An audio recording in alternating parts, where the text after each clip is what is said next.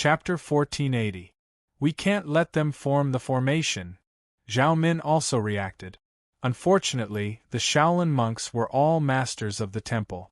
Although this formation was usually set up by the temple's low-level disciples, and they were not very familiar with it, it was more than enough to deal with the seriously injured Xiao Feng and Zhao Min. Zhao Min could dodge the attacks around her with her magical steps, but after the opponents formed the Arhat formation, she found that her space to dodge was getting smaller and smaller.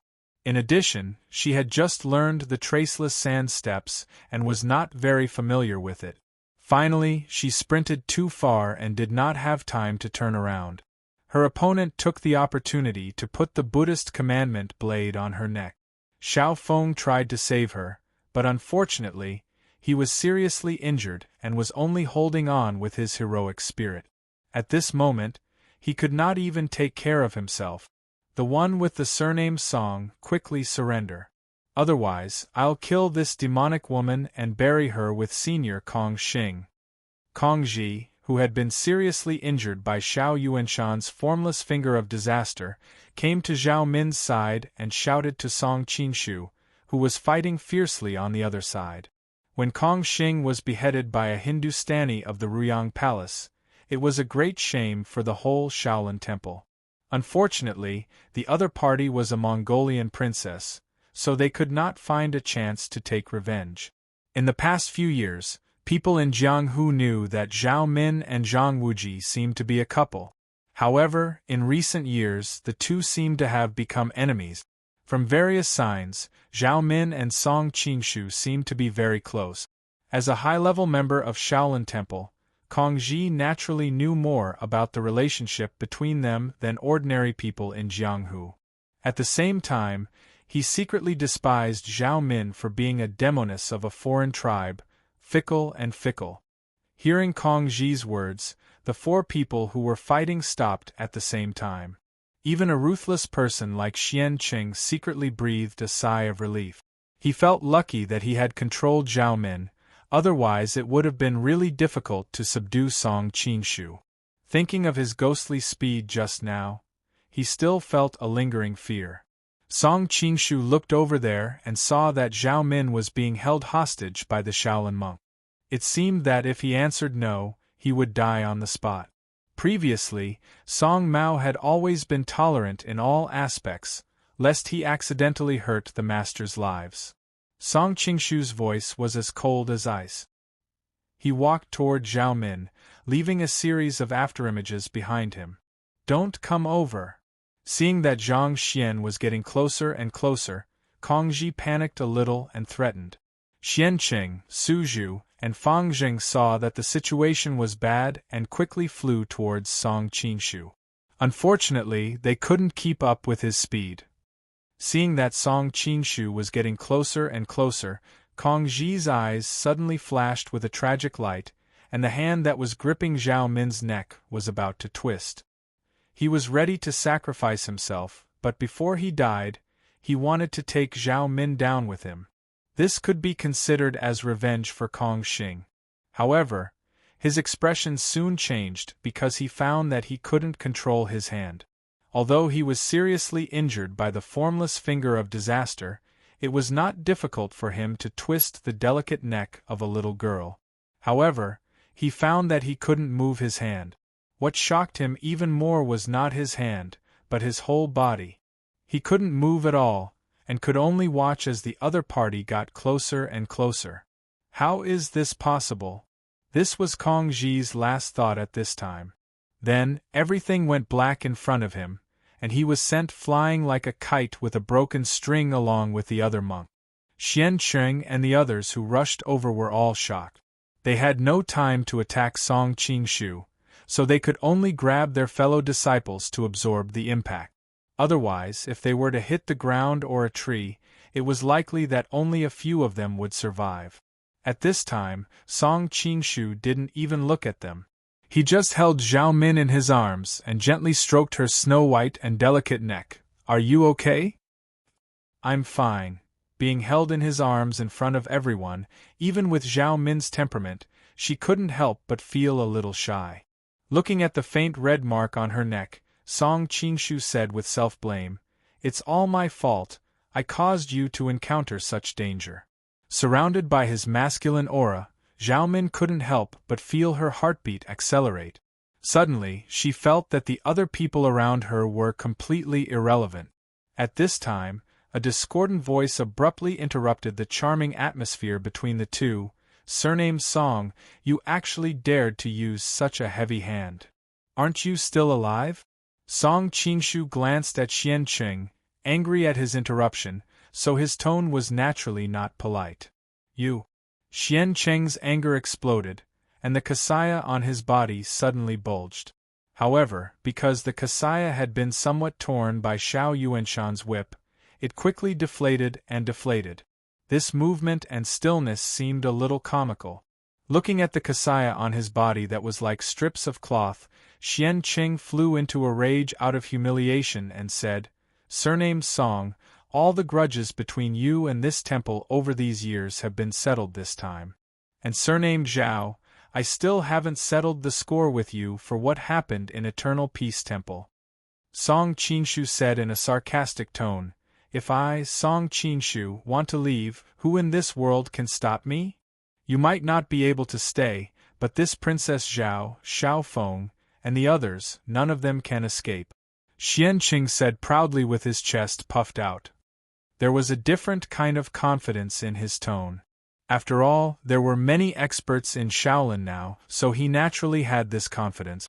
Is that so? Song Qingshu's tone was sarcastic, but why should I leave? Xian Qing was stunned, but he quickly made up his mind. If you don't want to leave, then stay here with them. He had already made up his mind. Although keeping Song Qingshu would probably cause Shaolin to suffer heavy losses, it was better to get the pain over with than to let Song Qingshu continue to grow and become Shaolin's enemy in the future. It was better to pay a high price to keep him here today. You want to keep me here? Song Qingshu suddenly looked up to the sky and laughed loudly. Hearing this, the Shaolin monk's expressions changed, thinking that this guy's internal energy was really terrifying. Because of the interlude just now, Xiao Yuanshan and Xiao Feng also stopped. The Shaolin monks set up the Luohan formation, faintly surrounding them in the center, and temporarily did not continue to attack. You can put me aside, so that I won't be a burden to you later. Zhao Min pulled on Song Qingshu's sleeve and whispered. She had just witnessed the scene of Song Qingshu fighting 1 against 4. She knew that if she stayed by his side and caused him to be restrained, he would definitely lose. I won't let you take the slightest risk. Only staying by my side is the safest. Song Qingshu shook his head and softly refused. Zhao Min's heart warmed, and she unnaturally wiped the tears from the corner of her eyes, thinking that this bastard was really a master at flirting with girls. Unknowingly, he had moved her. After all, she still had some rationality left. She said with some worry, but, no buts. Song Qingshu interrupted her and turned to face Xian Qing. Didn't you just say that this is not like the Golden Snake Gathering?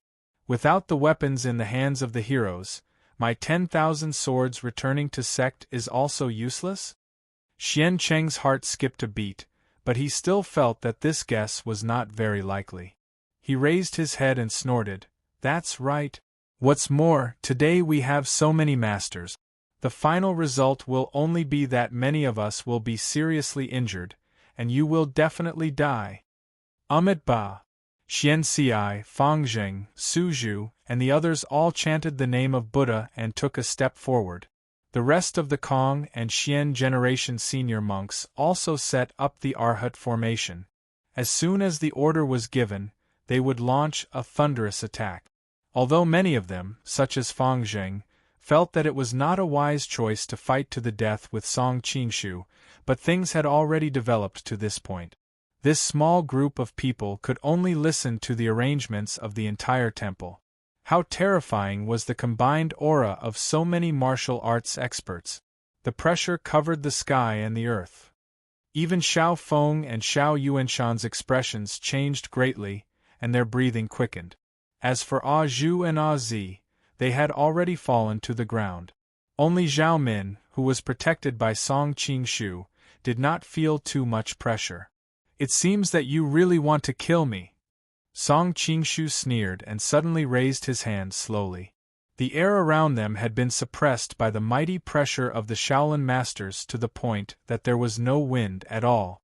But now, it was moving even though there was no wind, as if an invisible tornado had appeared. The leaves on the ground were all swept up. "This is..."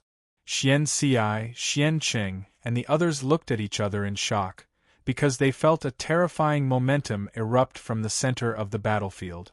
"Stop him!" This was the consensus of the few of them. Xian Xi, Xian Qing, Fang Zheng, and Su Zhu rushed over at the same time, not wanting the other party to finish accumulating power. Each of them used their life's unique skills. Great Vajra Palm, Prajna Palm, Thousand Buddha's Palm, wood-burning saber technique, and all slashed at Song Qingshu's body.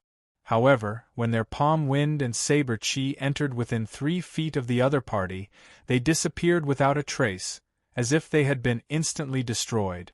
Before the 4 of them had time to be shocked, they suddenly felt a sense of alarm in their hearts, as if there were countless sharp swords shooting toward them. The 4 monks were shocked, and they used their lifetime's unique skills to resolve the crisis in front of them. At the same time, they retreated at a faster speed. When the 4 of them regained their balance, they found that the robes on their chests were broken, and there were even faint traces of blood on their skin. They could not help but be shocked, and they all looked at the battlefield.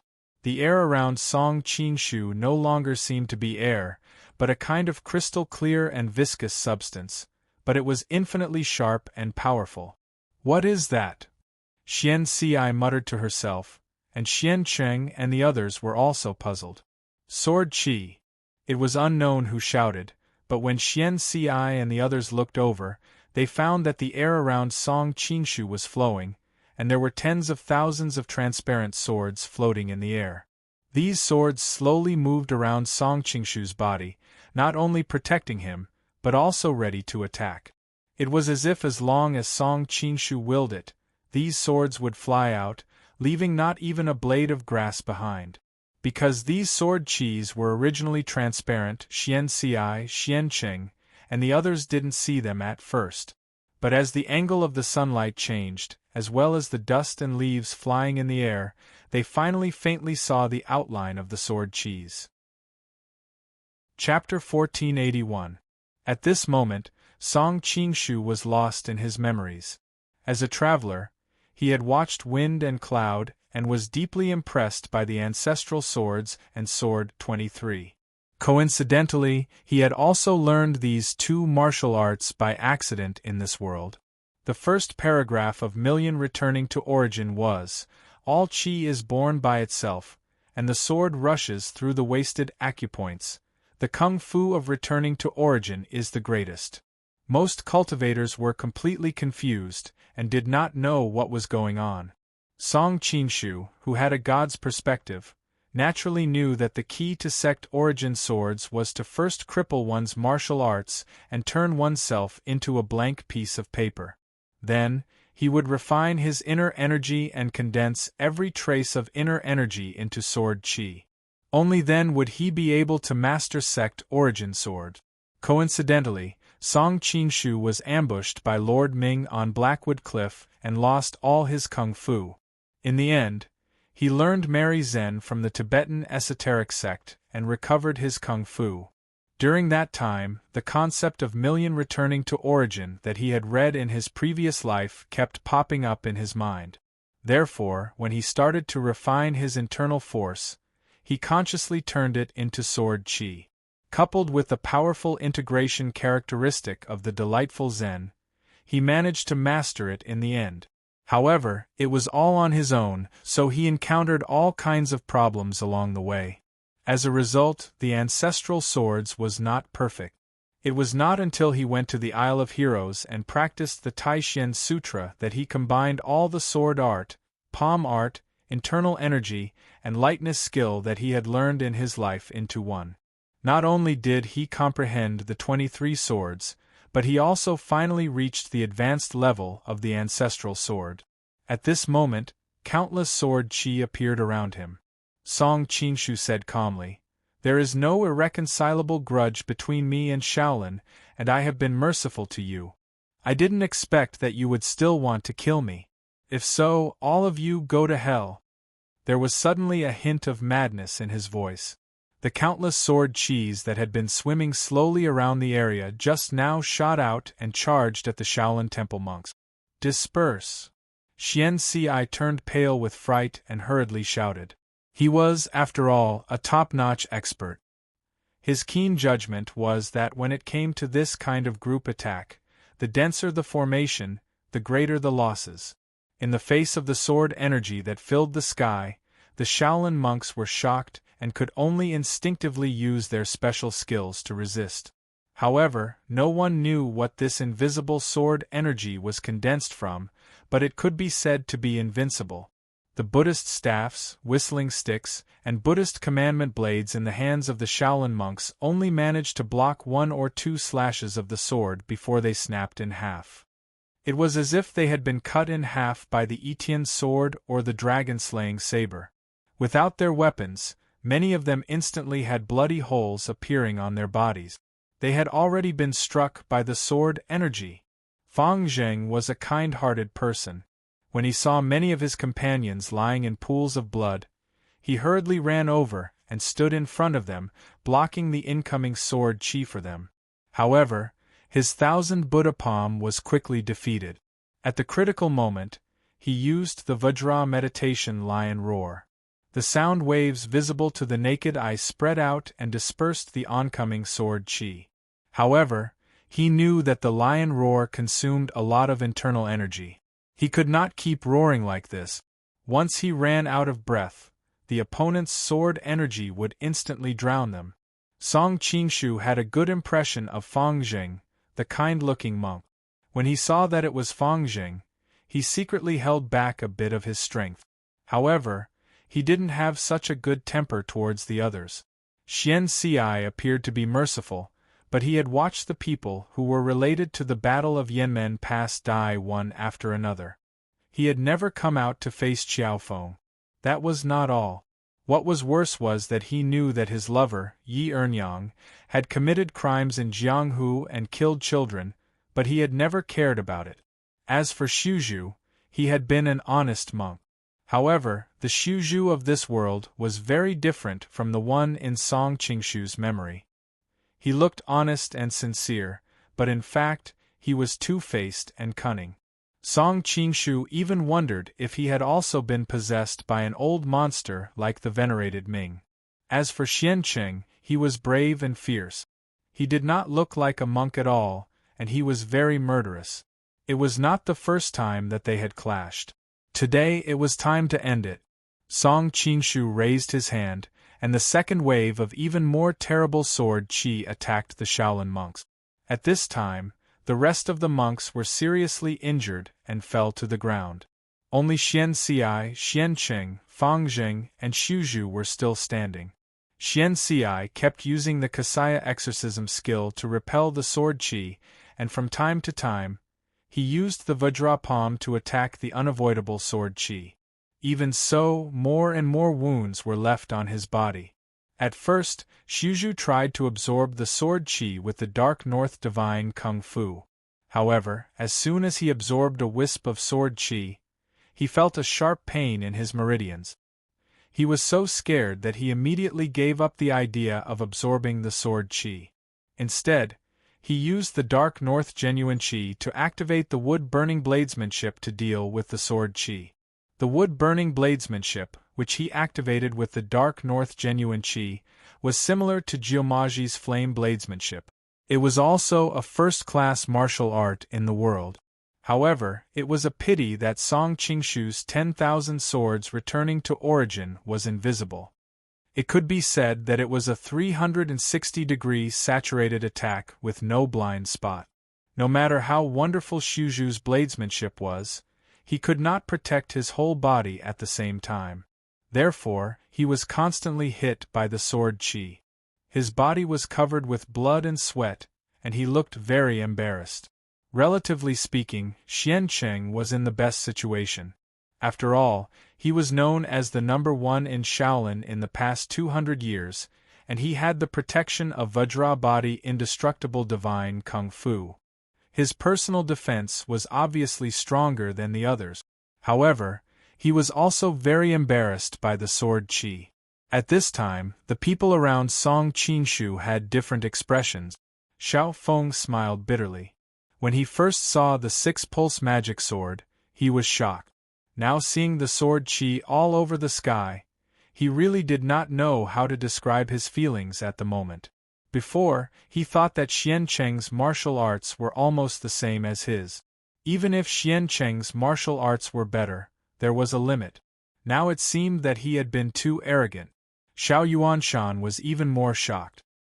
He thought that he had secretly studied in the Sutras Pavilion of the Shaolin Temple for 30 years and had seen many unique martial arts. But was this 10,000 swords returning to origin really a martial art in the human world? Azu lightly covered her mouth. Although she was shocked, she was more happy.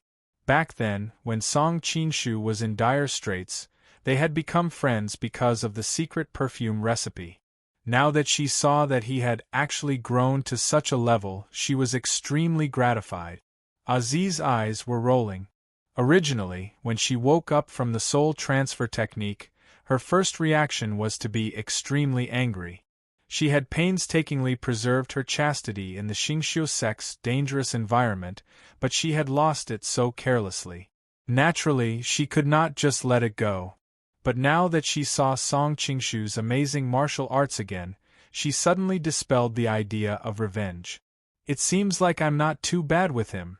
Aziz had grown up in an evil sect after all. She believed in the concept of the strong being respected. Now that Song Qinshu was so strong that she could not even think of resisting, she might as well completely surrender. As for love, what was that? At this time, Zhao Min was in Song Qingshu's arms. The impact that the sword qi that filled the sky brought to her was even more obvious. Looking at the crystal-clear sword qi, she could not help but exclaim, "So beautiful!" She thought to herself, "This guy is really a bastard.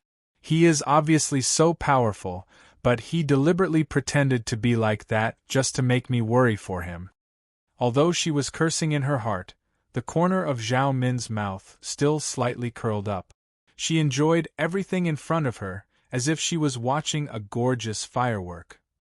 But suddenly, her delicate eyebrows furrowed because she saw a big, annoying bald head. It turned out that Xianqing realized that he would not be able to hold on if he was passively attacked like this. So, he simply circulated the Vajra indestructible divine art and let the sword qi hit his body. Step by step, he walked in the direction of Song Qinshu, planning to fight him in close combat so that he would not have the energy to control the sword qi that filled the sky. Seeing him approaching, Song Qinshu coldly snorted. With a wave of his hand, more than half of the sword qi shot towards Xianqing. Xianqing grunted and could no longer take half a step forward. He could only circulate all his power to resist the erosion of the opponent's sword qi. Not only could he not move forward, but he even slowly retreated. Vajra indestructible body, one of the 5 great divine arts of the ancient and modern times. What a great name! Song Qingshu's tone carried a hint of ridicule. Suddenly, his voice turned cold. Then today, I will break this legend. After saying that, he stretched out his hand and twisted it. The sword qi that filled the sky instantly rotated rapidly and attacked Xianqing. At this time, Xianqing used the Vajra indestructible body to resist the sword qi. He did not dare to be distracted at all, so he could only watch the spiral sword qi attack his chest. The golden light on Xianqing's body instantly dimmed, and then there was a sound like an eggshell breaking. Xianqing spat out a large mouthful of blood, and then he could no longer stand and fell to the ground. Song Qinshu had to admit that the Vajra indestructible body was known as one of the 5 great divine arts of the ancient and modern times. It really deserved its reputation. He thought that this blow would take the opponent's life, but who knew that it would only seriously injure him? It had to be known that after the sword qi spiraled, the impact was many times greater than before, but Xiancheng was still able to resist it. Because Xiancheng had attracted most of the sword qi, Xianxi, Xuzhu, Fangzheng, and the others were barely able to resist. Song Qingshu snorted and waved his hand. The crisscrossing sword qi instantly swept towards the three of them. Xianxi and Xuzhu screamed as a few horrible bloody holes appeared on their bodies. If they were not strong enough, they would have died on the spot. Because he admired Fang Zheng's character, Song Qingshu did not use a heavy hand on him. He only temporarily made him lose his combat strength. Seeing that a large number of Shaolin disciples had fallen, Song Qingshu said lightly, "Let's put an end to the grudges between us today." Not far away, Xiancheng and Xuzhu's life and death were unknown. The other monks had also lost their combat strength. Xianxi smiled sadly and said, "I never thought that your martial arts had reached this level." Song Qingshu said coldly, "Fortunately, my martial arts have reached this level. Otherwise, wouldn't I have been killed by you today? In the beginning, it was only because of our respective positions that we had some conflicts with your temple, but there was no irreconcilable enmity between the two sides. Who knew that as my power grew, you became more and more like a fishbone stuck in your throat. You wanted to get rid of me as soon as possible. Not only did you arrange for Chen Yuliang to return to the beggar sect to restrain the Golden Snake camp some time ago, but now you are trying to kill me in one fell swoop. Let's start with Xuzhu." Chapter 1482. Song Qingshu didn't know what was going on with Xuzhu in this world. He looked honest, but he was cunning. Song Qingshu didn't know if Xuzhu had been possessed by an old monster like the Lord of Ming. Thinking about how Xuzhu had tried to kill him several times, Song Qingshu was annoyed. He was too lazy to think about the reason, so he decided to get rid of this trouble once and for all. Of course, he maintained his rationality and didn't plan to completely destroy the Shaolin Temple. After all, the Shaolin Temple was the most powerful temple in the martial arts world. If it was completely destroyed, the impact would be too great. However, there were a few people who had to be eliminated. Otherwise, with them interfering, the relationship between the Shaolin Temple and the Shaolin Temple would never be eased. Xiancheng and Xuzhu were on the list. Xiancheng had just resisted the 10,000 returning to origin swords, and his indestructible body was broken by the sword qi. Even if he didn't die, he would be half crippled. On the other hand, Xuzhu was not the main target of the sword qi. Although he was injured, he would be full of vigor after he recovered. Therefore, Song Qingshu chose him as his first target. Xianxi, Fangzheng, and the others exclaimed. Unfortunately, they were injured and had no spare strength to stop the sword qi. They could only watch the sword qi shoot toward Xuzhu. However, the moment before the sword qi hit Xuzhu, a ripple suddenly appeared in front of Xuzhu. A skinny monk in a green robe appeared in front of him. The monk put his palms together and said, "Amitba." The sword qi that was shot out earlier seemed to have encountered a layer of extremely soft, yet extremely hard barrier. With a few sizzling sounds, the sword qi disappeared without a trace. Sweeping monk. Song Qingshu's pupils shrank as he recognized the old monk who had appeared. The sweeping monk smiled and spoke first. "Layman Song, long time no see." "Greetings, senior." Song Qingshu didn't know why the monk had come, so he didn't know what to say. Xuzhu couldn't get rid of greed, anger, and obsession. He offended you and was injured by you. He deserved it. There was a trace of regret in the monk's tone. However, this child has a deep relationship with me, so I can't just stand by and watch. I hope that benefactor Song will be merciful. Song Qingshu's expression changed. It was clear from the monk's attitude that he wanted to protect Xuzhu. It had to be known that he was the most famous and mysterious expert in the Golden Book system. He was one of the 3 most powerful existences in the world, and he could not be underestimated. I was wondering why Xuzhu was so good at martial arts at such a young age. He was even proficient in the 72 ultimate skills of Shaolin Temple. So it was all thanks to Senior. At this point, how could Song Qinshu not understand? There was no exquisite chess game in this world, but Shuju still had mysterious martial arts. After thinking about it, only the sweeping monk had this ability.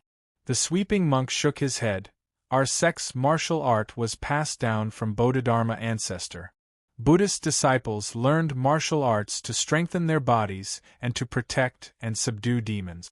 When practicing martial arts, they always have a compassionate and benevolent heart. If they don't use Buddhism as their foundation, they will hurt themselves when practicing martial arts. If they don't practice the 72 ultimate skills, if they don't use the compassionate Buddhist method to neutralize it, the evil energy will penetrate deep into the internal organs. It will become 100 times more powerful than any external poison. For thousands of years, Shaolin disciples have come out in large numbers, but at most, they can only practice 12 or 13 of the skills. No one has been able to practice the 72 ultimate skills. The reason why Shuju knows so many skills is because he used the Taoist minor non-phase method to activate them. He only has the form of the 72 ultimate skills, but not the 72 ultimate skills. Even so, he has suffered a serious internal injury. It's fine because he is still young, but in a few years, his internal injury will flare up, and I'm afraid he will be bedridden. These words shocked everyone present. Among the Shaolin monks, only Xian Xi, Fang Zheng, and a few others knew about this. The rest of them didn't know that Shuju was using the minor non-phase method. They thought that there was a young genius who was proficient in the 72 ultimate skills. Now that they knew the truth, they felt a sense of disappointment and frustration. Coupled with the fact that they were defeated by Song Qinshu, everyone's hearts were filled with despair. Xiao Yuanshan's expression also changed greatly. He had been practicing the Shaolin ultimate skills, and the pain in some of his acupuncture points had become more and more serious. Previously, he thought it was because he was seriously injured in his early years, and because he was getting older, he didn't expect it to be because he was practicing the Shaolin ultimate skills. As for Song Qinshu, he had heard these words in his previous life. At this time, he was far less shocked than Xiao Yuanshan and the other Shaolin monk. However, he also admired the sweeping monk for pointing out that Shuju was using the minor non-phase method to cheat. It has to be known that in troubled times, if there was a young disciple who was proficient in the 72 ultimate skills, it would be a big gimmick. Senior, do you really want to protect him? However, admiration was one thing, and letting Shuju go was another. Good. The sweeping monk put his palms together and said, I hope Benefactor Song will be magnanimous. Although his eyes were lifeless and he stood there like an ordinary old man who didn't know martial arts at all, Song Qinshu didn't dare to underestimate him. Only people who had reached his cultivation level could see that the other party had returned to his natural state and was one with the aura of heaven and earth. Attacking him was like going against heaven and earth. However, although he was strong, Song Qinshu was not afraid at all. A golden light gradually appeared in the depths of his eyes, as if there was a little golden person faintly jumping. Previously, the sweeping monk still had a calm appearance, but when he saw the golden light in the other party's eyes, his body trembled and his expression changed greatly. He had a very strong sense of crisis. Every cell in his body seemed to be warning him of the danger the other party was in. The sweeping monk's face was dignified. He took out a broom from somewhere and placed it in front of him. His aura was no longer as calm as before. Instead, he released his aura as if he was ready to strike at any time. However, in the end, Song Qinshu didn't make a move. The golden light in his eyes gradually faded and finally returned to normal. After the lion-slaying convention, I received guidance from Senior. Song Mao has always remembered this kindness in his heart. Back then, when his tendons and veins were broken, he was discouraged by the sweeping monk's guidance. In addition, the other party had given him a wisp of zhenqi to protect his heart meridian. Song Qingshu had always remembered this matter. He was a person who would repay kindness. Naturally, he didn't want to fight to the death with the sweeping monk here. Today, for the sake of Senior, I will spare them this time, but next time. He didn't finish his sentence, but his meaning was clear. Thank you, Benefactor Song. The sweeping monk secretly wiped his cold sweat and looked at Song Qingshu with some bewilderment. He did not know what had happened just now, but that sense of life and death crisis was too strong. Ever since he had achieved great success in martial arts, he had never felt something like this. The sweeping monk boasted that he knew a little about martial arts in the world, but the golden light in Song Qingshu's eyes just now could be said to be unheard of. He didn't know what kind of martial arts it was. Sure enough, the new generation surpassed the old. The sweeping monk secretly sighed, turned to Xian Ci and the others and said, "Let's go." Just like that? Xian Ci was stunned. In his heart, the sweeping monk was an invincible existence. No matter how high Song Qingshu's martial arts were, it was impossible for him to be a match for the sweeping monk. But there are so many people in the temple who are seriously injured. Before he finished speaking, a monk who went to help Xian Cheng exclaimed, "Senior brother Xian Cheng's meridians are all broken." The Shaolin monks all cried out in alarm. It should be known that Xian Cheng was the #1 master in Shaolin Temple. Now that his meridians were all broken, it was obvious that his martial arts had been crippled. It should be known that in Jianghu, the crippled martial arts could be compared to a mortal enemy. However, these people knew that they were no match for Song Qingshu, so they could only look to the sweeping monk for help, hoping that he would come forward to uphold justice. Who would have thought that the sweeping monk slowly shook his head and said, "Our temple has 72 unique skills, each of which can hurt people's vital points and take their lives. They are fierce and ruthless, and go against the harmony of heaven and earth. Therefore, each unique skill must have a corresponding compassion to dissolve it. This truth is not known to all monks in our temple, but after a person has practiced 4 or 5 unique skills, his understanding of Zen will naturally be hindered. In our Shaolin temple, this is called martial arts barrier, the same as the knowledge barrier of other sects and sections. You must know that Buddhism seeks to save the world, and martial arts seeks to kill.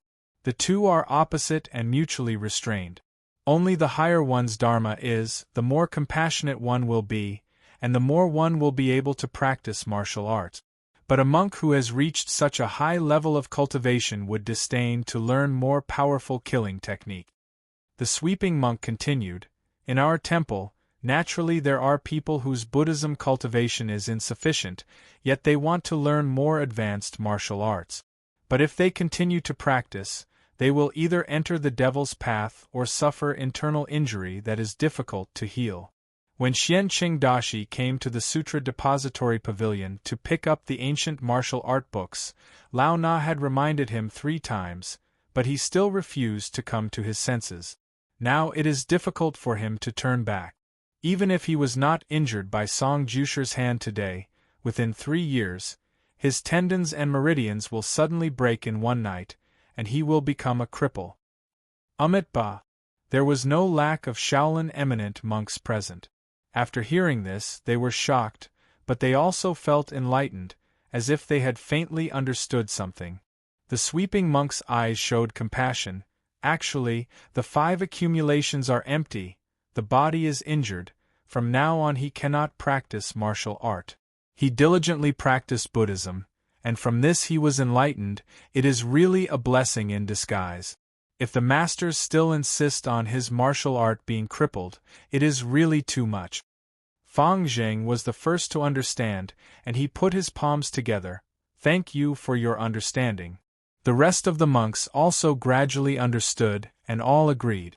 The sweeping monk nodded, his face showing a gratified expression. "Let's go."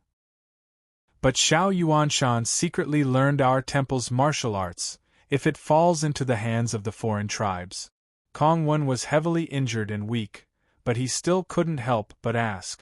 As soon as he said this, Xiao Feng and his son's expressions changed, because they could already see that this monk who suddenly appeared was simply unfathomable. If he really attacked Xiao Yuanshan, they were afraid. The sweeping monk turned back to look at Xiao Yuanshan, and said, "Jusher Xiao, recently the Liang men and Tai acupoints on your lower abdomen, do you feel faint pain?"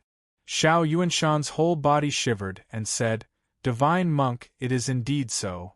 The sweeping monk continued, "Your Guan Yuan acupoint is numb. How is it recently?" Xiao Yuanshan was even more shocked, and said with a trembling voice, 10 years ago this numbness was only the size of a little finger, now it is almost the size of a teacup." The sweeping monk sighed, "Just now I have already said, in order to practice our temple's martial arts, you must use the corresponding Buddhism to dispel the evil energy. Jusher Xiao is already on the verge of qi deviation." Xiao Feng and his son were both shocked. Xiao Feng wanted to open his mouth to ask for help, but when he thought about how he had just fought with the Shaolin people to the death, he couldn't bring himself to ask for help. Chapter 1483. Amit Ba. The monks of Shaolin put their palms together. "Master, you are right." Even someone like Xiao Yuanshan, who hated Shaolin to the bone, had to admit that the words of the sweeping monk were filled with compassion for the state of the universe and the people. Xiao Feng hesitated for a long time and finally asked, "Master, please save my father." Xiao Yuanshan's expression changed slightly. He hated Shaolin so much that he didn't want to ask for help from Shaolin. However, the monk was very aloof, and the pain in his acupoints was getting worse and worse. In the end, he acquiesced. The monk replied, "In fact, I have already said the treatment method. As long as your father gives up the butcher's knife and follows me back to the back mountain of Shaolin Temple to study Buddhism, after a few years, he will be able to gradually dissolve the evil in his body, and the hidden injuries in his body will be healed without medicine." Xiao Yuanshan's expression suddenly changed. "You want to imprison me in Shaolin? No way." Xiao Feng was also surprised. With the grudge between his father and Shaolin, letting him stay in Shaolin was like sending a sheep into a tiger's mouth. How could he feel at ease? The monk shook his head with a bitter smile. "Lay Buddhist Xiao, you misunderstood. Ah well, when lay Buddhist Xiao thinks it through, come to Shaolin to find me." After answering Xiao Feng's question, the monk did not stay any longer and gradually left with the people of Shaolin. Looking at their leaving figures, Song Qingshu was a little annoyed. He thought that this time he had completely become enemies with Shaolin. He didn't know what they would do in the future. However, he had received the monk's kindness that day, so he had to give him some face. Moreover, he couldn't really kill them all. How to deal with the relationship with Shaolin was really a headache. "Are you worrying about how to deal with the relationship with Shaolin in the future?" Zhao Min seemed to have guessed his worries and asked. "Yes." Song Qingshu smiled bitterly. "Shaolin has a special position in the Central Plains. It is the holy land of Buddhism in many people's hearts. It is really annoying that we can't beat them or kill them." "Isn't that easy?" The corners of Zhao Min's mouth rose slightly. "You have to figure out which ones in Shaolin are your enemies and which ones can be won over. When the time comes, you can suppress your enemies and support the faction that favors you. Isn't that good enough?" Song Qingshu was overjoyed. Min, your idea is actually similar to Taizu's." "Who is Taizu?" Zhao Min was startled, wondering which dynasty's Taizu she was thinking of. Song Qingshu didn't explain and just said with a smile, Min, you've solved a big problem for me. I really want to kiss you." Zhao Min's face turned red. Only then did she realize that she was still in his arms. She hurriedly pushed him away and spat, "If you have the ability, talk to me like this in front of Zhiro." Song Qingshu's face stiffened, and he laughed awkwardly. "Thank you for your help, Brother Song." Xiao Feng and Xiao Yuanshan walked over together and thanked him. "If you hadn't helped us today, I'm afraid we wouldn't have been able to escape." Let's not talk about Brother Zhao's friendship when the Manchurian army attacked the south. Just based on Brother Zhao's indomitable character, I have always admired Brother Zhao's indomitable spirit. Naturally, I wouldn't just stand by and watch. Song Qingshu returned the courtesy. Actually, with Brother Zhao's and your father's martial arts, if you weren't injured, these Shaolin masters wouldn't have been able to stop you. Song Qingshu couldn't help but ask curiously, with Brother Zhao's martial arts and alertness, how did you get such serious injuries? It's a long story. Xiao Feng smiled bitterly. Halfway through his sentence, he suddenly fainted. Fortunately, Xiao Yuanshan and Azu, who were next to him, held him up. Otherwise, he would have directly fallen to the ground. It turned out that he was seriously injured. Previously, he had relied on the heroic spirit in his chest to barely hold on. Then, he fought with the Shaolin masters and had long since overdrafted his energy. Now that the danger had passed and he could relax, he naturally couldn't hold on. Song Qingshu took his pulse. After a long time, he said to the nervous Azu and the others, "Don't worry, he just lost too much blood." Adding to that, he forcefully circulated his energy after being seriously injured, causing him to faint. But his body's foundation is good. As long as there's someone to treat his injuries, it won't be a big problem. At the same time, he secretly admired Xiao Feng's family's talent. It must be known that in Jianghu, there were many secret techniques of the demonic path, such as the great art of burning blood, the art of demonic dissolution, etc., that could raise one's battle power in a short period of time. But Xiao Feng and his father seemed to have the bloodline of the god of war. In a life-and-death crisis, they could enter a berserk and bloodthirsty state. Their martial arts and battle power would be even more terrifying than usual. The group of people brought the unconscious Xiao Feng to a nearby town to stay for the night. Xiao Yuanshan helped treat his injuries. Song Qingshu thought that Xiao Yuanshan's internal energy was deep, and that it was enough to treat Xiao Feng's injuries. So, he didn't join in the fun. As for Azu, she was standing at the side, wiping her sweat and taking care of Xiao Feng. Azi also wanted to help, but she was called to his room by Song Qingshu. Azi revealed a hesitant expression. But it was a pity that Song Qingshu had just displayed his invincible might. She didn't dare to go against his will, so she could only come over while trembling with fear. "Azi, you've got some guts." Song Qingshu raised his teacup, sizing up the young girl who had just entered the room with a smile that wasn't a smile. Zhao Min, who was at the side, was shocked. "You two know each other?" Song Qingshu faintly smiled, but before he could answer, Azi very cleverly ran over. "This must be Mistress. I'm Master's maid, Azi." "Greetings, Mistress." Zhao Min's face flushed red. Although there was some ambiguity between her and Song Qingshu now, they hadn't broken through that layer of window paper. Being called by an outsider like this, she felt embarrassed and shy, but a faint joy rose in her heart. Azi was the best at reading people's expressions. Looking at Zhao Min's expression, she knew that her flattery was just right. Striking while the iron was hot, she squatted down beside Zhao Min and started massaging her legs. Song Qingshu snorted in annoyance. "It's not like you haven't seen your mistress when you were in the Golden Snake Camp. Are you going to lie with your eyes open now?" Hearing his words, Zhao Min couldn't help but turn around and glare at him fiercely. Only then did Song Qingshu realize that he had unintentionally offended her.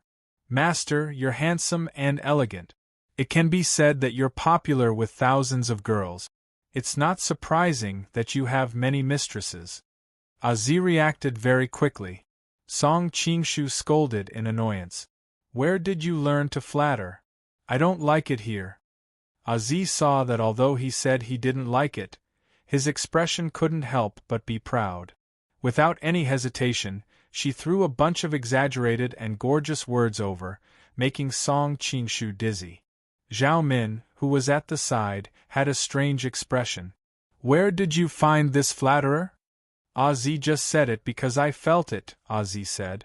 I think this girl is as beautiful as a peach and as bright as a rose. Especially between her brows, there's a heroic spirit that other girls rarely have. She's not inferior to the mistresses of the Golden Snake Camp at all. Master, you and her are a match made in heaven. Her words made Zhao Min's heart tremble. She scolded with a smile. All right, Song Qinshu finally couldn't listen to it anymore. Do you think that by flattering me so much, I won't punish you for the crime of running away without permission? I'm wronged, master. Azi rolled her eyes. She had already thought of an excuse. I didn't run away. I went out to look for beauties for master. Seeing that Zhao Min's eyes were gradually turning cold, Song Qinshu hurriedly said, Don't talk nonsense. I'm not a licentious person. Why would I need you to look for beauties? You're very busy every day. Naturally, you don't have time to arrange these things. But as servants, we naturally have to be clever and share master's worries. Azi quickly answered, You're so energetic and fierce. Ordinary girls can't satisfy you. The mistresses are busy with work and have no time to accompany you. So I volunteered to help master find a confidant. You're getting more and more ridiculous. Song Qinshu glared at her fiercely. Although Zhao Min was usually proactive and enthusiastic, she was an unmarried girl after all. Hearing that the two seemed to be talking about something related to bed, she couldn't help but blush. Seeing that Song Qinshu seemed to be about to interrupt Azi, Zhao Min suddenly said, Miss Azi, you said that you're looking for a confidant for your master. Have you found one? Seeing her fake smile, Song Qinshu secretly complained. He thought that Azi was really looking for trouble for him. Hearing the unfriendliness in Zhao Min's tone and Song Qinshu's constipated expression, Azi suddenly realized that it wasn't very wise for her to say these things in front of Zhao Min. Her eyes rolled and she already had a plan in mind. I was excited before, but now I realize that I'm simply overestimating myself. What do you mean? Zhao Min frowned and asked. I've been busy for a few months and all I've found are mediocre beauties. How can I be like you, master, who can find a beauty like Miss Zhao so casually? If this isn't me overestimating myself, then what is it? Azi purposely put on a dejected expression. With Zhao Min's intelligence, she naturally understood that Azi was deliberately flattering her. However, these words just happened to scratch her itch. She couldn't help but laugh. You're quite an interesting girl. Song Qinshu was speechless. You said that looking for a confidant is just an excuse. In reality, you're just running away. I'm really looking for someone for you. After seeing his power, Azi knew that if he really wanted to touch her, even Xiao Feng and Xiao Yuanshan together would not be able to save her. Moreover, the two of them might not offend him for her sake. She was so frightened that she spoke incoherently. I can prove it to you. Yes, Azu is the target I'm looking for you. Although she's not as stunning as Miss Zhao, she's still an outstanding beauty. Plus, she's my sister. We can serve you together and give you a different feeling. Cough, cough, cough. Hearing that her words were getting more and more ridiculous, Song Qinshu hurriedly interrupted. What nonsense are you talking about? Azu is Brother Zhao's confidant. Chapter 1484. Stop. Song Qinshu hurriedly covered Azi's mouth, worried that she would say something even more exaggerated. Zhao Min looked at him with a faint smile. Why don't you let Lady Azi speak? I think it's quite interesting. Cough cough. Song Qinshu drank a mouthful of tea and choked. How is it interesting? Don't let Brother Xiao hear these words. My reputation in this area has always been bad. I can't let him misunderstand. Zhao Min's smile became even wider. You also know that your reputation isn't good. Song Qinshu's expression became solemn. Although I am a bit lecherous, why would I covet my brother's woman? When he said this, he couldn't help but feel a bit guilty. However, he didn't lie this time. Although Azu was pretty, she was far from being able to make Song Qinshu disregard his friendship with Xiao Feng. Moreover, He was currently in a lot of trouble with women, which was about to develop into a disaster. How could he have the mood to casually flirt with other women? Zhao Min still wanted to say something, but Song Qingshu's expression suddenly changed. Shu, someone is coming. Not long after, Xiao Feng's forthright voice came from outside the door. Brother Song, go down and drink. Zi had already considerately ran over to open the door, and Song Qingshu saw Xiao Feng, Xiao Yuanshan, and Azu standing at the door, smiling as they invited him. Xiao Yuanshan's internal energy was indeed profound. In such a short time, he had temporarily stabilized Xiao Feng's internal injuries. Song Qingshu stood up with a strange expression. Brother Xiao, you are seriously injured. Drinking at this time? Xiao Feng laughed and patted his chest. Wine may be poison to others, but to me, it's a tonic. The more I drink, the faster my injuries heal. Song Qingshu smiled bitterly. Brother Xiao is really talented. Zhao Min also walked to his side and said with some admiration, King Xiao is really heroic, I admire you. Xiao Feng cupped his hands and said, I still haven't thanked the princess for your help. Liao and Mongolia were allies. One was the king of Liao's southern courtyard, and the other was the princess of Mongolia. Naturally, both sides had many dealings with each other. Zhao Min pursed her lips and smiled. Xiao Wangye is too polite. The group chatted as they walked down. Azu couldn't help but ask curiously, Prince Song, do you know Zi? Unlike Zi, she was extremely happy to be reunited with her sister this time. She cherished this sisterly relationship very much. Earlier, she was busy taking care of Xiao Feng and did not have the time to ask. Now that she was slightly free, she could not help but ask. Song Qingshu glanced at Zi and revealed a playful smile. Yeah, we know each other and we're very familiar with each other. He thought to himself, I even know her so well, so how could I not be familiar with her? The rest of the people present were either gentlemen or people of noble birth, so they couldn't understand the hidden meaning in his words. Only Zi, who was from an evil sect, understood it instantly, and her pretty face couldn't help but blush. Last time I was also chased by those Shaolin monks. Thank you for saving me, young master. Zi didn't know why, but she didn't want them to know about her relationship with Song Qingshu, so she deliberately gave a vague explanation. Song Qingshu glanced at her with a faint smile, but did not say anything. Then we are really fated. Xiao Feng laughed and asked everyone to sit down. Then he directly shouted, Waiter, give me 10 caddies of beef and 10 caddies of good wine. Song Qingshu was speechless.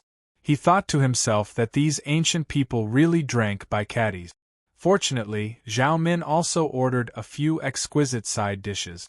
Xiao Feng raised a bowl of wine and toasted, Brother Song, this cup of wine is for you. As the saying goes, no words can express my gratitude. If you need my help in the future, I will not hesitate to climb a mountain of knives or swim a sea of flames. Brother Xiao is too serious. I believe that if you saw us in danger today, you would definitely help us without hesitation. Song Qingshu replied with a smile. Ha ha ha, Xiao Feng laughed. You and I have experienced life and death together many times. Why don't we become sworn brothers? Song Qingshu was shocked. He did not think that he would inadvertently increase Xiao Feng's favorability. Hearing this, he smiled and said, I can't ask for more. It's just that Song Mao has many enemies in Jianghu.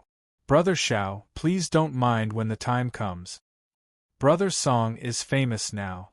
I hope you don't mind me climbing up the social ladder. Xiao Feng said with a smile. Obviously, he did not mind his enemies. I am in my early 30s, a few years older than you. If second brother doesn't mind, I will be the big brother. Xiao Feng cupped his hands.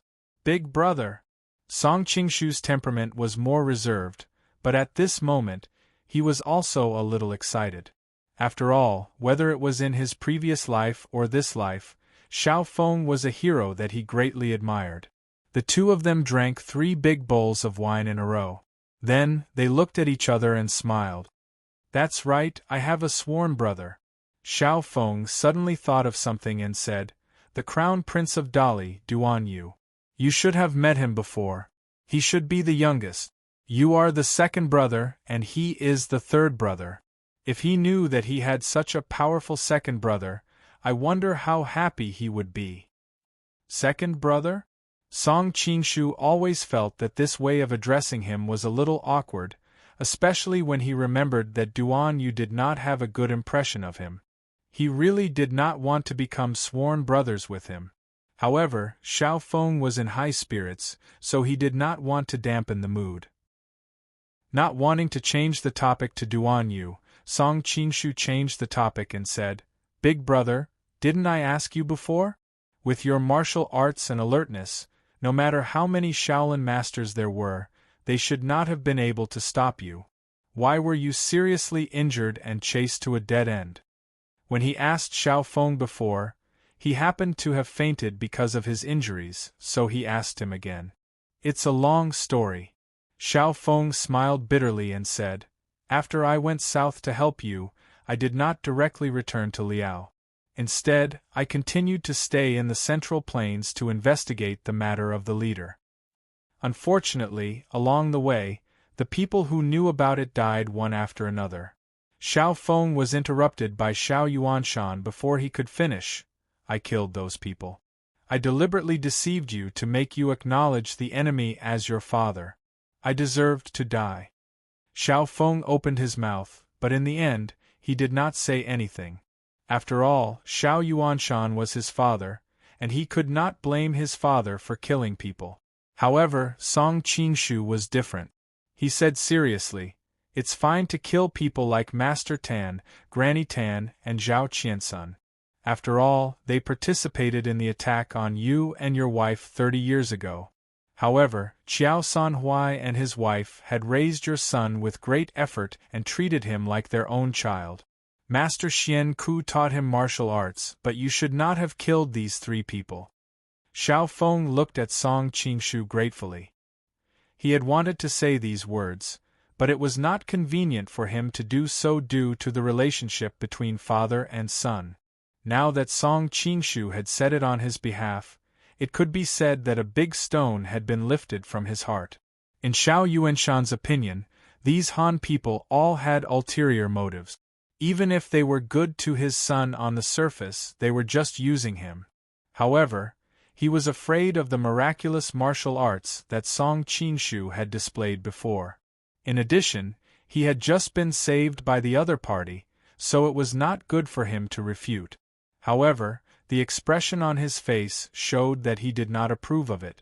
Azu looked at him, worried that her future father-in-law would be embarrassed, so she considerately changed the topic.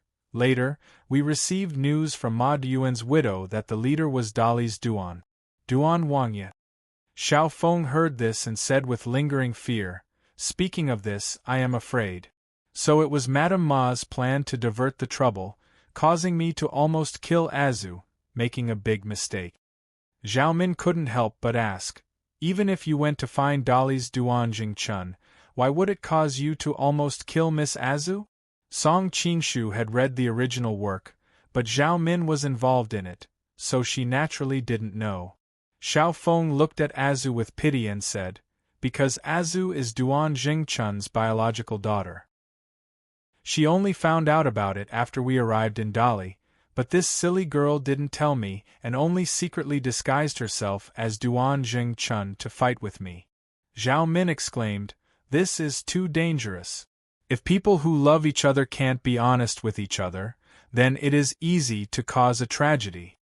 Even Song Qingshu was curious why the plot did not develop like the original work. Yes, Xiao Feng said happily, fortunately, when I went out that day, a mysterious person secretly sent me a message, telling me that the leader was someone else. Mysterious person? Song Qingshu subconsciously looked at Xiao Yuanshan. Xiao Yuanshan shook his head. It wasn't me. Xiao Feng replied. That person just tied a note to a dart and shot it from afar, and soon disappeared. That person's martial arts was very good, and I was still thinking about the battle later, so I didn't chase after him. But fortunately, he reminded me, and then I knew that the leader was someone else. I was going to ask Duan Jingchun about it, but then I found out that it was Azu in disguise. Azu also pursed her lips and smiled. You don't know how happy I was when I found out that my father was not the leader. Z, who was on the side, curled her lips. You two are silly. How old is my father? He was only a teenager 30 years ago. Will those famous people in the Central Plains listen to him and regard him as the leader? Song Qingshu nodded in agreement. In fact, this was also the point that countless readers in later generations complained about.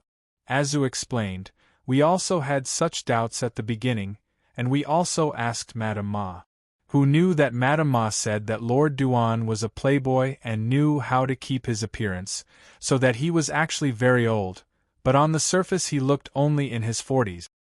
No wonder. Zhao Min listened and nodded secretly. Xiao Feng continued, the mysterious person's letter said that the leader was an important figure in Shaolin. I didn't dare to believe it easily, so I decided to secretly go to Shaolin to verify it. Who knew that when I sneaked into that person's meditation room, there were already countless masters lying in ambush, and they suddenly shot arrows at me, causing me to be seriously injured. Song Qingshu couldn't help but praise. So many masters of Shaolin deliberately and unintentionally attacked you, but they couldn't kill you. It shows how powerful you are. Only a strong person like Xiao Feng could kill a bloody path in that extreme environment. If it was Duan Yu or some other academic masters, they might have been killed in a single encounter. Xiao Feng smiled bitterly. It's not that easy. I just risked my life to escape from that meditation room. It's impossible to escape from Shaolin. Fortunately, my father helped me. Xiao Yuanshan snorted. With so many top masters besieging you, I didn't have the ability to save you. Thanks to Azu and Z's cleverness, they set fire to the Shaolin temple to create chaos, and we took advantage of the chaos to rush out of the temple. Hearing his praise, Z raised her chin proudly, but Azu lowered her head and smiled shyly. Song Qingshu saw this and couldn't help but secretly sigh. Although they were sisters born from the same mother, their temperaments were not at all like each other. Chapter 1485. Xiao Feng didn't have time to think about this before, but now that he thought about it, he was shocked. That scoundrel is really vicious. He wants to kill me with a borrowed knife. Thinking of his son almost dying in Shaolin, Xiao Yuanshan was furious.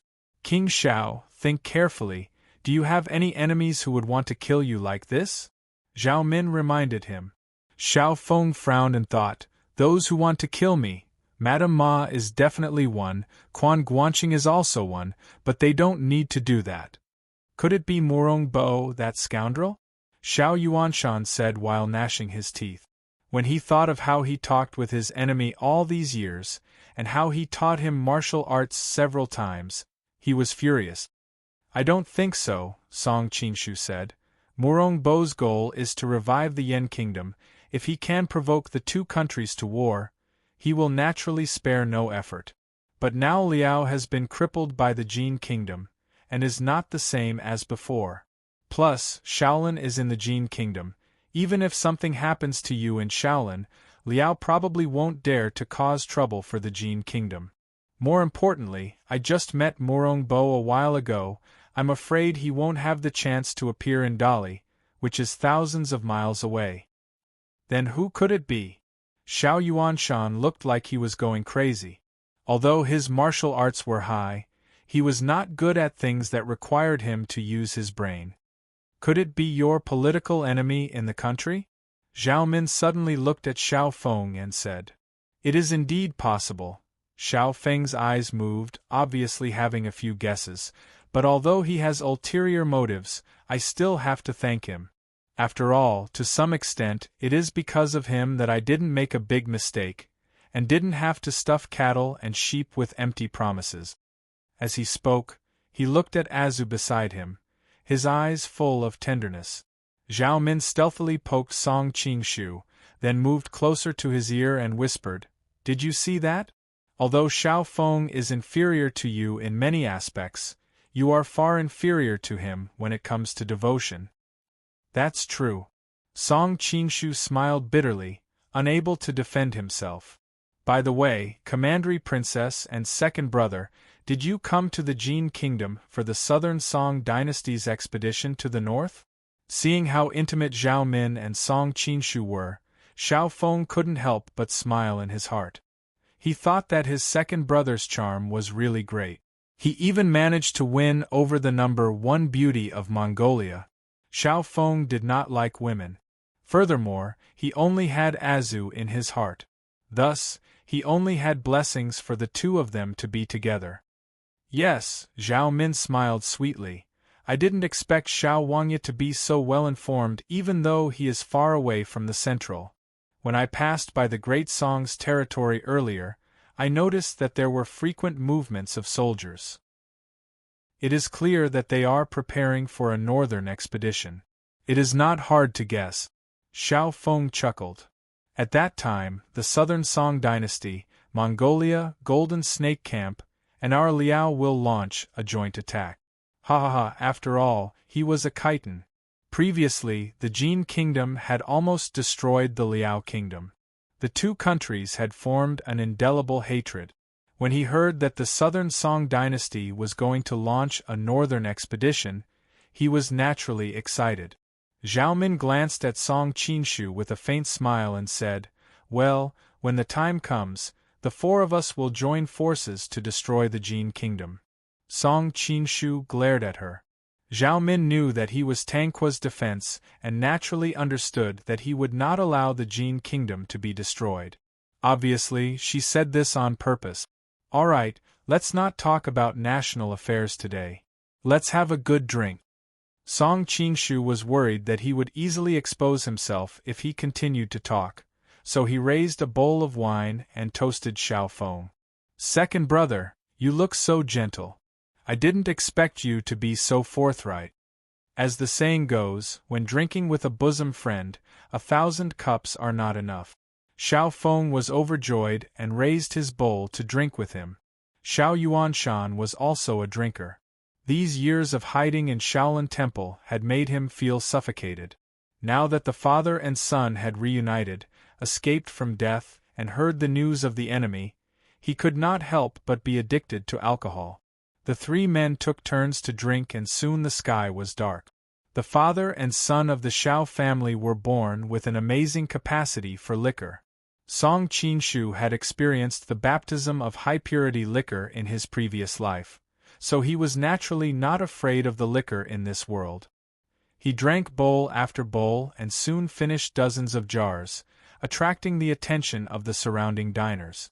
In the end, Azu finally could not stand it anymore. Worried that Xiao Feng had not recovered from his serious injury, she insisted on interrupting their drinking party. Song Qinshu and the others also drank until they were dizzy. They were already 70 to 80% drunk, so they took the opportunity to end the drinking party. Azu called for the waiter to help support the father and son of the Xiao family back to their room. Azi had originally planned to support Song Qinshu to show off, but seeing Zhao Min stretch out her hand, she rolled her eyes and very naturally retracted her hand. She would not touch the brows of the mistress at this time. Song Qinshu was already so drunk that he could not even walk steadily. Zhao Min held one of his hands on her shoulder and said unhappily, "I don't know why you drank so much." Song Qinshu hummed a few times, but it was not clear what he was saying. Zhao Min was angry and amused at the same time. She had never seen this bastard in such a sorry state. Thinking of this, she suddenly felt that the smell of alcohol on him seemed to smell better.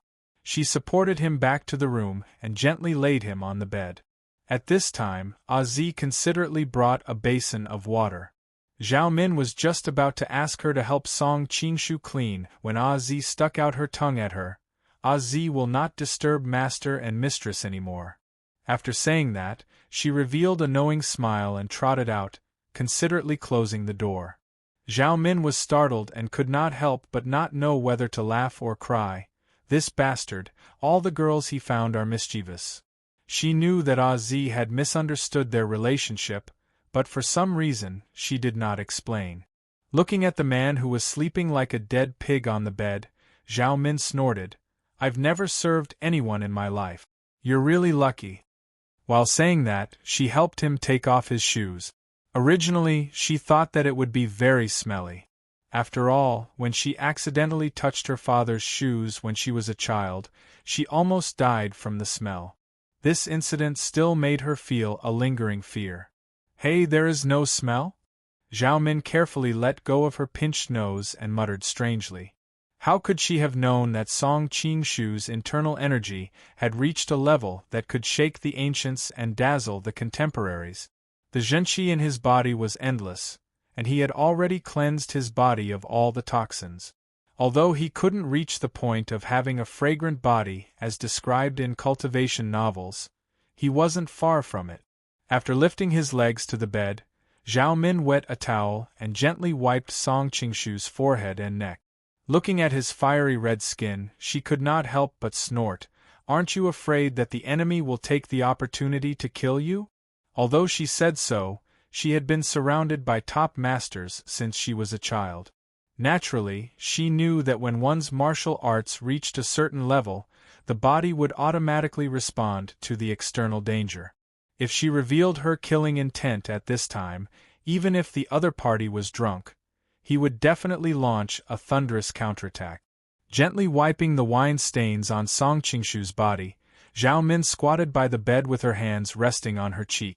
She quietly looked at the man in front of her, as if she was reminiscing and muttering to herself, "Life is really unpredictable. When I first met you, you were just a poor follower of Zhou Zhiruo. I didn't even look at you. Who would have thought that I would take the initiative to wipe your body now?" Usually, Song Qingshu's eyes were too bright and too aggressive. It was rare for her to look at him so closely. Thinking of his usual high-spirited and hateful look, and seeing him sleeping like a baby, Zhao Min could not help but be mischievous. She used her hair to gently touch the tip of his nose. Song Qingshu wrinkled his nose as if he was sleep-talking, but he did not seem to wake up at all. The corner of Zhao Min's mouth curled up, and she continued to use the tip of her hair to brush his nose. Song Qingshu subconsciously reached out to touch his nose, but she was already prepared. In an instant, she moved her hair away, so he touched nothing but air. After rubbing his nose a few times, he put his hand back. So stupid. Zhao Min's brows were full of smiles. It was rare to see him so stupid, so she continued to tease him. "Stop it." Probably because he touched nothing the last time, Song Qingshu's speed was much faster this time. He turned over and held her in his arms. Zhao Min was stunned, and then she instantly blushed. She reached out to push him. "Let go of me." "Stop it." Song Qingshu turned over, and Zhao Min's entire body was instantly carried to the bed. You smell so good." As he said that, he moved his nose to sniff Zhao Min's body, making her feel itchy and shy. "Are you really drunk or pretending to be drunk?" Zhao Min pinched him hard and said with some anger. However, after being pinched, Song Qingshu did not respond at all. He continued to move against her body. His hot breath on her skin made Zhao Min's heart suddenly tremble. She was in a trance, and when she realized that he had already kissed her lips, Zhao Min's eyes instantly widened, and she hurriedly tried to push him away. Unfortunately, he was as heavy as a pig on her body, and she could not resist at all. This bastard! Thinking of how she felt that he was sleeping as quietly as a baby, Zhao Min wanted to slap herself. However, when he opened her teeth and drove straight in, her body suddenly softened.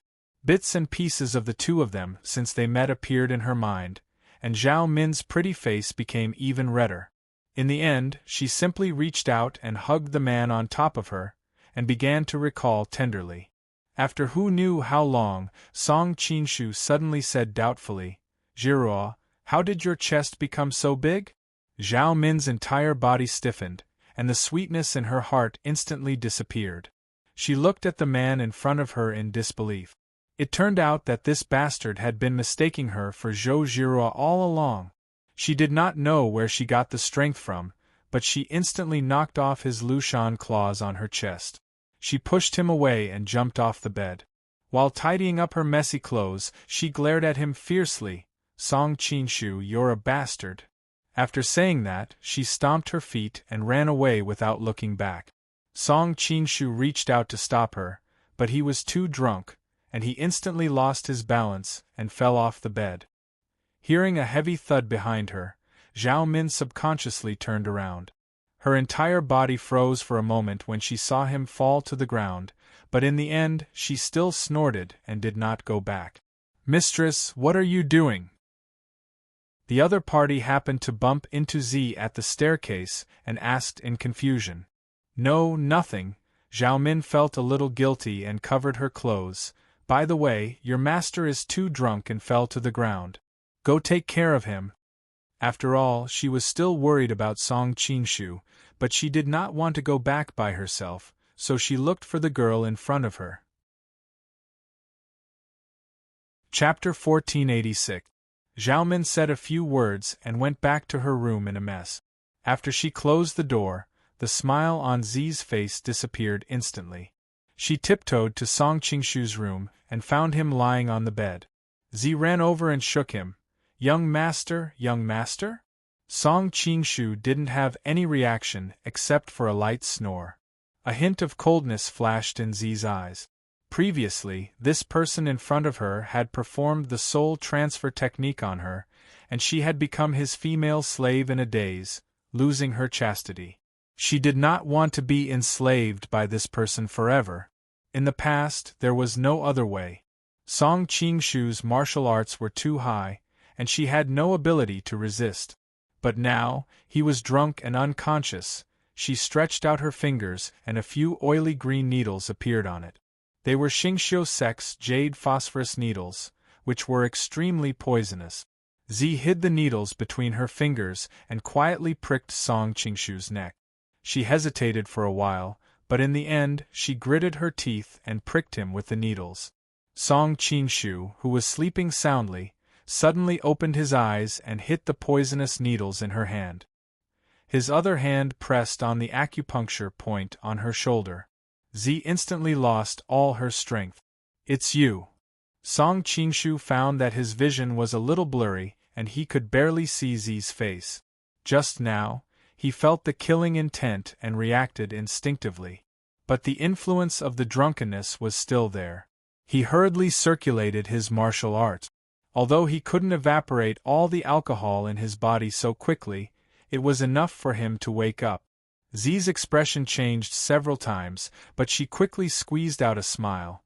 "Master, you're really capable. I heard from my master that when martial arts reach a certain level, the body will naturally react to the killing intent. I didn't believe it, so I wanted to test it out with you this time.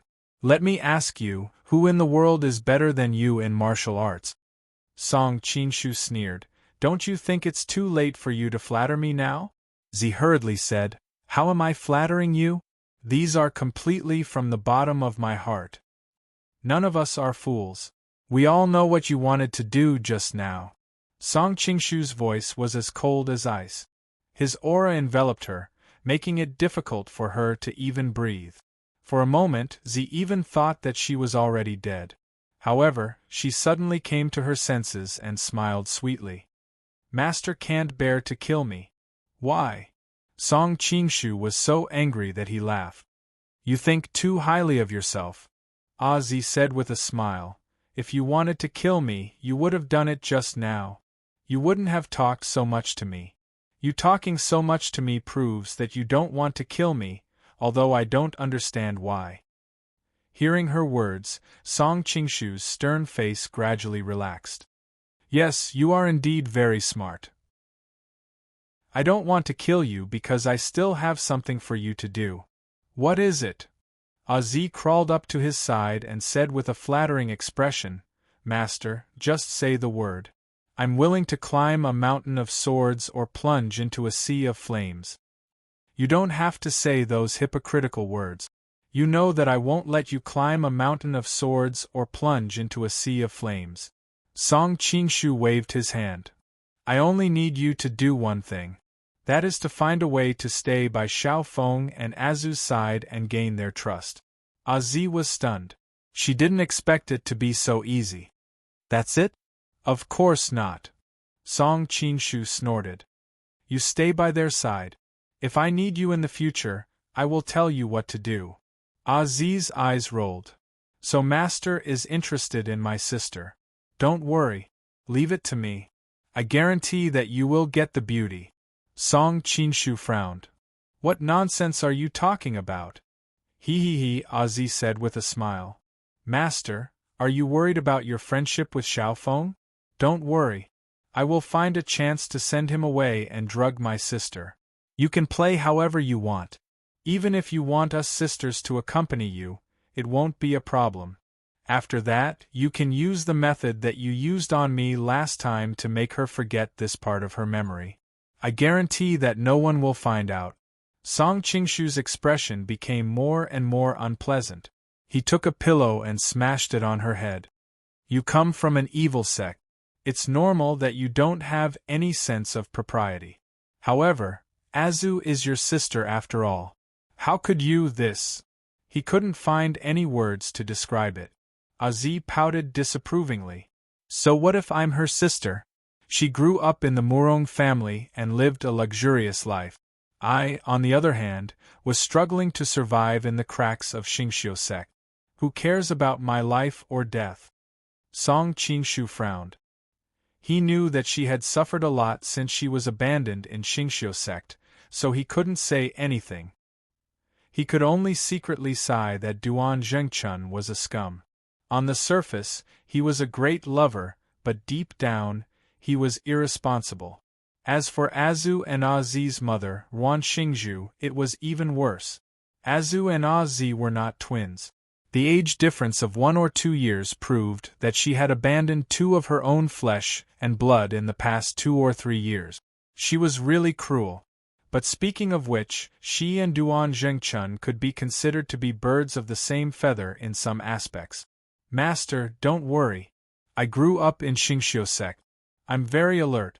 I won't let Xiao Feng and the others find out that you have designs on Azu. Azi hurriedly expressed her loyalty. I've already told you, it's not because of Azu. Song Qingshu was also very depressed. The reason why he arranged for Azi to stay by Xiao Feng's side was to prepare for the Southern Song dynasty's upcoming northern expedition. At that time, Liao would definitely take the opportunity to attack the Jin kingdom. Xiao Feng was the king of the southern courtyard of Liao. Moreover, he had made great achievements in the past few years. He was probably the best candidate to be the commander of the southern expedition. With Azi by his side, not only could she provide information about Liao at any time, she might even play an unexpected role. All right, I understand. Azi gave him a knowing look. This made Song Qingshu not know whether to laugh or cry. Song Qingshu was also too lazy to explain to her. Get lost. I'm going to rest. Azi, on the other hand, sat behind him with a charming smile and began to massage his shoulders. Master, you're such a hero. How can you not have someone to serve you in bed? Let Azi serve you well. Song Qingshu said with a faint smile. What? You actually took the initiative to serve me in bed? Didn't you want to kill me just now? I've completely thought it through.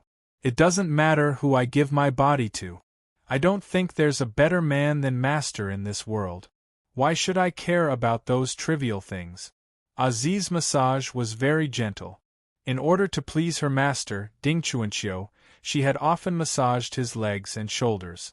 She had long practiced this skill to perfection. Song Qingshu closed his eyes comfortably. Your flattery is getting better and better. I'm telling the truth. Which man in the world can compare to Master? Azi became more and more showy. Song Qingshu's body was indeed a little tired after drinking, so she began to massage him. After an unknown amount of time, Zi's little hand slowly moved downwards and reached into his lapel. Song Qingshu frowned slightly but didn't stop her. Zi hugged him from behind and whispered in his ear, Zi just did something wrong, so she needs to be punished. As she said this, she had already taken off her clothes. Her warm and soft body was tightly pressed against Song Qingshu's back. The youthful aura and supple skin unique to young girls made Song Qingshu's heart flutter even with his composure. How do you think I should punish her? Song Qingshu's face had a trace of a smile. Of course it's to whip Zi ruthlessly. Zi purposely emphasized on the word whip, and then she giggled after saying that. What a little witch! Looking at the gentle expression of the young girl in front of him, Song Qingshu snorted and pulled her over. After a long time, a pitiful voice suddenly sounded in the room. Brother, don't be like this. Your brother Xiao will be back soon. Song Qingshu was startled. He looked at the young girl under him and said angrily, Zi, what the hell are you doing? Zi smiled slyly. She still imitated Azu's tone and said, Brother, we can't do this. Get out quickly. Song Qingshu was speechless. He naturally knew what she was doing. He slapped her butt and said, Don't learn from your sister. Brother, you are so rude. Brother Xiao would never treat me like this. Zi looked at him with a wronged expression. Her eyes seemed to be filled with tears. Zi and Zhu were biological sisters, so they were 60 to 70% similar to each other. In addition, at this time, Zi deliberately disguised Zhu's expression and tone, imitating it vividly. Under the dim yellow light, it seemed that Zhu was really lying here. Shut up! Song Qingshu was finally a little annoyed. It was rare for him to be a gentleman. He didn't want his Taoist heart to be ruined by her. Zi pursed her lips and smiled. Master, you don't mean what you say. I clearly feel that your body's reaction is getting stronger and stronger. Song Qingshu's face became hot. He fiercely pressed her under his body. I have always been this strong. Zi made a sweet sound in her throat. She said in a sobbing tone, Brother, we really can't do this. I can't do anything that will let Brother Xiao down. Song Qingshu was worried that his voice would spread to the next room and be heard by Xiao Feng. It would be embarrassing. He could only tightly cover her mouth and completely vent his annoyance and depression on her like a storm. In the end, Song Qingshu was worried that he would suffocate her, so he quietly let go of her mouth. At this time, Zi didn't have the strength to make trouble anymore. She could only respond to him instinctively by moaning. After a while, Zi coquettishly hooked his neck. Master, my kung fu is weak. I am worried that I will encounter some danger in the future and can't complete your task. You really know how to choose the right time to make a request. Song Qingshu sneered again and again, but he didn't feel anything. There was no love between the two of them in the first place, and this kind of exchange of benefits made him feel completely relaxed. He didn't need to care about her thoughts and feelings at all. Well, I will teach you a strange kung fu called Shinzu scripture. Song Qingshu smiled evilly. He held her legs and made a very strange posture. Master, you lied to me. The next morning, when Song Qingshu went out, he happened to meet Zhao Min. He saw that Zhao Min looked cold. She just glared at him and didn't say anything. This made Song Qingshu confused. He wondered when he had offended her. Chapter 1487. Zi was obviously very sleepy, but she pretended to be fine. Because of last night's nourishment, she was in high spirits. The tiredness between her eyebrows made her look even more pitiful and weak. Seeing this, Song Qingshu sighed inwardly. Although this little girl is like a little witch, she really has some color. Worried that someone would notice something unusual, Song Qingshu quickly withdrew his gaze and cupped his hands towards Xiao Feng. Big brother, we still have important matters to attend to. I'm afraid we can only part here. Xiao Feng patted his shoulder and laughed. Yesterday was the happiest time of my life when I drank with my second brother. Next time when we have the chance to come to Khitan, I will treat you to the strongest heavenly scorching wine, and we will not leave until we are drunk. Chanyu hunting fire heavenly scorching wine, I have long heard of this famous wine. Alright, it's a deal. Song Qingshu also laughed. Oh right, after we separate, what if someone comes to find trouble with you? Song Qingshu suddenly said worriedly. Don't worry, after a night of rest, my injuries are much better. Plus, there is my father, and most of the experts from Shaolin have been injured by you. If we encounter danger again, I, Xiao Feng, will not have the face to stay in Jianghu anymore. Xiao Feng said with a smile. Song Qingshu couldn't help but admire his physique. It was simply abnormal. Previously, he had suffered such heavy injuries, but in the end, only one night later, and he had drunk so much wine, he had actually recovered to such an extent. He was indeed gifted. King Xiao, we will meet again.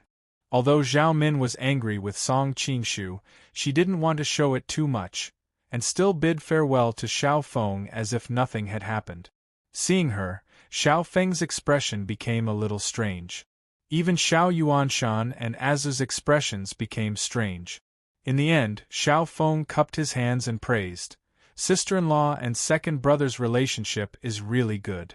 Zhao Min's face instantly turned red, and she anxiously stamped her feet. King Xiao, don't joke around, who is your sister-in-law? Princess, you are thin-skinned. Fine, I'll change the way I address you next time. Xiao Feng laughed. Zhao Min was baffled, and could only glare at Song Qingshu, thinking that he was the one who caused the misunderstanding. After bringing Song Qingshu and Zhao Min away, Xiao Yuanshan could not help but chuckle. This Princess Xiao Min shouted so loudly last night, but today she came here to pretend to be a pure young lady. Interesting, interesting. Hearing his words, Azu blushed. It was not appropriate for a virgin like her to participate in such a topic. However, she had also heard the commotion last night, which made her unable to sleep for a long time. Aziz secretly stuck out her tongue. Of course, she didn't dare to admit that the person she called last night was her. Recalling the scene last night, she thought that the young master's body was really made of iron. She couldn't help but be a little dazed for a moment. Xiao Feng had an awkward expression on his face. Father, it's not good to talk about others behind their backs. Xiao Yuanshan glared at him fiercely. Love between a man and a woman, it's a matter of course, what's wrong with that? You brat, you should learn from that second brother of yours and find me a daughter-in-law sometime. As he spoke, his gaze drifted over to Azu's body, causing Azu to be extremely embarrassed. She hurriedly said, I'm going to pack my luggage. After speaking, she ran away in a fluster. Xiao Yuanshan laughed when he saw this. This lady is affectionate and loyal, but her courage can't compare to that Princess Xiao Min, so you need to take the initiative. Xiao Feng's old face heated up. His usual heroic spirit was now somewhat constrained. This child understands. After Song Qingshu and Zhao Min rode their horses out of the small town, he saw that she kept a straight face without the slightest trace of a smile. He couldn't help but smile bitterly. Wasn't she fine yesterday? Why did she suddenly become like this today? Who provoked our princess? Tell me, I'll go and teach him a good lesson. Zhao Min rolled her eyes at him and coldly said, Then you should first slap yourself 10 times. Song Qingshu stared blankly. Why? Didn't you want to help me teach the person who bullied me a lesson? It just so happens that the person who bullied me is you. Zhao Min snorted. How did I offend you? I was drunk last night, so I really don't remember. Song Qingshu only remembered what happened last night with Azi. He really didn't have any impression of what happened before. Zhao Min snorted coldly, clearly not intending to explain. Song Qingshu helplessly smiled, and could only endure the cold violence along the way. Fortunately, not long after, Zhao Min finally spoke. However, she wasn't talking about what happened last night, but about the expressions of Xiao Feng and the others just now. Hey, why did Xiao Feng and the others have such strange expressions just now? I don't know either. Song Qingshu shrugged his shoulders. Zhao Min's elegant eyebrows slightly knitted. He kept calling me sister-in-law, and even said that we have a good relationship. Did you say something to him? Song Qingshu looked wronged. The first person I met when I went out today was you. I didn't have time to say anything to him. That's strange. Zhao Min frowned, and suddenly she exclaimed. She fiercely turned around and glared at Song Qingshu. It's all your fault. What does it have to do with me? Song Qingshu only felt that it was inexplicable. Zhao Min said shyly and angrily. It's all because you and Ozzy were in the room last night, fooling around in the room. They didn't know it was Ozzy. Moreover, they saw me helping you into the room last night, so naturally they thought it was me and you. Last night you helped me into the room? Song Qingshu said in surprise. You bastard! When Zhao Min thought of Ozzy's extremely exaggerated moans last night, she was afraid that she would leave a shameless image in the hearts of Xiao Feng and the others. She was completely mad and began to chase after him with the small leather whip in her hand. Song Qingshu also understood what was going on. He dodged while smiling bitterly. It's really not my fault. Who asked you to leave me after sending me into the room? Then Ozzy came in to kill me. If it wasn't for my high cultivation and my body's instinctive reaction, maybe you wouldn't have been able to see me anymore. As expected, Zhao Min's attention was attracted. Ozzy wanted to kill you? Of course, she was forced to become a female slave by me. She naturally wanted to get rid of me when she had the chance. Song Qingshu replied a little gloomily. Last night, because you were by my side, I was at ease and got so drunk. But I put my life in your hands, who knew that you would abandon me. Who asked you to last night? Zhao Min wanted to say something but stopped. Song Qingshu's expression was strange. What did I do to you last night? Zhao Min's face turned red. She raised her chin and snorted. No, it's just because you were drunk and your whole body stinks, so I left because I didn't like you. Is that so? Song Qingshu pretended to be aggrieved. It really hurts my heart. Zhao Min's mouth twitched. Her arrogant temperament made her unwilling to admit that she helped him last night. But when she thought that he was at ease and got drunk because she was by his side, she suddenly felt a little sweet in her heart. After a while, Zhao Min suddenly thought of something and said angrily, You almost got away with it. Didn't you say that Ozzy wanted to kill you last night? In the end, not only did you not punish her, but you also did such shameless things with her. Song Qingshu's expression was strange. I was punishing her. Zhao Min instantly understood, and her face turned red. Shameless! After that, she didn't want to talk to him anymore. She whipped the horse's butt and galloped away. Along the way, Zhao Min seemed to deliberately quarrel with Song Qingshu. She didn't take the initiative to talk to him. Unknowingly, a few days passed, and the two arrived at Daxing Mansion. Returning to the old place, Song Qingshu couldn't help but feel emotional. When he first entered the Jin Kingdom, he didn't expect that after all kinds of treacherous coups, he would unexpectedly take control of the Jin Kingdom by accident.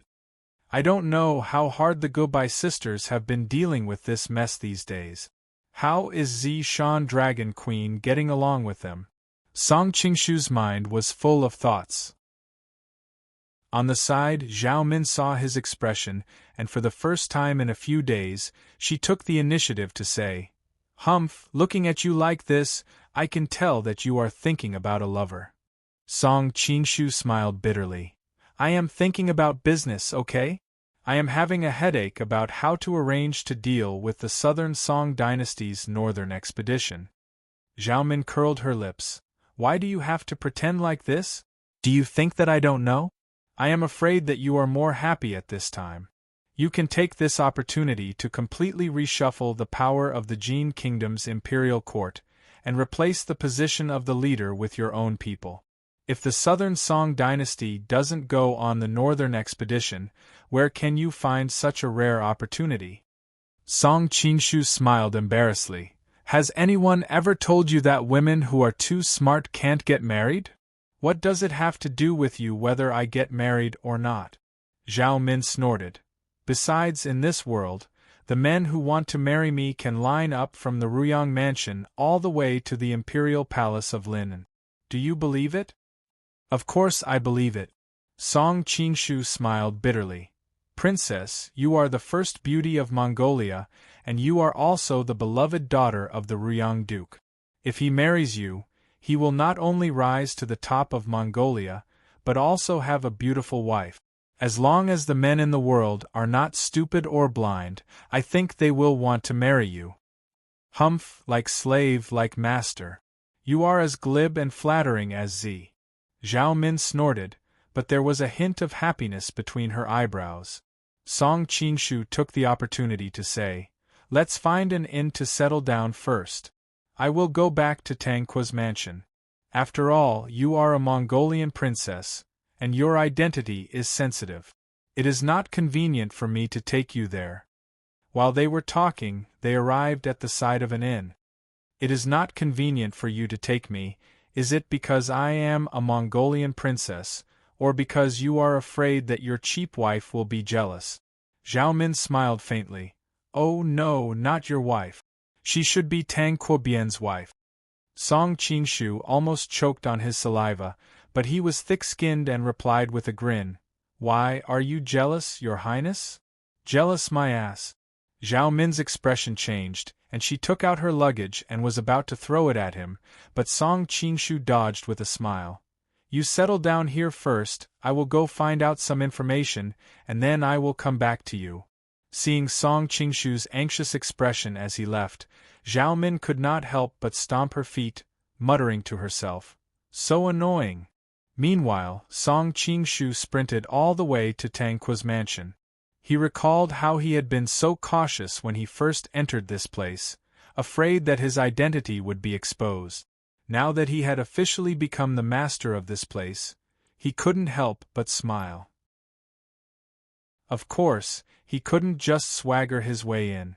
After all, Tang Quobian was nominally in Daxing Mansion. He found a remote box and jumped in from the back garden.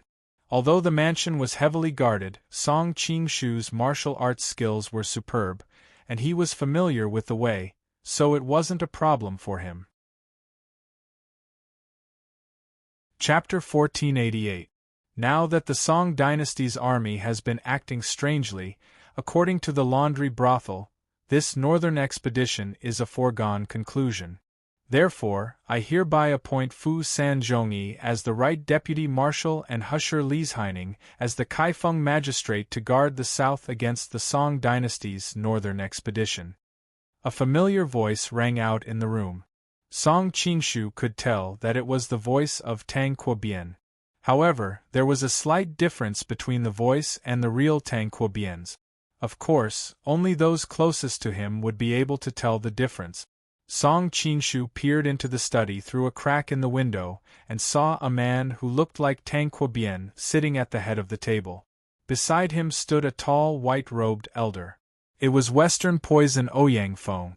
Ouyang Feng must be standing here to protect the fake Tang Quobian in case anything happens to her. Song Qingshu figured out the crux of the matter at a glance. But I wonder who is pretending to be Tang Quobian? Gubai or Tajkis? Previously, it was Gubai who had been pretending to be Tang Quobian. After Tajtish was subdued, in addition to her proficiency in the art of disguise, she was sent back to share Gubai's burden. It was unknown whether the two of them were cooperating well. As for who the person in the study was, Song Qingshu couldn't tell after staring at it for a long time. At first, he tried to judge from the size of the chest, but after looking at it for a long time, he realized that the chest of the Tang Quobian was very flat. Song Qingshu stopped trying and looked at the other people in the room. One of them was tall and burly with a white beard like the reincarnation of old Huang Zhong. He recognized him as the famous Jin General Fu Sanzhongyi. The other man was dignified with a calm and determined look in his eyes. He was also the famous General Husher Liesheining. Both of them were the pillars of the Jin Kingdom's army. Coupled with their high ranks in the imperial court, Song Qingshu recognized them at a glance. I wonder if it's Gobai or Tajkis. At least they have good taste. Song Qingshu sighed in admiration. In his memory, the Southern Song dynasty's northern expedition was defeated by these two men. Of course, the world was too chaotic now, and he was not sure if it would develop according to history. He could only do his best to prepare. At this point, Tang Quobian spoke again. According to reliable information obtained by the washing clothes brothel, the Southern Song dynasty has secretly contacted the Red Coat Army. When the time comes, the Red Coat Army will most likely rise in revolt. Ahai, you have been fighting against the Red Coat Army for many years and have made outstanding contributions. This time, I will appoint you as the commander and pacification envoy of Shandong Road to guard against the Red Coat Army. Thank you, Marshal. I will not disappoint you. A young man said happily. Song Qingshu thought about it carefully and vaguely remembered that this young man was the grandson of Fu Sanzhongyi. His name was Fu San Anjin and his nickname was Ahai. He was one of the best of the younger generation of the Jin Kingdom and had a reputation in the army. Inside the room, Tang Quobian continued to make arrangements. Wanyan Haida, you have always been brave and good at fighting. This time, you will be stationed in the north to guard against the Mongols and Liao. Song Qingshu recognized this Wanyan Haida. After the Hailing coup d'état, Song Qingshu had completely changed the guards around the emperor in order to replace him. He had promoted a group of brave warriors from the army who were skilled in martial arts, and Wanyan Haida was one of them. The reason why he was chosen was because Song Qingshu remembered that Wanyan Haida was one of the famous generals who fought against the Mongols in the later years of the Jin Kingdom. Unfortunately, the Mongols were too strong and he had died on the battlefield. Yes, Marshal. Wanyan Haida replied. Fu Sanzhongyi suddenly spoke. Marshal, the Mongols are very powerful, and Wanyan Haida is still inexperienced. Isn't it inappropriate to send him to the north? He was experienced and could tell that Tang Quobian was promoting his trusted aide. Normally, he would not have said anything, but this was a matter of life and death for the country, so he had to mention it. Wanyan Haida's face froze, but Tang Quobian was an elder in the army and had a high reputation. A newcomer like him could not compare to him. Tang Quobian explained, the Mongols have diverted their main force to the west and do not have the energy to care about the Central Plains. Even if they send an army south, it will at most be a detachment. Wanyan Haida may be inexperienced, but he has always been brave and is loved by his colleagues. He is more than enough to handle this situation. Fu Sanzhongyi frowned. Even if the Mongols do not go south, what about the Khitans?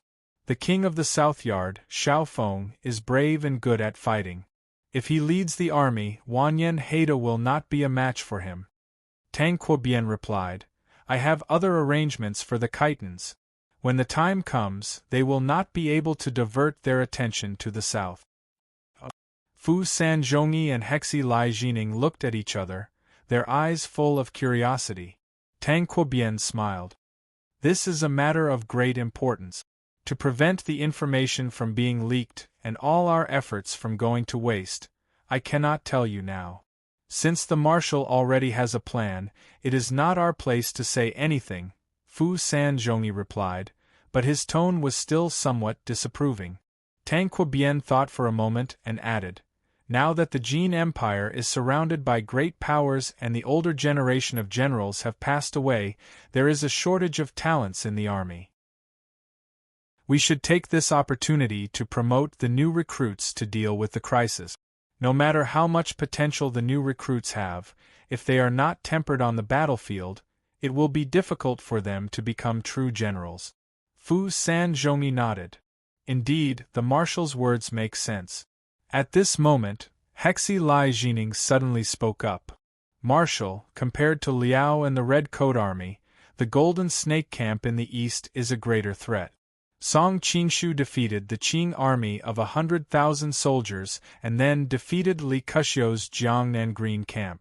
Now he has 1,000 miles of fertile land under his command, a well-trained army and sufficient food. In addition, he was recently conferred the title of Prince of Qi by the Song court. It can be said that his reputation has reached its peak. If he attacks from the east, we will be in big trouble. Fu Sanzhongyi agreed. Indeed. Moreover, I heard that this man is not only a godlike commander, but also a peerless martial artist. He also has the ability to summon the wind and summon the rain. If he brings an army here, Ahai will not be a match for him. Fu Sanzhongyi was young and hot-blooded.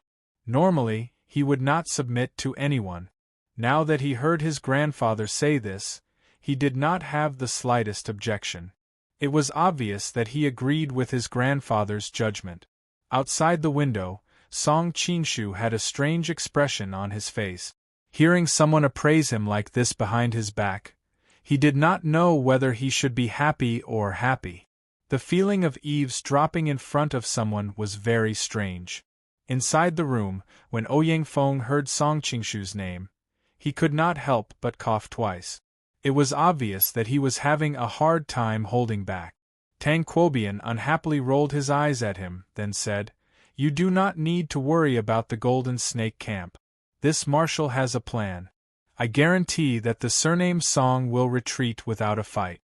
Fu Sanzhongyi and Hexi Lai Jining were all the more astonished. However, seeing Tang Quobian's unfathomable appearance, it was clear that he did not intend to tell them the truth. They could not help but be secretly alarmed. This Tang Quobian had previously kept a low profile. However, during the Hailing Mausoleum's coup, he had suddenly emerged as the biggest winner. Now, it seemed that this was not a fluke. Following this, the group discussed a few more details about military affairs. When it was about time, Fu Sanzhongyi and the others stood up and bid their farewells. After they left, Ouyang Feng finally spoke. The Golden Snake Camp is one thing. Although those people fear their strength, they do not know of the relationship between you and that Song brat. Instead, it is Liao's side. What plan do you have to make them so busy that they have no time to march south? I do not know either. It was just an excuse to send them away. At this time, Tang Quobian had regained her soft and pleasant voice. Song Qingshu immediately recognized that it was Gubai's voice. "After so long, I am still not used to you speaking in such a sweet tone with Song Brat's face." Ouyang Feng felt a chill run down his spine. "Then why did you say that? Wouldn't it be better to just send a general to guard against Liao?" Gubai shook her head. This time, the southern Song dynasty is almost planning to send out all their forces. Our main forces can only be placed in the south. In addition to guarding against the Red Coat Army, the Mongols, and the Western Xia, the remaining forces can be said to be stretched thin. I heard that the king of the southern courtyard of Liao is brave and skilled in battle. It would be useless for us to send anyone. Previously, Qingshu's secret letter told me that he would solve the threat of Liao. That's why I said that. So it was Song Brat's idea. Ouyang Feng suddenly snorted coldly. This brat really knows how to be a hands-off boss. The Jin Kingdom is managed by you and your sister, the Golden Snake Camp is managed by the 9th princess, and even the recently acquired Yangzhou is managed by the little girl surnamed Zhou. He is free and easy to flirt with women all over the world. Outside the window, Song Qingshu's face darkened. He thought to himself, "You stinky toad, do you really have to defame me like this?" Fortunately, Gubai spoke up for him. Qingshu travels around the various countries, balancing the various powers and at the same time doing his best to strengthen himself. Every time, he is walking on a tightrope. The slightest mistake will lead to eternal damnation. I don't know about other things, but at least I know how much risk he took when he was in the Jin Kingdom. Hearing this, Song Qingshu's heart was filled with warmth. He thought to himself, Gubai is really the best wife. Not only is she beautiful enough to cause the downfall of cities and countries, she is also very understanding. She is really 1 in a million. Ouyang Feng snorted. I don't know what kind of magic potion Song Brat fed to you women, but you are all dead set on him. If only my Ku-er had half of his, no, 10% of his abilities, he wouldn't have fallen to such a tragic end. Song Qingshu secretly sighed. He thought to himself, Ouyang Ku's death is a knot in his heart. I don't know how to resolve the hatred between him and the Gua couple. Sigh. Who is it? Ouyang Feng's eyes suddenly became as sharp as a knife. His whole body instantly rushed towards the window. Feeling an earth-shattering internal energy rush towards him, Song Qingshu was shocked. He didn't have time to explain and hurriedly circulated his internal energy to meet the attack. Stimulated by the internal energy, the window instantly burst open. The two of them exchanged several blows in an instant. Ouyang Feng was repelled by the force of the collision and was forced back 3 steps before regaining his balance. His face revealed a shocked expression, but when he saw Song Qingshu's face, his expression softened. So it's you, you stinky brat. Song Qingshu laughed. I haven't seen you for a long time, and your martial arts have improved by another level. I was just secretly sighing and you actually found out. You don't have to flatter me. I was still forced back several steps by you. Ouyang Feng had always been conceited, and his expression did not look too good. Chapter 1489. With a squeal, Gubai threw herself into his arms. Song Qingshu felt that the beauty was incomparably soft, but his expression was a little strange. Can you wait until you change your clothes before hugging me like this? Otherwise, I'll always feel a little strange hugging a bearded man. Ah, you're so annoying. Gubai also reacted. She raised her head and flirtatiously rolled her eyes at him. However, in the eyes of others, it was a bearded man acting coquettishly. You remind me of the magician's son in my previous life. Thinking of that weirdo, Song Qingshu's entire body felt a little uncomfortable. However, before he had time to speak, the sound of a teacup shattering suddenly came from not far away. It turned out that when the mansion's maidservants saw that the guests had left, they brought some tea and snacks to the master. Who knew that they would see such an explosive scene as soon as they arrived? As if scalded, Gubai instantly pushed Song Qingshu away and stood up again. Her small face had long since turned red. Fortunately, she was wearing a mask, so it was not obvious. At this time, the maidservant suddenly came to her senses. Would she be silenced if she saw this scene? As soon as this thought arose, her small face became pale with fright. She wanted to plead for mercy, but found that she was so scared that she could not speak. You can leave. Gubai took a deep breath, calmed herself down, and waved her hand at the maidservant. Yes, the maidservant felt as if she had been pardoned and trotted away. At the same time, she was cursing in her heart. Master looks so strong, and his wife is the most beautiful woman in the Jin kingdom. Who knew that he would have such a hobby? You really can't judge a book by its cover. Ah, poor Lady Gubai. She has a husband like this. In front of outsiders, she pretends to be a harmonious couple, but in reality, she has to stay alone. Watching the maidservant leave, Ouyang Feng frowned and said, You let her go just like that? Shouldn't you be silencing her? Gubai explained, These maidservants are all carefully selected by me. There's no problem with their loyalty. Moreover, it is common in the circle of nobles that they like men. She won't spread it. Soft-hearted. Ouyang Feng snorted, but did not insist. Song Qingshu said with a smile, You're still the gentle and kind Songbi. At this moment, Gubai had already taken off her mask. Hearing this, she smiled sweetly, making all the flowers lose their color. Ouyang Feng could not help but lament, If I were 50 years younger, I might fight you for this woman. Song Qingshu smiled smugly. You won't be able to snatch it from me. Ouyang Feng's face darkened. Why? You're not as handsome as I am, Song Qingshu said. Seeing Ouyang Feng's face darkening, he hurriedly added, Not to mention that you've never been interested in women. If you were 50 years younger, you'd probably be addicted to martial arts. Ouyang Feng nodded and a smile appeared on his face. That's true. However, you're obsessed with women every day, yet your martial arts are so heaven-defying. It really makes me unhappy. Song Qinshu chuckled. To avoid provoking him further, he turned to Gubai and asked, "Since you're overseeing this place, is Tajkis in the palace?" Gubai nodded. "That's right. I didn't expect that the Peach Blossom Madam, who was so popular in Dexing Prefecture, was actually the Ming Dynasty's Zishan Long Wang. However, I didn't expect you to be able to subdue her." Her tone was playful but also somewhat strange. Song Qinshu smiled awkwardly and hurriedly said, "Although Tajkis is as beautiful as a peach, she's vicious and merciless. She's not as reassuring as you. You're letting her oversee the palace. Aren't you worried that she'll use her power to do something unfavorable?" Gubai smiled lightly. "There's still my sister in the palace. She's currently in charge of the washing clothes yard. Nothing in Dexing Prefecture can escape her notice.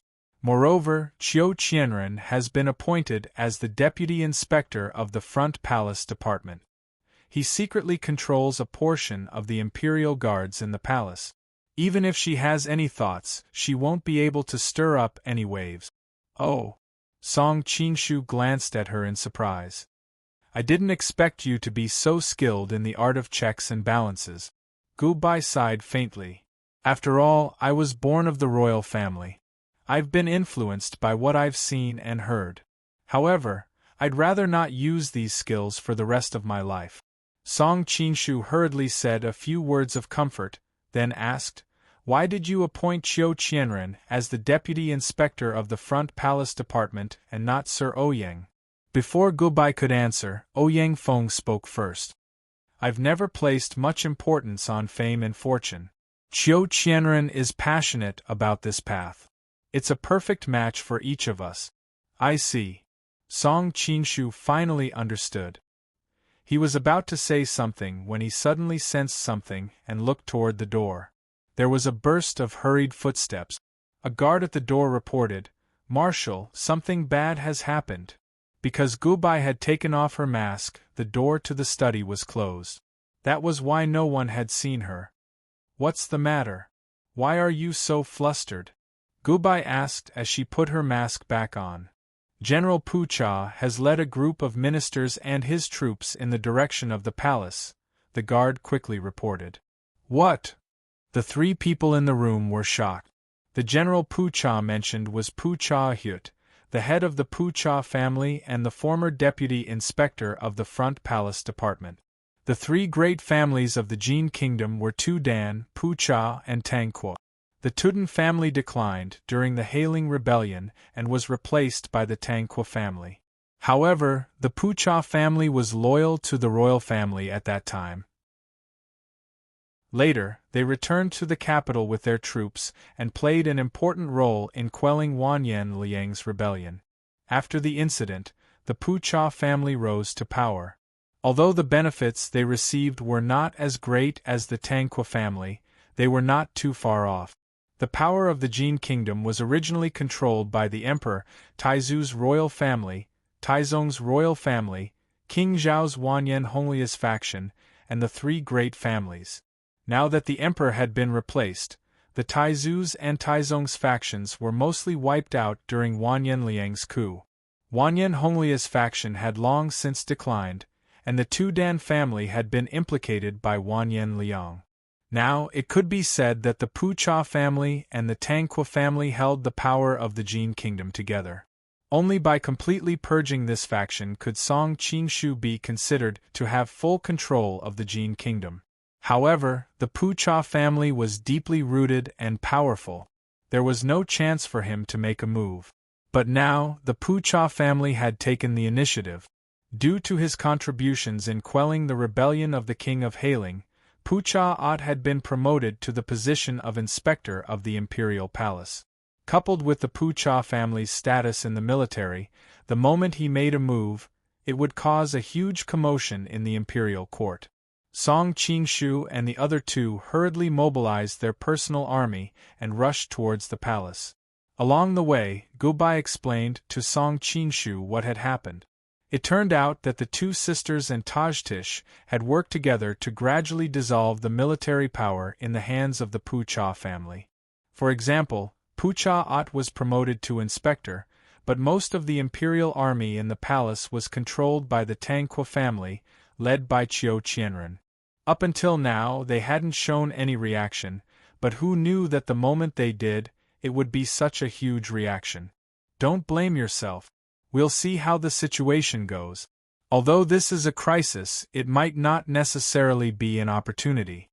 Gubai felt that she had messed up, so Song Qingshu comforted her along the way. Gubai smiled bitterly. How could she not know that these were words of comfort? After all, Pucha At was a wily old fox. Once he made a move, it would be fine if he didn't make a move, but once he did, he would definitely be confident of victory. It would probably be difficult for things to turn out well later on. The group sprinted all the way and soon entered the palace. They found Pucha At and a group of imperial court officials blocking the front of the inner court with their soldiers. On the other side, Qiu Qianren and his trusted subordinates were blocking them. Both sides were at daggers drawn, as if a fight would break out at any moment. At, how dare you? How dare you charge into the palace with your soldiers? Are you planning to start a rebellion? Gubai had now reverted to Tangqua Bian's appearance and personality. She stepped forward and sternly rebuked. Song Qingshu couldn't show his face at the moment, so he changed his appearance and hid in a corner, waiting for an opportunity to strike. Hearing Gubai's rebuke, Pucha At's lips curled into an undetectable smile. It was as if he had been waiting for Qiu Qianren to arrive while in a deadlock with him. Rebellion? If the one in the palace is really His Majesty, then of course I'm rebelling. But what if the one in the palace is a fake? His words were earth-shattering and caused an uproar. Whether it was Pucha At's subordinates or Tangqua Bian's, everyone was in an uproar. At, what the hell are you talking about? An official from Tangqua Bian's family cursed. After all, the Jin kingdom had only been in the Central Plains for a short time, so they hadn't fully assimilated their language into the Han language. Most of the time, their language was still crude. But at this moment, no one cared about his tone. They all looked at Pucha At in horror, including those from his faction. Everyone in the field subconsciously thought that he had gone mad, except for Song Qingshu, Gubai, and the others. They looked at each other in horror, not knowing where they had slipped up and how they had been discovered. Looking at Tangqua Bian's horrified expression, Pucha At seemed to have a card up his sleeve. He took the opportunity to say, Tangqua Bian, do you dare to answer a few questions of mine? Gubai forced himself to calm down. What questions? Since the coup in the Hailing Mausoleum, why has the emperor been living in seclusion and rarely shown his face? I heard that even Empress Pei Man has been banished to the cold palace. Pucha At's words did indeed cause many officials to ponder. Recently, they had seen the emperor very few times, not even Empress Pei Man. Although some people had suspected it before, they didn't think too much about it. But now that they were led by Pucha At's words, they suddenly felt that the emperor might really be under house arrest. Many officials know that the emperor was seriously injured during the rebellion of the Hailing Mausoleum. He has mainly been recuperating recently, so it's normal for him to live in seclusion. Gubai explained calmly. As for Empress Pei Man, she was involved in a rebellion with the Hailing Mausoleum rebels, so she was banished to the cold palace. She didn't deliberately announce it for the sake of the royal family's reputation. His words were reasonable and dispelled many people's doubt. But who knew that Pucha At had already prepared for this? He calmly moved on to the next question. Then why has there been no record of the emperor's concubines in the past year? You know, how can a normal man not touch a woman for a year? What's more, our emperor has never been happy without women. Chapter 1490. Gubai's voice was extremely cold. How dare you, Ahut? The daily records are a secret of the royal family. Apart from the servants, even the emperor is not allowed to read them. How dare you collude with the scribe to read the daily records? Pucha Ahut seemed to have expected such a question from her. He answered calmly, "That's because I'm worried about the fate of the Jin dynasty. If it turns out that I'm just worrying for nothing, I'm willing to bear the crime of spying on people's daily lives." Tang Quobian, it's time for you to explain yourself. Before Gubai could answer, Pucha Ahut continued, "You're not going to say that the emperor's injury prevented him from doting on the imperial concubines, are you? What kind of injury could be so serious? I've brought a few famous physicians from the capital to treat the emperor." "Bastard, are you doubting the diagnosis of the imperial physician?" Another subordinate of Gubai retorted. "Of course I trust the imperial physician's medical skills, but the imperial hospital is under your control, Tang Quobian. I doubt they would dare to tell the truth." Pucha Ahut once again pointed the finger at Tang Quobian. Gubai's heart trembled. The imperial physician had indeed been subdued by her various means of coercion and bribery. Otherwise, the emperor's so-called injury could not have been concealed at all. "You're slandering me." Gubai did not speak. Naturally, her subordinate imperial censors would help her in the war of words. Soon, the supporters of both sides were in a heated argument. "There's another piece of evidence." Pucha Ahut raised his voice and the crowd quietened down. Everyone was waiting for his new evidence. "Bring them in." The crowd parted and a few soldiers brought out a few people dressed like servants. Some sharp-eyed people recognized them as people from the imperial kitchen. Song Qingshu instantly understood the other party's plan. At this moment, he could not help but admire Dongfang Mushue's ability. After pretending to be Kangxi for such a long time, she did not reveal any flaws at all. She had considered all aspects, but he did not consider the details. "Repeat what you said before in front of everyone." Pucha Ahut snorted. The eunuchs raised their heads to look at Gubai, then lowered their heads guiltily, their eyes flickering. "Don't be afraid. Do you think he would dare to silence us in front of everyone?" Pucha said. "Besides, I'm here. The soldiers under my command will definitely protect you." "Protect all of you! Protect all of you!" The soldiers around them shouted in unison. Their morale was clearly at its peak. Tang Quobian's men did not look too happy. With this guarantee, the leader of the eunuchs gathered his courage and said, "We are people from the imperial kitchen and have always been responsible for His Majesty's meals. In the past, His Majesty liked to drink wine and he especially liked to eat sheep jewels and tiger penises.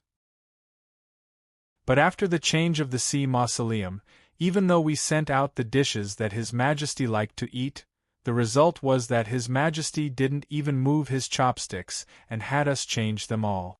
From that day onwards, His Majesty's taste was completely different. Instead, he preferred light and delicate dishes." Song Qingshu had a strange expression on his face. He thought to himself that Wang Yanxian's tastes were quite heavy in the past. He actually often ate things like sheep's jewels. Perhaps he had expended too much energy in his harem and needed these things to replenish his energy. It must have been hard on Gubai. When he first saw this thing, he was probably so disgusted that he wanted to vomit. As for Tajkis, she probably didn't like eating sheep jewels or tiger penises either. He glanced at Gubai and saw that she was frowning. It was obvious that she had recalled some unpleasant memories. "Did everyone hear that?" Pucha Ahut said in a clear voice. "A person may change in other things, but their tastes and preferences will never change so drastically. The most likely possibility is that the person is not the same person as before." The group of people followed his gaze and looked at Tang Quobian. Even many of Tang Quobian's subordinates looked hesitant. They were clearly wavering. After all, Gubai was just a woman. Although she knew a little about politics, she was still a flower in a greenhouse. She had never experienced this kind of situation before. Her opponent was pressing her harder and harder, causing her to feel more and more panicked. Her mind was blank, and she couldn't think of any of the schemes that she usually had. Fortunately, Song Qingshu sent her a secret transmission. Upon hearing his voice, Gubai gradually calmed down. Ahut, you're really evil. You've secretly checked His Majesty's daily life and investigated His Majesty's personal attendant. Is this something a subject should do? You've long had the intention to be a disloyal subject. Gubai rebuked him righteously. Ha ha, you're still trying to change the topic. Pucha Ahut looked up to the sky and laughed. Ahut's loyalty can be witnessed by the sun and moon. Even Emperor Taizu and Emperor Taizong in heaven can understand that I'm doing all this for the sake of the Jin dynasty. I don't want the empire that Emperor Taizu and Emperor Taizong worked so hard to build to fall into the hands of outsiders. Gubai sneered. You say it's for the Jin dynasty, but Emperor Taizu set down an iron law. Any external subject who colludes with internal attendants shall be punished with death. Now, you've bribed the servants and colluded with the imperial kitchen's internal attendants in charge of His Majesty's food. You've already committed treason. Pucha Ahut's expression changed slightly. He hadn't expected to be countered by the other party. Back then, Taizu had established such a law, but in reality it was useless. Which of the powerful subjects of every generation didn't bribe a few informants in the palace? It was very difficult to find evidence for such a thing, and the emperor had turned a blind eye to it. In a moment of carelessness, Pucha Ahut had revealed the relationship between the two parties in public. However, he was very confident this time and wasn't affected by this episode for long. Humph, if it's proven that His Majesty isn't an impostor, I'm willing to accept punishment. However, if it's proven that His Majesty is an impostor— He paused, then said in a cold tone, Lord Tanqua, this is a crime that will result in the execution of 9 generations. You don't have to provoke me. As the saying goes, the innocent will know their innocence. Since that's the case, let His Majesty decide. Gubai cupped his hands at the inner court. Seeing his tone so certain, Pucha Ahut hesitated. However, he quickly reacted. Humph, you're just bluffing. He was 99% sure that the person in the palace was an impostor. As long as he revealed that person's true identity, naturally, no one would pursue this matter of him overstepping his bounds. Gubai suddenly said, I wonder, Ahut, how do you intend to prove His Majesty's identity? Pucha Ahut smiled and waved his hand to introduce the people behind him. This is His Majesty's wet nurse. This is the head eunuch who retired from the palace. These are the royal uncles who watched His Majesty grow up. Naturally, they wouldn't mistake him for someone else. Gubai was secretly shocked. As expected, the other party had made thorough preparations. They were trying to force him to his death. You're the one who invited these people. What if they go against their conscience and falsely accuse me of something? Pucha Ahut sneered. These are the most virtuous and respected seniors of our Jin kingdom. With just my reputation alone, I wouldn't be able to invite them.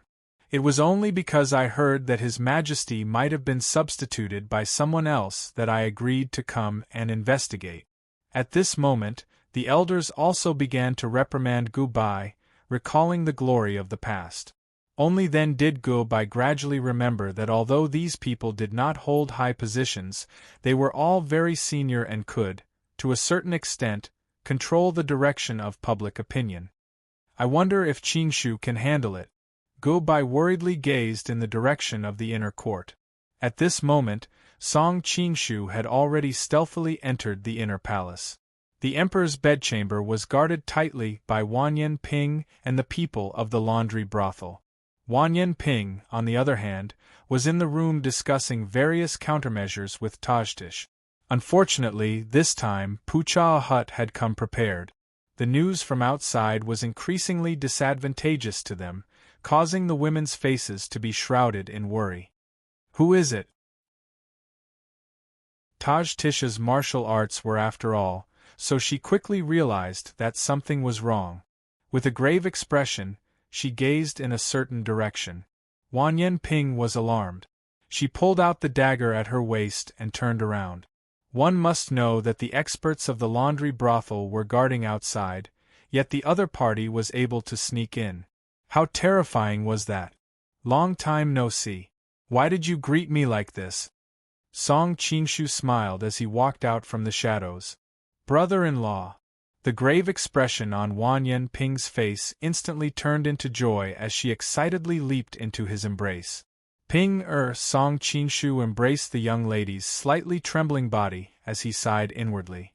She clearly knew that he was not the real Wan Yen-ping, yet she was unwilling to change the way she addressed him. It must be because of that obsession in her heart. In the past, Taj-Tish was the famed purple-robed dragon queen in the pugilistic world, causing countless people in the pugilistic world to be infatuated with her.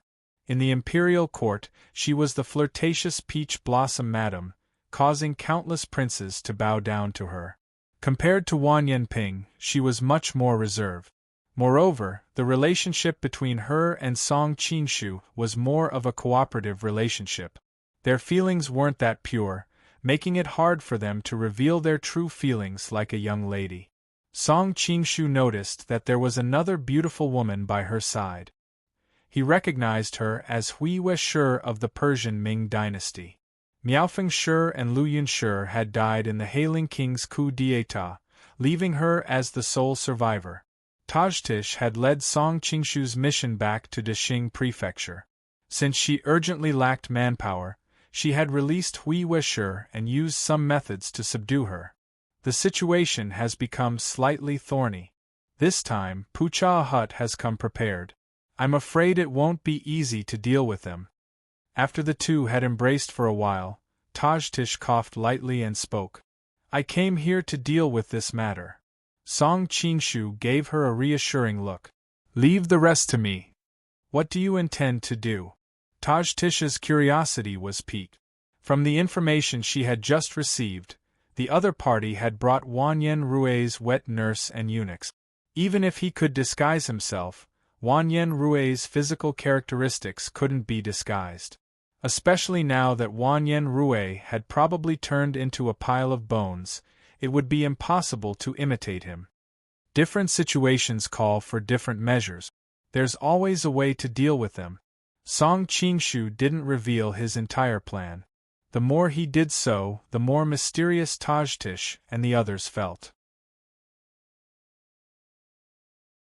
Chapter 1491. Not long after, a hustle and bustle could be heard from outside. It was clear that Pucha Ot and his men had barged in. It was fortunate that Song Qinshu had mastered the art of disguise. Otherwise, it would have been impossible for him to disguise himself as Wan Yen-shui in such a short time. Even so, he didn't dare to be careless.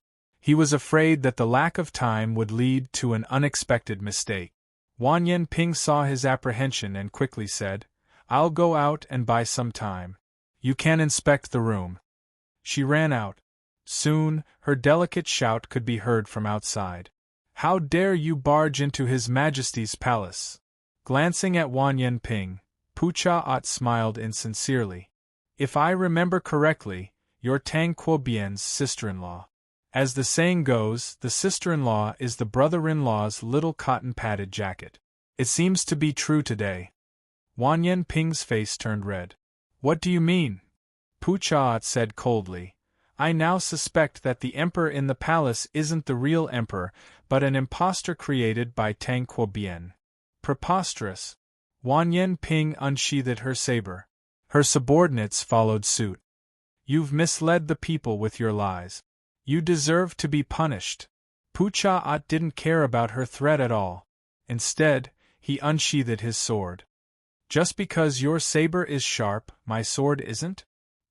His subordinates also unsheathed their weapons and confronted the men from the laundry yard. Because they had the advantage in numbers, Qiu Qianren was worried that Wan Yen-ping would be at a disadvantage. He led his subordinates to surround Ot's men from the outside. Layer after layer, The atmosphere was tense. Seeing that a battle would break out at the slightest sign of trouble, the door to the palace finally opened. Hui Wushi walked out and said, "His Majesty already knows why you've come." He was originally furious, but considering that the Southern Song dynasty's northern expedition is imminent, in order to stabilize the army's morale and keep the court's civil and military officials in harmony, he has agreed to accept the inspection by these elders. Hui Wushi was now the head of the inner attendants, so no one found it strange to see her. Pucha was inwardly shocked. At first, he had guessed that the other party would never agree to let his men inspect the room and had prepared to take advantage of the situation. Who would have thought that the other party would act in such a way and agree to be inspected? Isn't he afraid of being exposed? At this moment, Pucha and Ahu began to doubt whether the emperor was real or not. But when he thought of all the information he had received, he calmed down. Humph, he's just putting on an act. I was almost fooled. If he's really the emperor, how could he tolerate someone else inspecting him? Pucha was originally only 90% sure, but now he was 100% sure. After the old men entered, Pucha and Ahu prepared to enter as well, but they were stopped by Hui Wushi at the door. His Majesty has already broken a heaven-defying rule by allowing people to inspect the palace. How can he allow unrelated people to enter and watch? You're saying that I'm an outsider? Pucha roared angrily. Of course not, General Pucha. You can enter, but your subordinates can't, Emissary Hui said coldly. Pucha's breath caught in his throat. Looking at the deep bedchamber, he couldn't help but feel a chill in his heart. Could it be that they're purposely sending my subordinates away so that they can catch a turtle in a jar? The more he thought about it, the more likely it seemed. The image of the great General He Jin at the end of the Eastern Han Dynasty, who had also held the military power of the world in his hands, came to mind. He was so frightened that he hurriedly waved his hands and said, "Haha, I won't go in, lest I disturb His Majesty." The surrounding people had strange expressions on their faces. You brought so many soldiers to force an abdication and still say that you're afraid of disturbing His Majesty, but since the leaders didn't enter, the others could only stand far away at the door. Fortunately, the bedchamber wasn't closed, and they could roughly see the situation inside from the door. They saw the emperor sitting in the imperial study, and the elders that Pucha had brought with him first kowtowed to him, then got up and walked over. Looking at him from afar, His Majesty still seems to be the same emperor, many people thought. Only Pucha secretly sneered. Even if you're pretending to be the same, can your physical characteristics be the same? These elders were the most respected figures in the Jurchen tribe, and they could be said to have watched His Majesty grow up. How could a fake fool their eyes? Even if the physical characteristics are the same, it can't be the same memory, can it? Ever since he was young, His Majesty has experienced so many things. If he were to casually ask the impostor about any of them, she would be exposed. Pucha glanced in Tang Quobien's direction, but he couldn't see any change in the latter's expression. He was very pleased. During this period of time, Tang Quobien had eliminated dissidents and promoted the members of the Tang family without restraint, causing many of them to be transferred away from important positions. Now, as long as Tang Quobien was removed, the Jin kingdom would belong to the Tang family. Everyone looked nervously in the direction of the imperial study. They saw the elders begin to approach the emperor, and they even untied the emperor's dragon robe to examine certain parts of his body. At the same time, there seemed to be a few elders asking the emperor some questions. Unfortunately, they were too far away to hear what they were saying. I wonder what the result will be. Everyone present felt uneasy. Even Gubai, Wan Yanping, and the others were uneasy. Only Pucha was the calmest. After a while, the elders stood up and bowed to the emperor again, then slowly retreated from the bedchamber. Pucha frowned, thinking that since it was proven that he was a fake, why did they still bow to him? But on second thought, even if these old foxes had seen through the flaw, they wouldn't dare to reveal anything, lest the other party would kill them in anger. With this thought, his somewhat anxious heart calmed down. After the elders left the door, Pucha walked over with a smile. "What's the result? You've found out that he's a fake, haven't you?" The leader of the elders gave him a meaningful look, then walked directly to where Tang Quobian was, and said, "After our continuous examination, we can confirm that." He paused, and seeing that he had attracted everyone's attention, he said, "His Majesty is the real deal, he wasn't impersonated. Didn't I say that His Majesty was a fake?" Pucha replied instinctively, but his expression suddenly froze, and he looked at the person in disbelief. "What did you say?" The plan he had plotted for so long had suddenly failed at the last moment. In that instant, his mind went blank, and he instinctively became stern, scaring the elders into taking a step back. Gubai stepped forward and sneered. "What, are you trying to threaten them?" "What threaten? The one inside is clearly a fake." Sensing the commotion among his subordinates, Pucha immediately panicked. Although Gubai didn't know how Song Qinshu had done it, she knew that if she didn't seize this opportunity, she would have lived in vain in the imperial family. "Don't be afraid, if you have something to say, just say it. With me here, no one can hurt you," the leader said. "We've carefully examined His Majesty's body. There are some hidden characteristics that even the concubines might not know about, but we've watched His Majesty grow up, so we naturally know everything about him.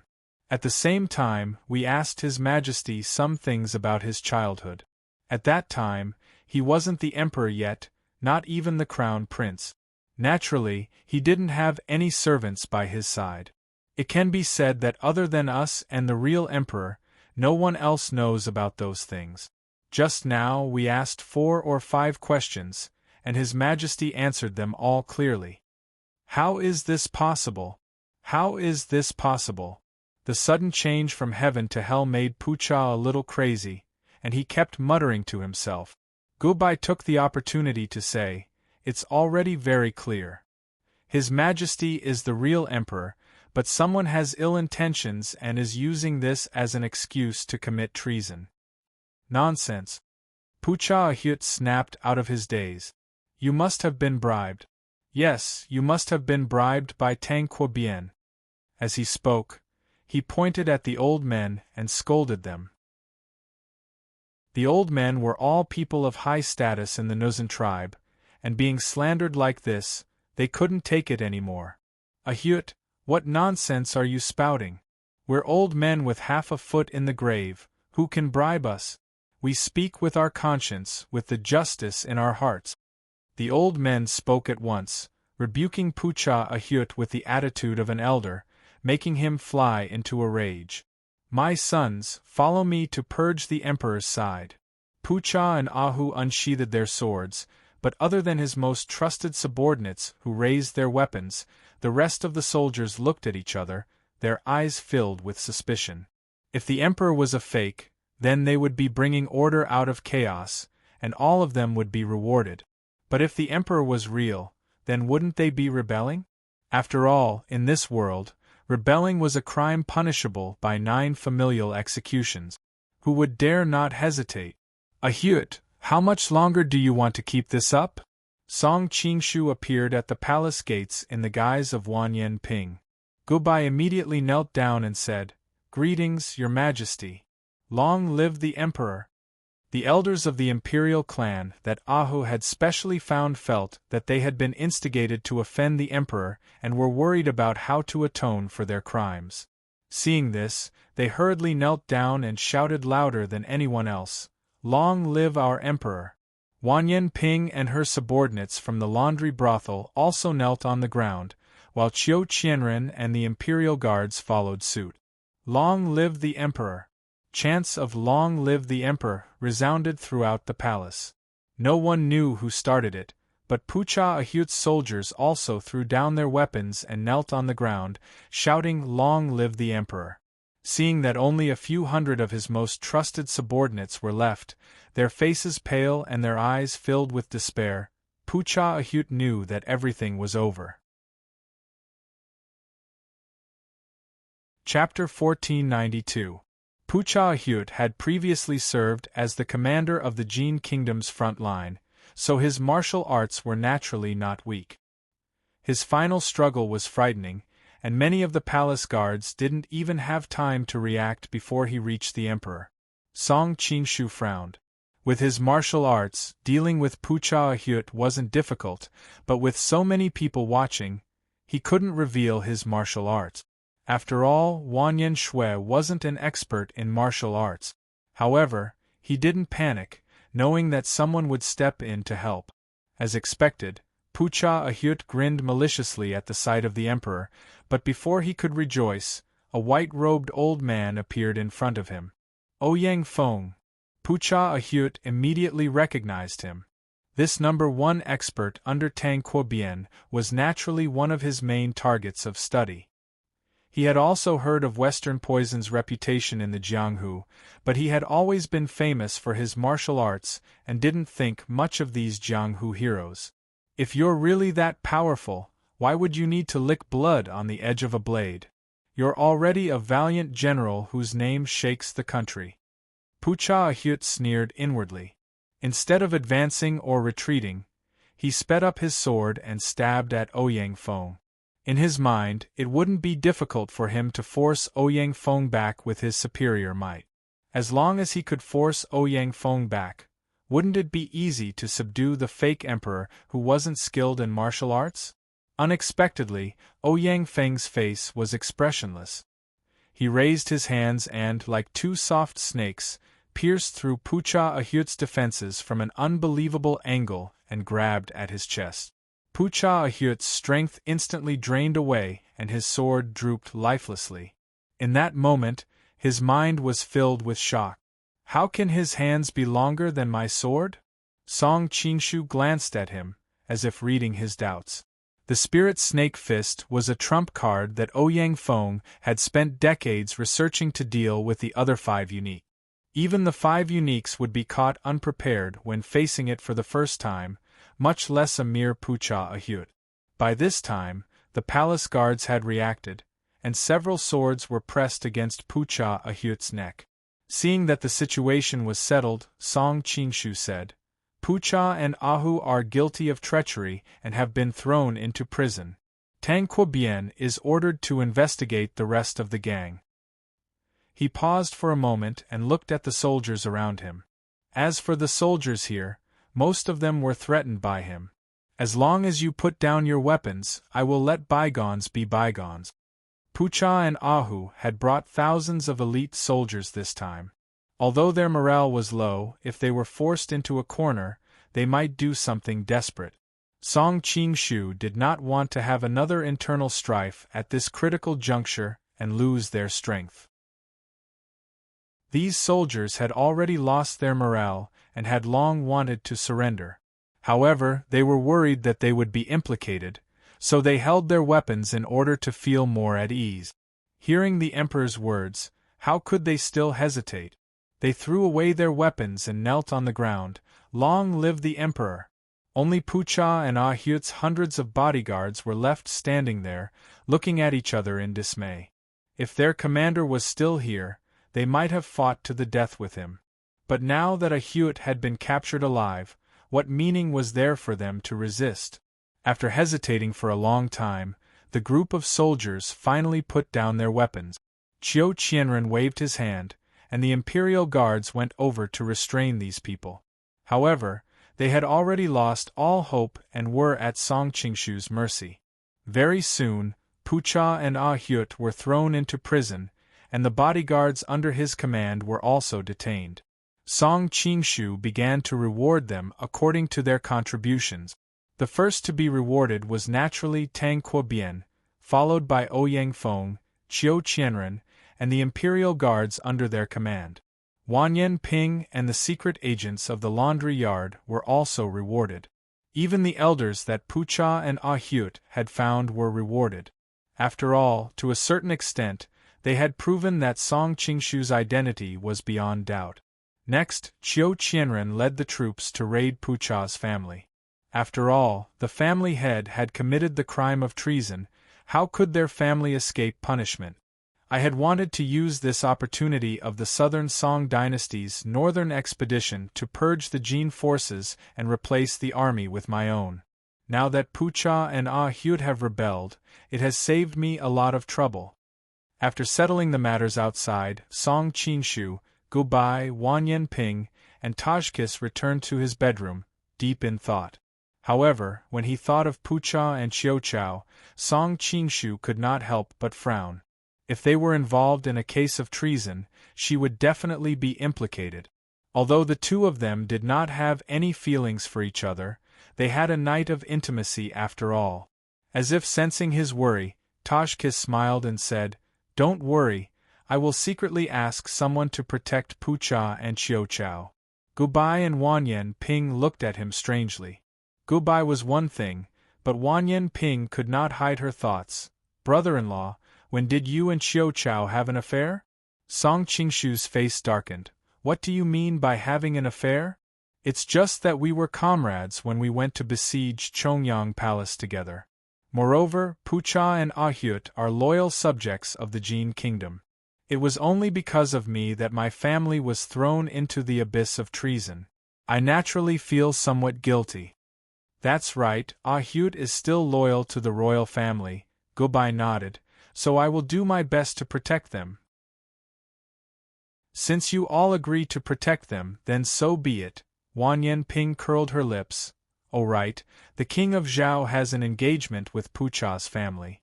I wonder if they are involved in this matter?"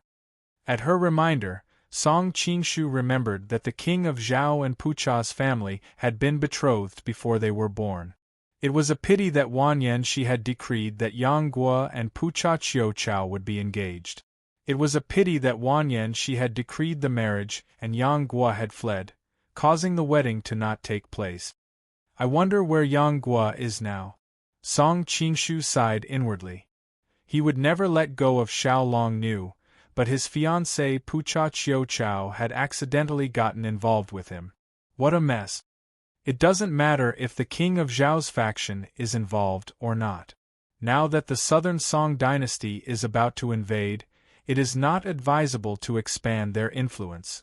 Of course, it is necessary to beat them up in secret, Gubai said.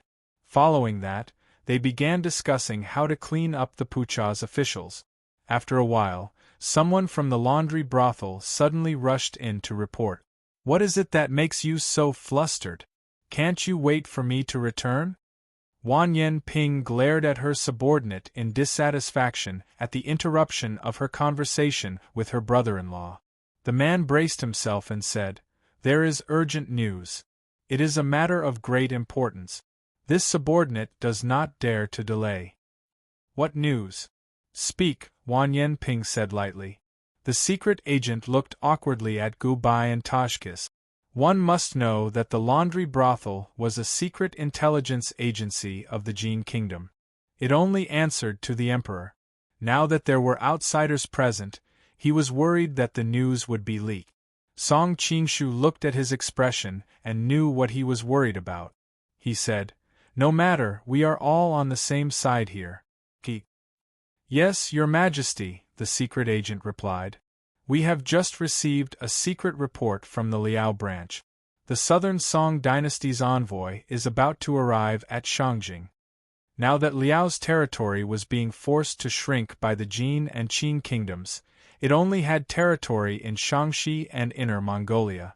Naturally, Shangjing was not the capital of the Khitan kingdom in his previous life. Instead, the Liao nobles renamed Taiyuan as Shangjing to commemorate their former glory. "Isn't this to be expected? Why are you making such a fuss?" Wan Yanping said with dissatisfaction. Song Qingshu also felt that the secret agent was a little impatient. However, the secret agent's next piece of news shocked everyone. "There is news from Liao. It is said that Liao has formed an alliance with Western Xia." Song Qingshu, Gubai, and the others looked at each other and saw the seriousness in each other's eyes. In the early years, Western Xia was a vassal of Liao. However, there were occasional battles between them and Liao. When Liao was at its peak, its army of hundreds of thousands was defeated by Western Xia by relying on the right timing, sandstorms, geographical advantage, the Gobi Desert, and the unity of its people. Liao suffered heavy losses and their relationship was not good. Later on, when the Jin kingdom rose, Western Xia immediately changed sides and became the Jin's most loyal ally. Now that they heard that Western Xia and Liao had formed an alliance, how could they not be shocked? The southern Song dynasty's northern expedition was imminent. The Jin kingdom was already struggling to deal with the southern Song dynasty, the Red Coat army, the Mongolians, and Liao. If Western Xia were to attack from the west, the Jin kingdom would be surrounded by enemies from all sides. Western Xia has always been on good terms with our country. Do you have any proof that they have formed an alliance with Liao? Gubai couldn't help but ask. According to reliable information, Liao is preparing to marry a princess to the crown prince of Western Xia. They will set off in a few days. Once the marriage is completed, the strongest alliance will be formed. The secret agent replied. Only a princess? That's not the worst case. Tajtish couldn't help but say. She had been by Chongqing King's side before and naturally knew some of the rules of the imperial family. Although the title of a princess was a big deal to ordinary people in Jianghu, there were thousands of members of the imperial family. It was rare to find a princess like Zhao Min, whose father was one of the Mongolian tycoons and held great power. Now that the Western Xia had chosen a princess instead of a princess, it proved that there was still room for change. The secret agent had been in the washing clothes yard for many years and was astute in his work. He could easily guess her thoughts.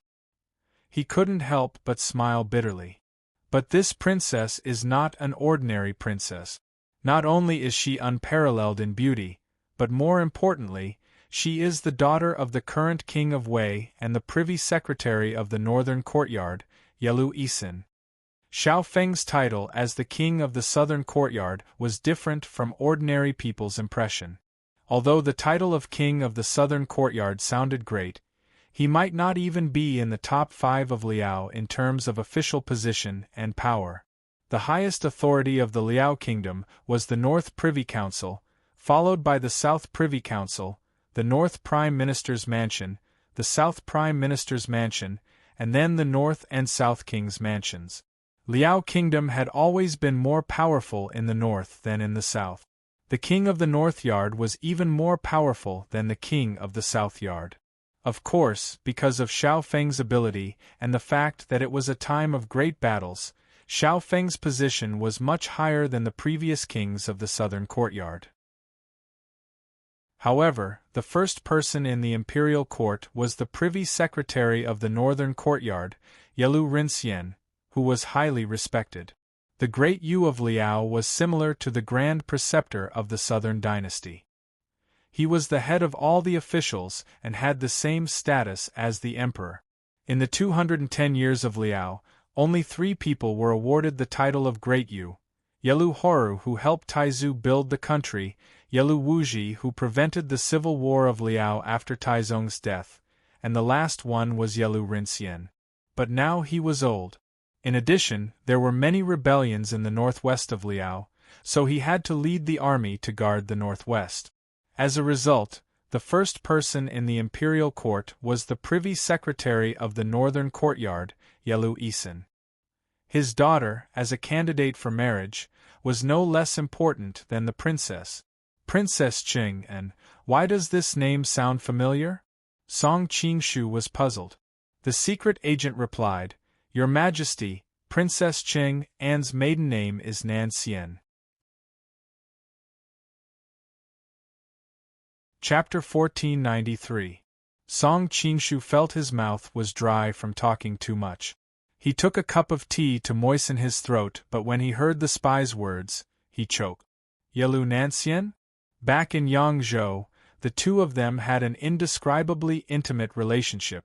After that, Yelu Nansien left for the north and Song Qingshu was busy with other things. He hadn't heard from her for a long time. Who would have thought that the first thing he heard from her would be the news that she was going to marry someone? Are you sure it's Princess Qing, Yelu Nansien?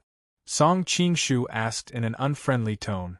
After all these years of interaction, he had always had a good impression of Yelu Nansien. Not to mention, the two of them had already had that kind of relationship. How could he sit back and watch her marry another man? Yes. The spy didn't think the emperor would suddenly be so interested and was dazed. After the spy left, Gubai looked at him strangely. You know this Princess Chang'en?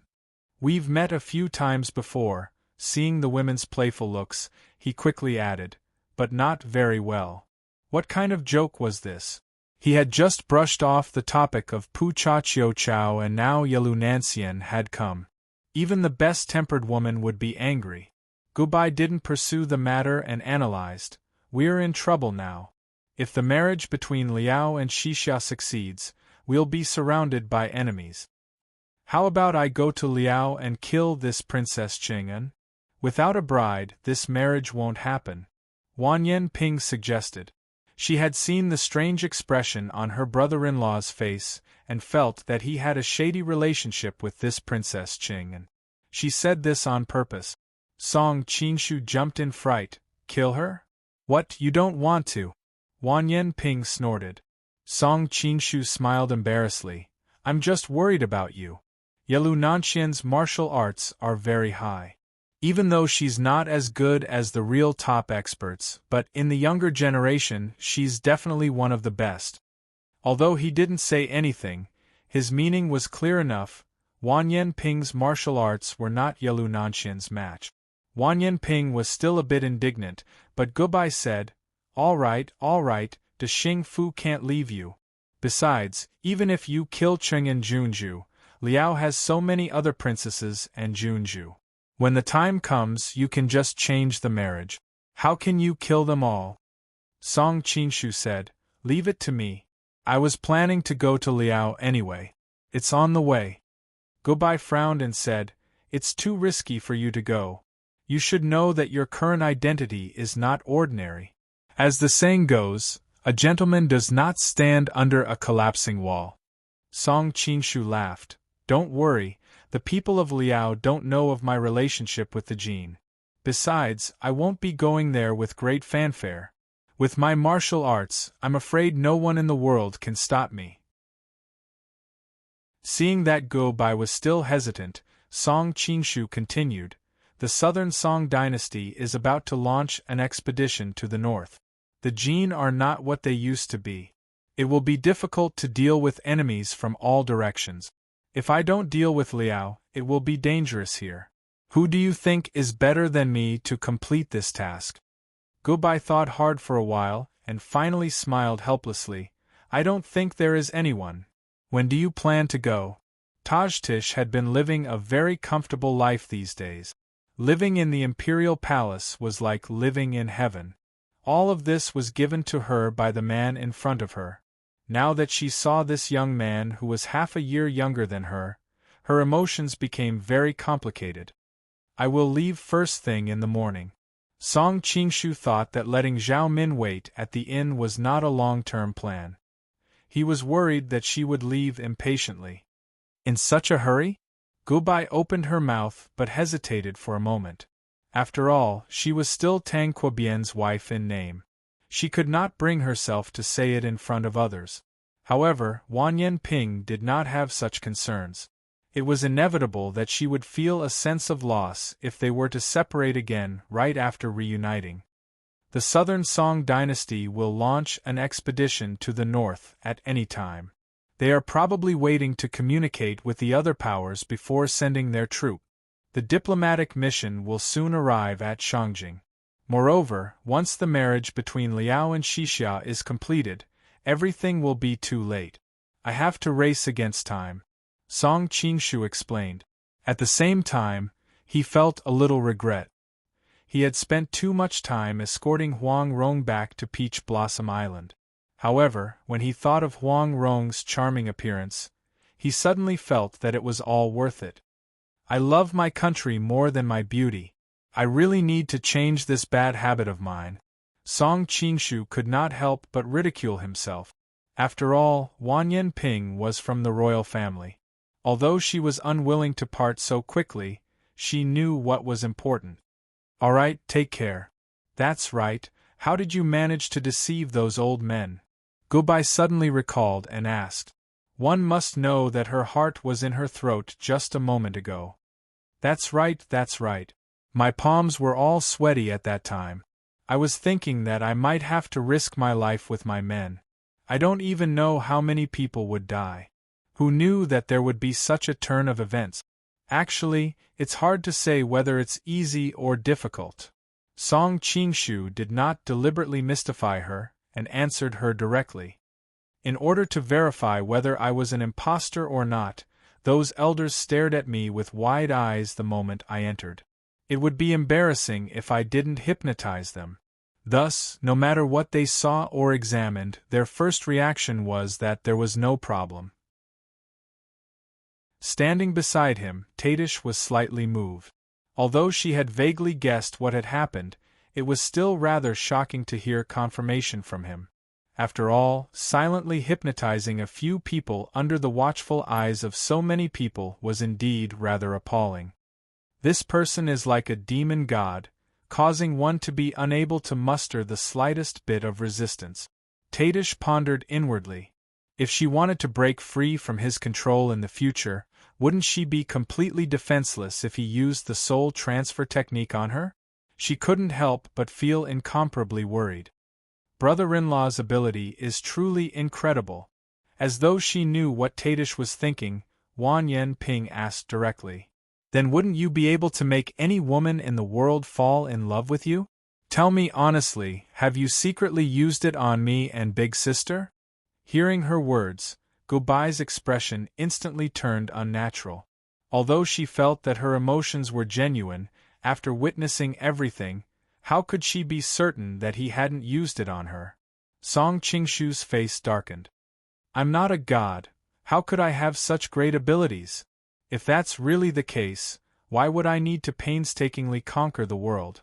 Wouldn't it be better to just have the emperors of every country pass their throne to me? That's true. Wan Yanping's worry turned into joy as she hugged his arm coquettishly. I don't wish for you to be so incredible, otherwise it would feel unreal to be with you.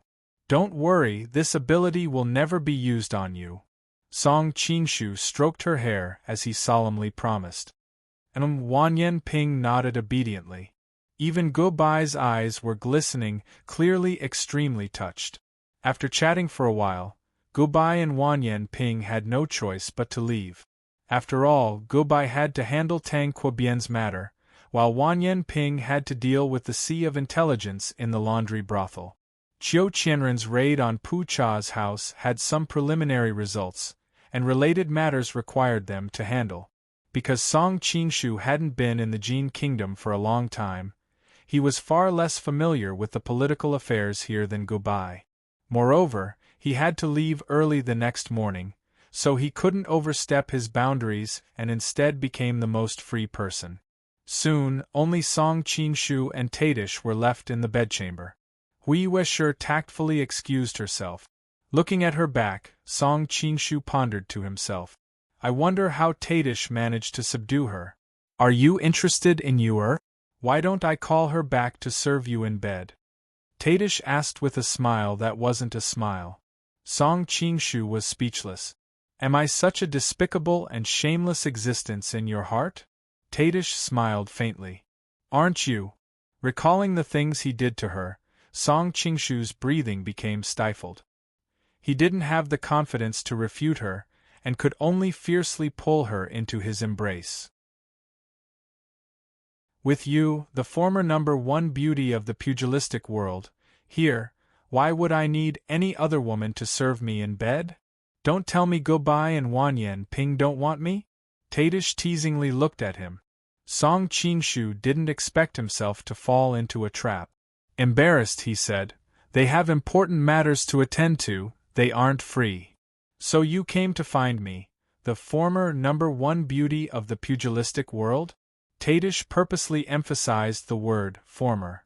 Song Qingshu hurriedly said, "What former #1 beauty of the pugilistic world? Is that so? How does it compare to goodbye?" Tadish's eyes revealed a flirtatious expression, illuminated by the candlelight. "She isn't a person of the pugilistic world," Song Qingshu replied. Tadish was slightly startled. "You reacted rather quickly." Even though the other party didn't give a clear answer, her expression clearly showed that she enjoyed it enough. She wasn't foolish enough to ask the other party how she compared to Zhou Jiruo. After all, she was no longer an insensible little girl. "By the way, is there any news of Xiao Zhao?" Song Qingshu recalled that her return to the Central Plains this time was to utilize the power of the Jin to help the Persian Ming dynasty to disperse the pressure. Now that Tadish had become the Jin emperor, even though it was fake, she would definitely try her best to find news of her daughter. The situation over at the Persian side isn't looking good. Previously, they relied on the endless mountains and countless bunkers to block the Mongolian cavalry. But this time, the Mongolians have mobilized all their forces, and with irresistible force, they have already broken through the defenses of the outer bunkers. I believe the Persians can at most hold out for another year or two. Tadish looked worried. Right now, the Jin can't even fend for themselves. They really can't lend a helping hand. Song Qingshu smiled bitterly. Chapter 1494. Female voluptuous? Song Qingshu's eyes flickered. "I like the term you used." Tajtish's face blushed. Her eyes revealed a romantic charm that left Song Qingshu in a daze. He thought to himself, "She is indeed a demoness capable of bringing calamity to a country and its people." No wonder the people of the Ming dynasty were infatuated with her, and even caused the bright emissary of the right, Fan Yao, to fall into a demonic barrier. Clearing her throat, Tajtish snorted and said, "Don't try to talk about something else. The reason why I agreed to follow you is to borrow your strength to help Xiao Zhao. If you cannot dispatch your troops as soon as possible, I will secretly leave you. You've been poisoned by me. Even if you run to the ends of the earth, I will chase you back." Song Qingshu said tyrannically. But seeing Tajtish's unfriendly expression, he hastily changed his words. After all, using poison to control someone wasn't a long-term solution. It was better to gain her loyalty first. "Don't worry. After this crisis is dealt with and the Jin kingdom is united, I will dispatch my troops to Mongolia and share some of the pressure on Xiao Zhao's side." Song Qingshu's heart was shrouded by a layer of haze. Actually, he had been planning to borrow the Persian Ming dynasty to exhaust Mongolia's strength and buy time for the Central Plains. Facing the Mongolian army so early while the Central Plains had yet to be stabilized was not a wise move. But he couldn't tell Tajtish about this. "I thank you on behalf of Xiao Zhao." Tajtish bowed gracefully. Song Qingshu hastily supported her. "We are family, there is no need for this. Besides, I can assure you that even if we take 10,000 steps back, I can at least ensure Xiao Zhao's safety." Hearing the words family, Tajtish's expression turned peculiar. At this moment, it was as though she was discussing her daughter with her husband, Han Qianyan. For a moment, she didn't notice the hidden meaning in his words. "It is getting late and you have to hurry on with your journey tomorrow. I shall not disturb your rest." There were only the two of them in the spacious palace hall. A lone man and a lone woman. The candlelight seemed to have added a layer of ambiguity. Tajtish suddenly felt as though she had returned to her teenage years. Song Qingshu grabbed her hand and said with a faint smile, "Are you going to leave me here alone?" Tajkis's face grew rosier and rosier. She truly lived up to her reputation as the Lady of Peach Blossom, the most beautiful woman in Daxing Prefecture.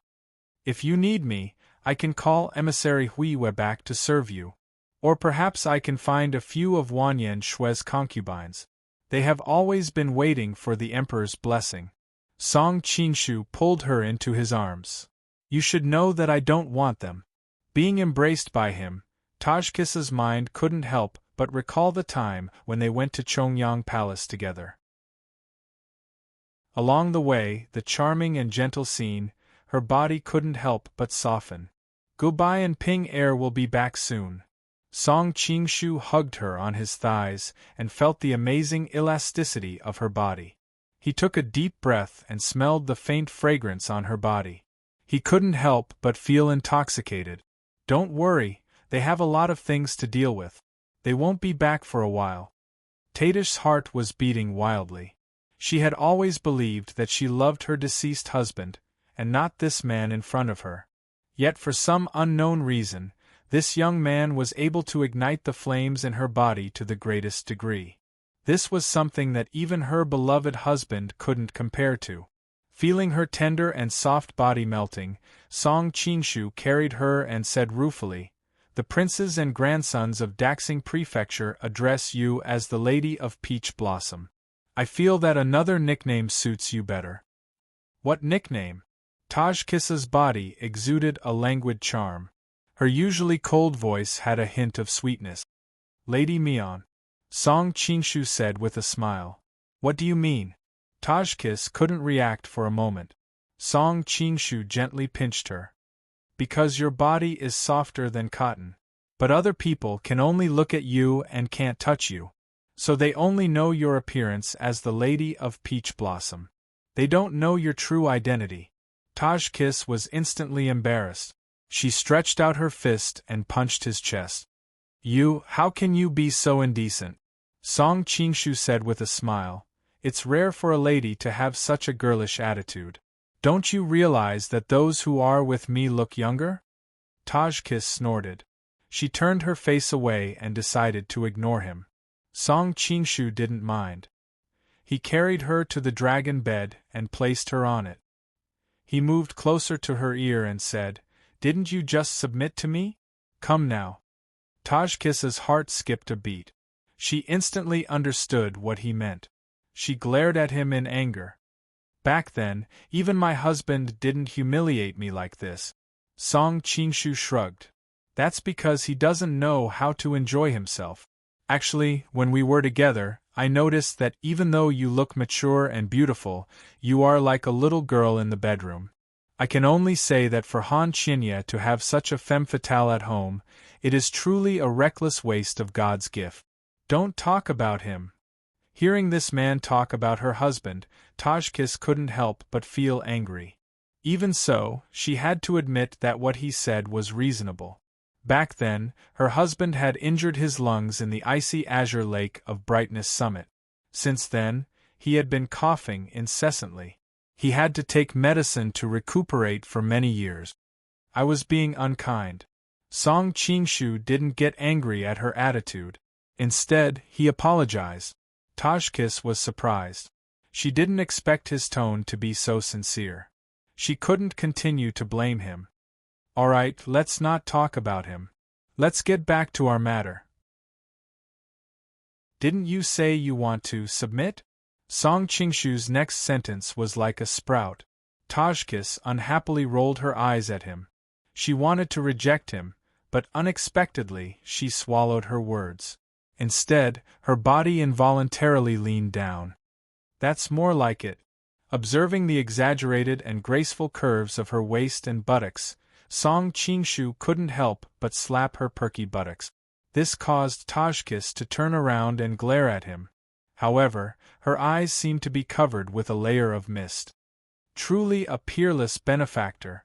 Song Qingshu swallowed his saliva and climbed up. That night, even though Gubai and Wanyan Ping wanted to return to see their lover, the implications of Pucha Ahu's rebellion were too great. They couldn't separate themselves. That night, they interrogated the key figures of the Pucha family, eliminating those who participated in the plot to force the abdication and those who were completely innocent. The entire Daxing Prefecture's officials were shrouded in an atmosphere of anxiety. They were afraid that they would be implicated in the rebellion. No one could sleep well, except for a certain heartless person in the imperial palace. The next day, when Gubai and Wan Yanping came to send Song Qingshu off, they formed a stark contrast. Even though the two ladies were beautiful, after staying up for an entire night, they couldn't help but look exhausted, with dark circles under their eyes. Only Song Qingshu looked refreshed and energetic. "It must have been hard on you guys last night," Song Qingshu said somewhat apologetically. Even with his thick skin, he couldn't help but despise himself a little. Letting the women do all the work while he enjoyed all the warmth in the imperial palace was really a little unkind. However, when he thought about it again, being able to make so many intelligent and beautiful women work for him was also an ability that he could be proud of. Aren't those male lions only responsible for eating, fighting and mating? The specific work is done by the lionesses. As Song Qingshu thought of this, his heart calmed down. With Gubai and Wan Yanping's current status, it was naturally inconvenient for them to publicly send him out of the city. The few of them were reluctant to part in the imperial palace for a long time, but in the end it was time to part. "I will settle Liao's matter as soon as possible and return." Before leaving, Song Qingshu solemnly promised. With the golden token bestowed by the emperor, Song Qingshu slightly changed his attire and walked out of the imperial palace in broad daylight without attracting anyone's attention. On the way to the inn where Zhao Min stayed, Song Qingshu thought to himself, "From the conversation with Tadish last night, I'm afraid the Persians won't be able to hold out much longer. I have to let go of my romantic feelings and quickly consolidate the resources of the Central Plains to face the Mongols." When he arrived at the inn, he found Zhao Min slowly eating her breakfast on the second floor. In order to avoid trouble, Zhao Min chose to dress up as a woman. But even so, she still attracted the attention of the surrounding diners. They thought to themselves, "Where did this elegant gentleman come from? With red lips and white teeth, he's even more charming than a woman." "Princess, you are always so dazzling no matter where you are." Song Qingshu walked over and said with a smile. "Go away, don't let the smell of makeup on your clothes affect my appetite." Who knew that when Zhao Min saw him, her expression would be extremely cold, and her tone would be as if she was talking to a stranger. "Smell of makeup?" Song Qingshu lifted his sleeve and sniffed it before answering subconsciously, "I even took a bath and changed my clothes." As soon as he said this, he knew that he had fallen into a trap. Looking at Zhao Min's ice-cold expression, he couldn't help but exclaim, "Wow, you are deliberately trying to trick me." Zhao Min rolled her eyes at him. "Do I still need to trick you? Some people here call you the cheap wife of the first beauty of the Jin Kingdom. With your character, when you come back, won't you find her for a night?"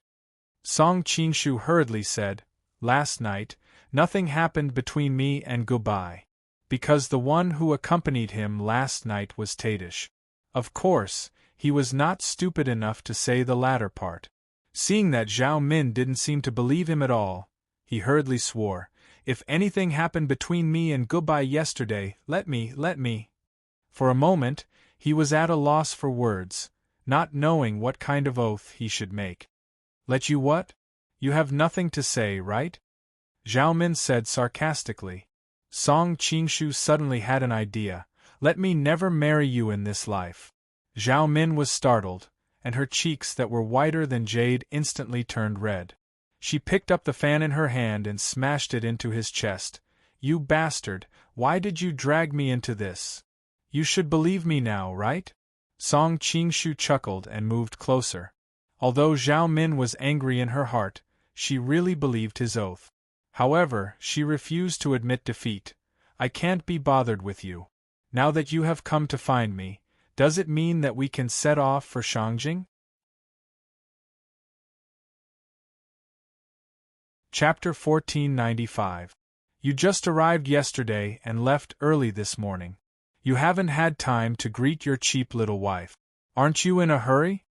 Zhao Min looked worried for him, but in fact, her eyebrows were full of smiles.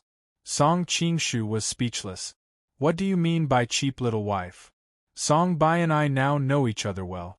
It can be said that we are in love with each other and treat each other with respect. Oh, you are in love with someone else's wife.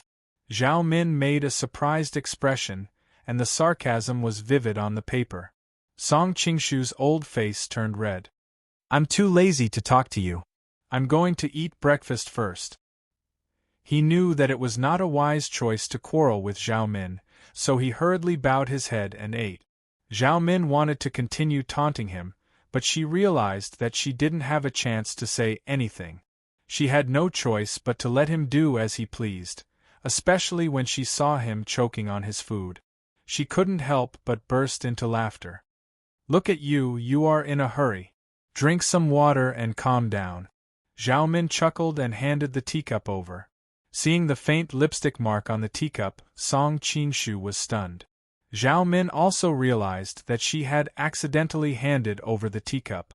She was so shy that she hurriedly reached out to take it back, but Song Qingshu reacted quickly. He directly took it in his hand and pulled it back. He said with a smile, "No." Zhao Min tried to grab it several times but failed. Moreover, he drank all the water in the teacup in his leisure time. She couldn't help but feel embarrassed.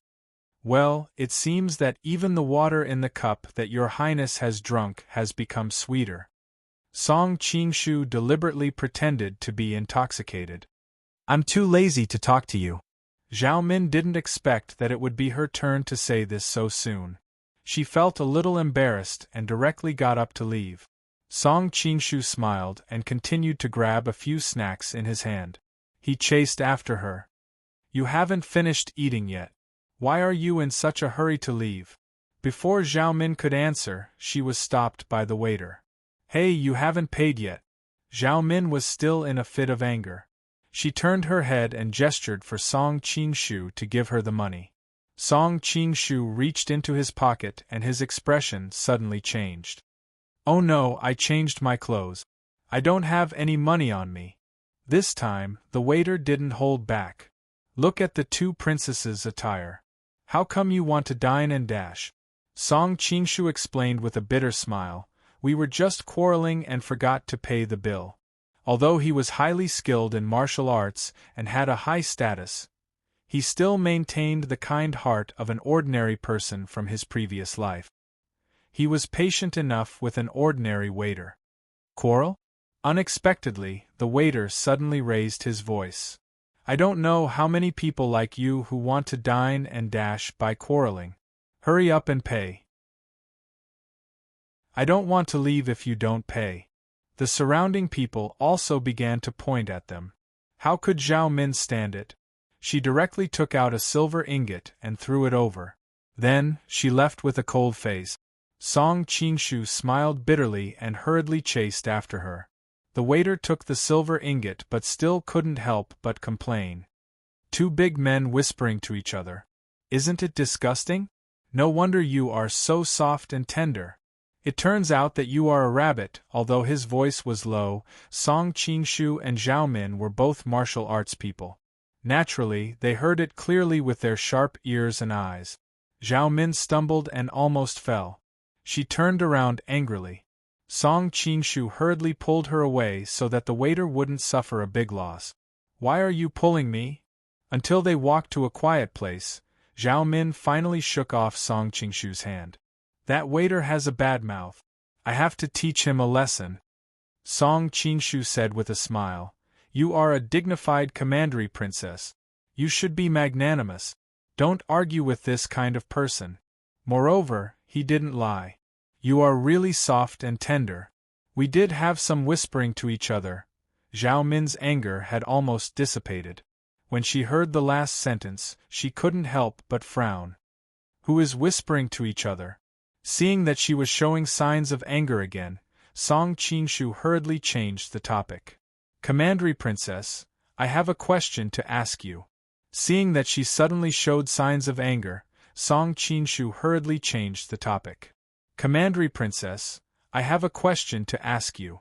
Seeing that he suddenly looked serious, Zhao Min's attention was indeed attracted. What? Her tone showed that she still had some lingering anger. How do you think I can completely turn the power into my own? Song Qinshu asked. Song Qinshu nodded. This was indeed a headache for him. He could use the identity of Tang Quobian to exercise power, but once it was revealed that he was Song Qinshu, all the power he had before would suddenly collapse. This made him feel very insecure. Although the art of disguise was amazing, it also had a natural flaw. That was, it was destined that one's true identity could not be revealed. This was the case in the Jin Kingdom and the former Qin Kingdom. His biggest problem was that he could not use the power of the two countries as Song Qinshu. Unexpectedly, Zhao Min played it down and said, "What's so difficult about it? Isn't it easy to build a new army?" Build a new army? Song Qinshu was stunned. He seemed to have grasped her thoughts, but at the same time, it seemed that he did not. Yes. Build a new army, from the commander-in-chief to the middle-level officers to the bottom-level soldiers. Then give them supreme glory and better pay. After a few years of war, this army will completely become your personal army. Even if your identity is exposed in the future, these soldiers will definitely follow your orders more easily than the original army of the Jin Kingdom. Now that we are in a world of war, there are at least 1,000 excuses to build a new army. Moreover, in troubled times, only those who have control over an army will have enough confidence. Zhao Min paused for a moment and continued, "Of course, if you have the ability to control the financial system of the Jin Kingdom, you'll get twice the result with half the effort. In this chaotic world, as long as you have money and an army, you'll have everything." Song Qinshu excitedly held her in his arms and said, "Min Min, you are really the reincarnation of Zhang Liang. Listening to your words, I feel enlightened." Zhao Min did not expect him to suddenly hug her like this. She blushed and tried to push him away. "Let go of me! Haha, I can't control myself. Sorry. Song Qinshu let go of her with an excited smile on his face.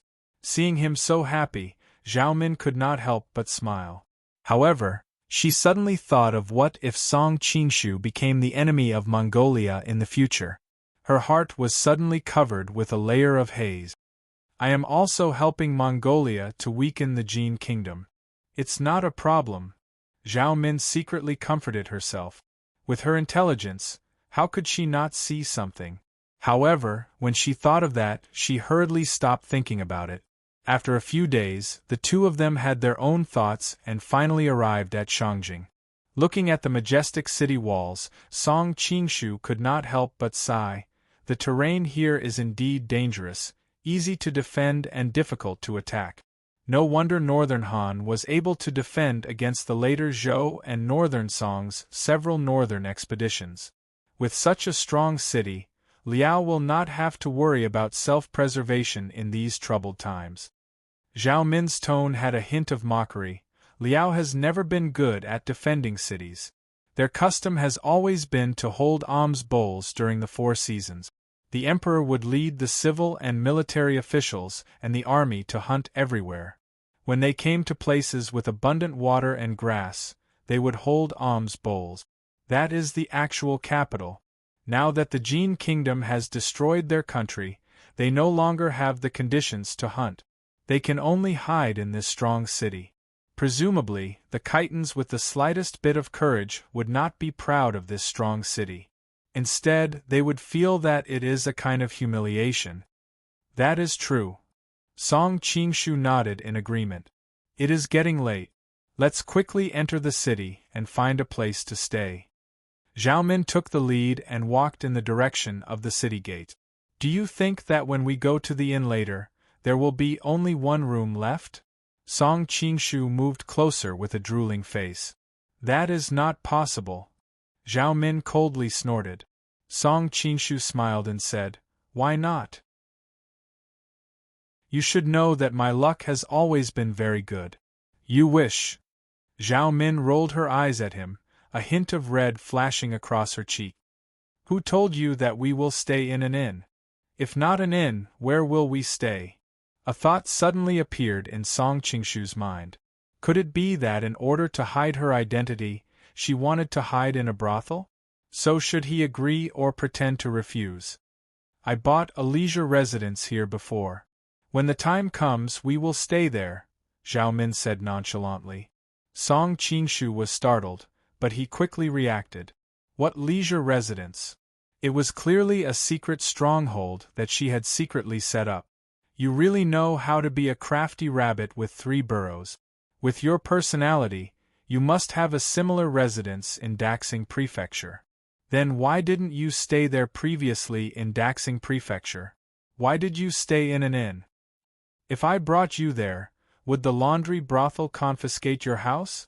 Zhao Min rolled her eyes at him, as if he had asked a retarded question. Song Qingshu was speechless. Moreover, who told you that I was staying in an inn at that time? Zhao Min said with a smile that was not a smile. Song Qingshu was puzzled. But the next morning, I was only eating breakfast there. Zhao Min snorted. You were thinking of all the pleasures of the world in the land of gentleness. Why would I foolishly wait in an inn alone? Of course, I went to my own residence to rest. Then what if I came back and couldn't find you? Song Qingshu said gloomily. Suddenly, his eyes lit up. So you waited for me the whole night? Zhao Min's eyes flickered. She snorted. Don't flatter yourself. Who waited for you the whole night? Even if I used my toes to think, I would know that you wouldn't come back from the land of gentleness. Who said that? I clearly came back to look for you at night, but I couldn't find you, Song Qingshu said quickly. He stared at her eyes as he spoke. Impossible, I was always. Halfway through her sentence, Zhao Min immediately realized that she had fallen into a trap. She blushed and glared at him.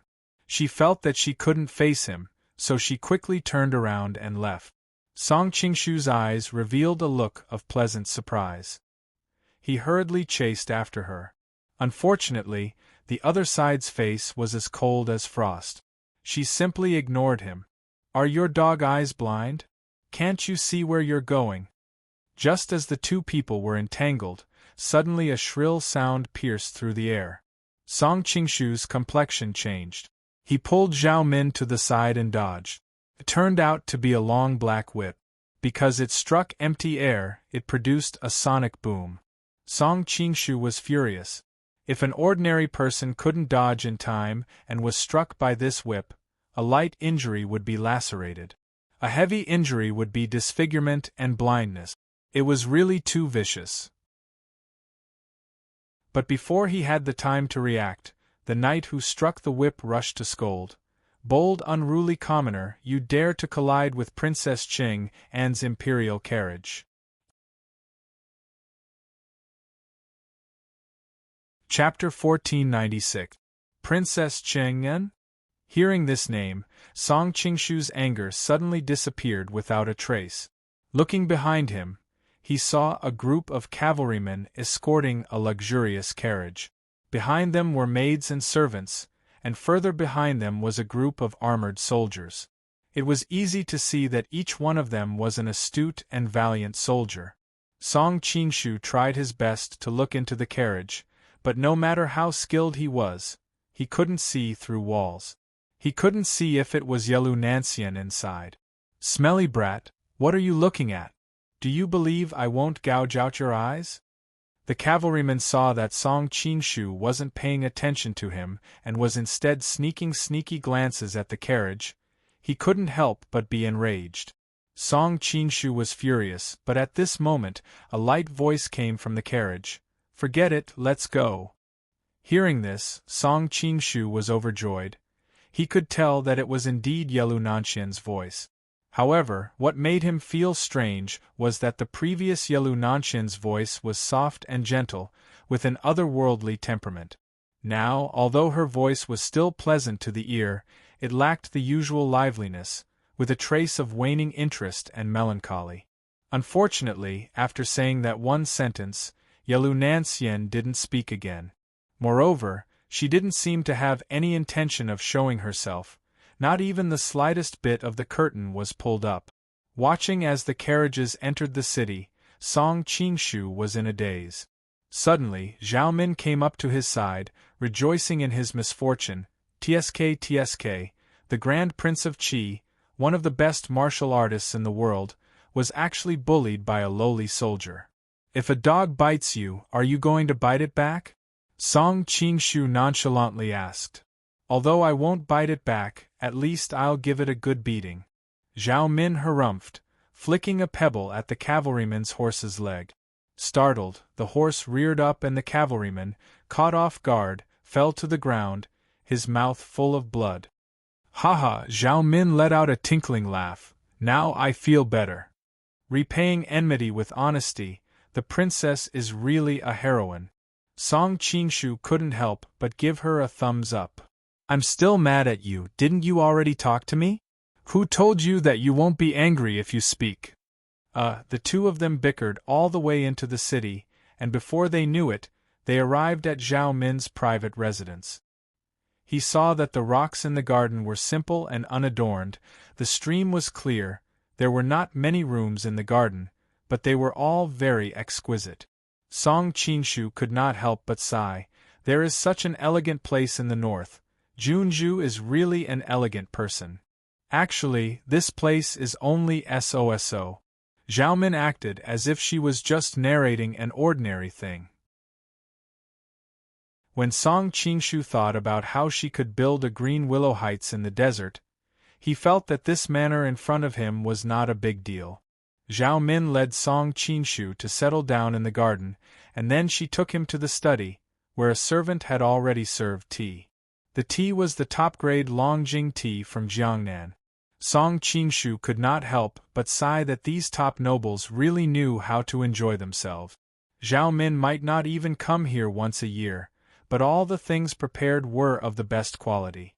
How extravagant!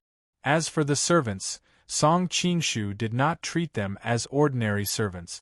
To be chosen as the servants of the secret stronghold in Shangjing, they must be the top secret agents of Mongolia. Song Qingshu quietly felt the rhythm of these people's breathing, and sure enough, their martial arts were not weak. After dismissing the servants, Zhao Min then said, "Other than knowing that Murong Jingyue is in Shangjing, do you have any other information?" Song Qingshu knew that this was what she was most concerned about, and for a moment, he put away his cynical expression. "According to the information I received, he should be disguised as a Khitan official, but I don't know who he is. A great recluse hides in the imperial court. No wonder I couldn't find any news about him even after I used all the information network in the Ruyang mansion. So he is hiding in Liao," Zhao Min said indignantly. She had previously found 3 possible places, but unfortunately, they were all proved to be fake. Now that she thought about it, he was hiding in the imperial court of Khitan, the ally of Mongolia. It really was the saying, "It's dark under the lamp." But although Khitan has declined, there are at least 800 to 1,000 officials in Shangjing. It's easier said than done to find Murong Jingyue. Song Qingshu smiled bitterly. "As long as we know he is here, we will be able to find him," Zhao Min said confidently. Over the past year, she had been tortured by Murong Jingyue's poison and had been searching for his whereabouts. She had long been suppressing a ball of evil fire in her heart. Next, Zhao Min gathered the people in charge here and prepared all kinds of information about Shangjing. As she analyzed them, she asked them about the confidence of some of the officials and nobles in Shangjing. On the other hand, Song Qingshu was a little idle at the side. "I'll go outside to investigate and see if I can find anything," Song Qingshu couldn't help but say. Zhao Min frowned. She didn't think that Song Qingshu would be able to find anything in such a short time. However, seeing that he wouldn't be of much help here, and this was, after all, a secret Mongolian intelligence base, it would be inconvenient for him to stay here.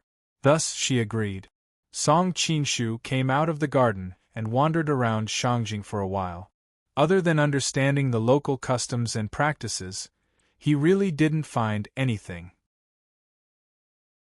"Have you guys heard that Princess Qing and is going to marry the Crown Prince of Western Xia soon?" As he passed by a tavern, The conversation of a few Khitan people instantly attracted Song Qingshu's attention. Princess Qing, and is skilled in martial arts, and is as beautiful as a fairy. That Western Xia brat is really lucky, one of them said indignantly. Another Khitan person sighed. Our great Liao is no longer what it used to be. I can't believe we have to ask Western Xia, a former vassal state. Western Xia is a fence-sitter. They used to be submissive to our great Liao, but when the Jin kingdom came, they immediately switched sides. Wouldn't we suffer a double loss by marrying Princess Qing, and to such a treacherous and two-faced country?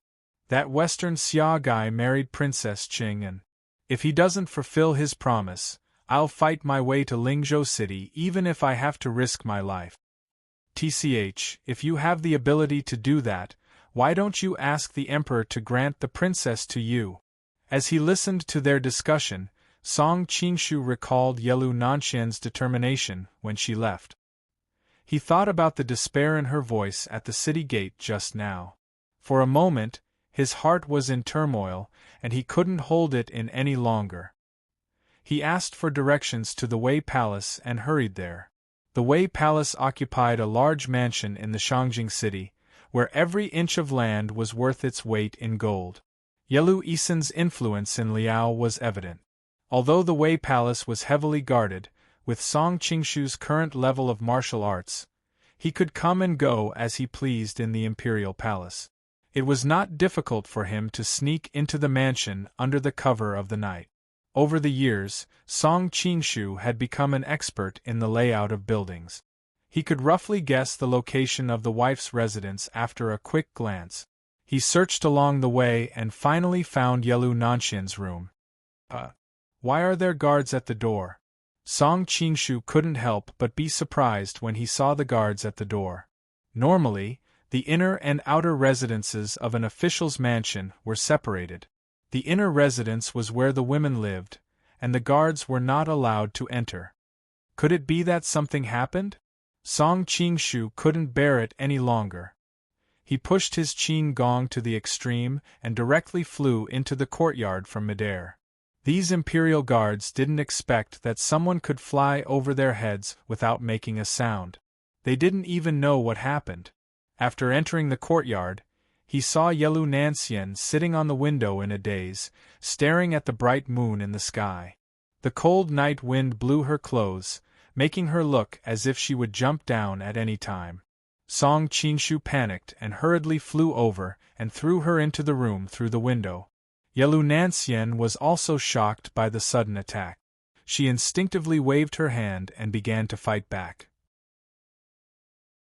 Her martial arts were among the best among the younger generation in Liao.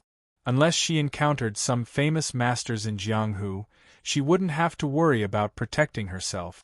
Unfortunately, as soon as she raised her hand, she found herself being restrained by the opponent. Just as she was about to cry for help, she suddenly recognized the opponent and was startled. Qingshu. Song Qingshu hurriedly said, even if you can't think straight, don't jump off a building. I'm here, I won't let you marry the Western Xia Crown Prince. Yelu Nanxian had a strange look on her face. You think I want to jump off a building? Isn't that so? Song Qingshu also gradually realized that he might have made a mistake. Why would I want to jump off a building? Yelu Nanxian pushed him away and said calmly.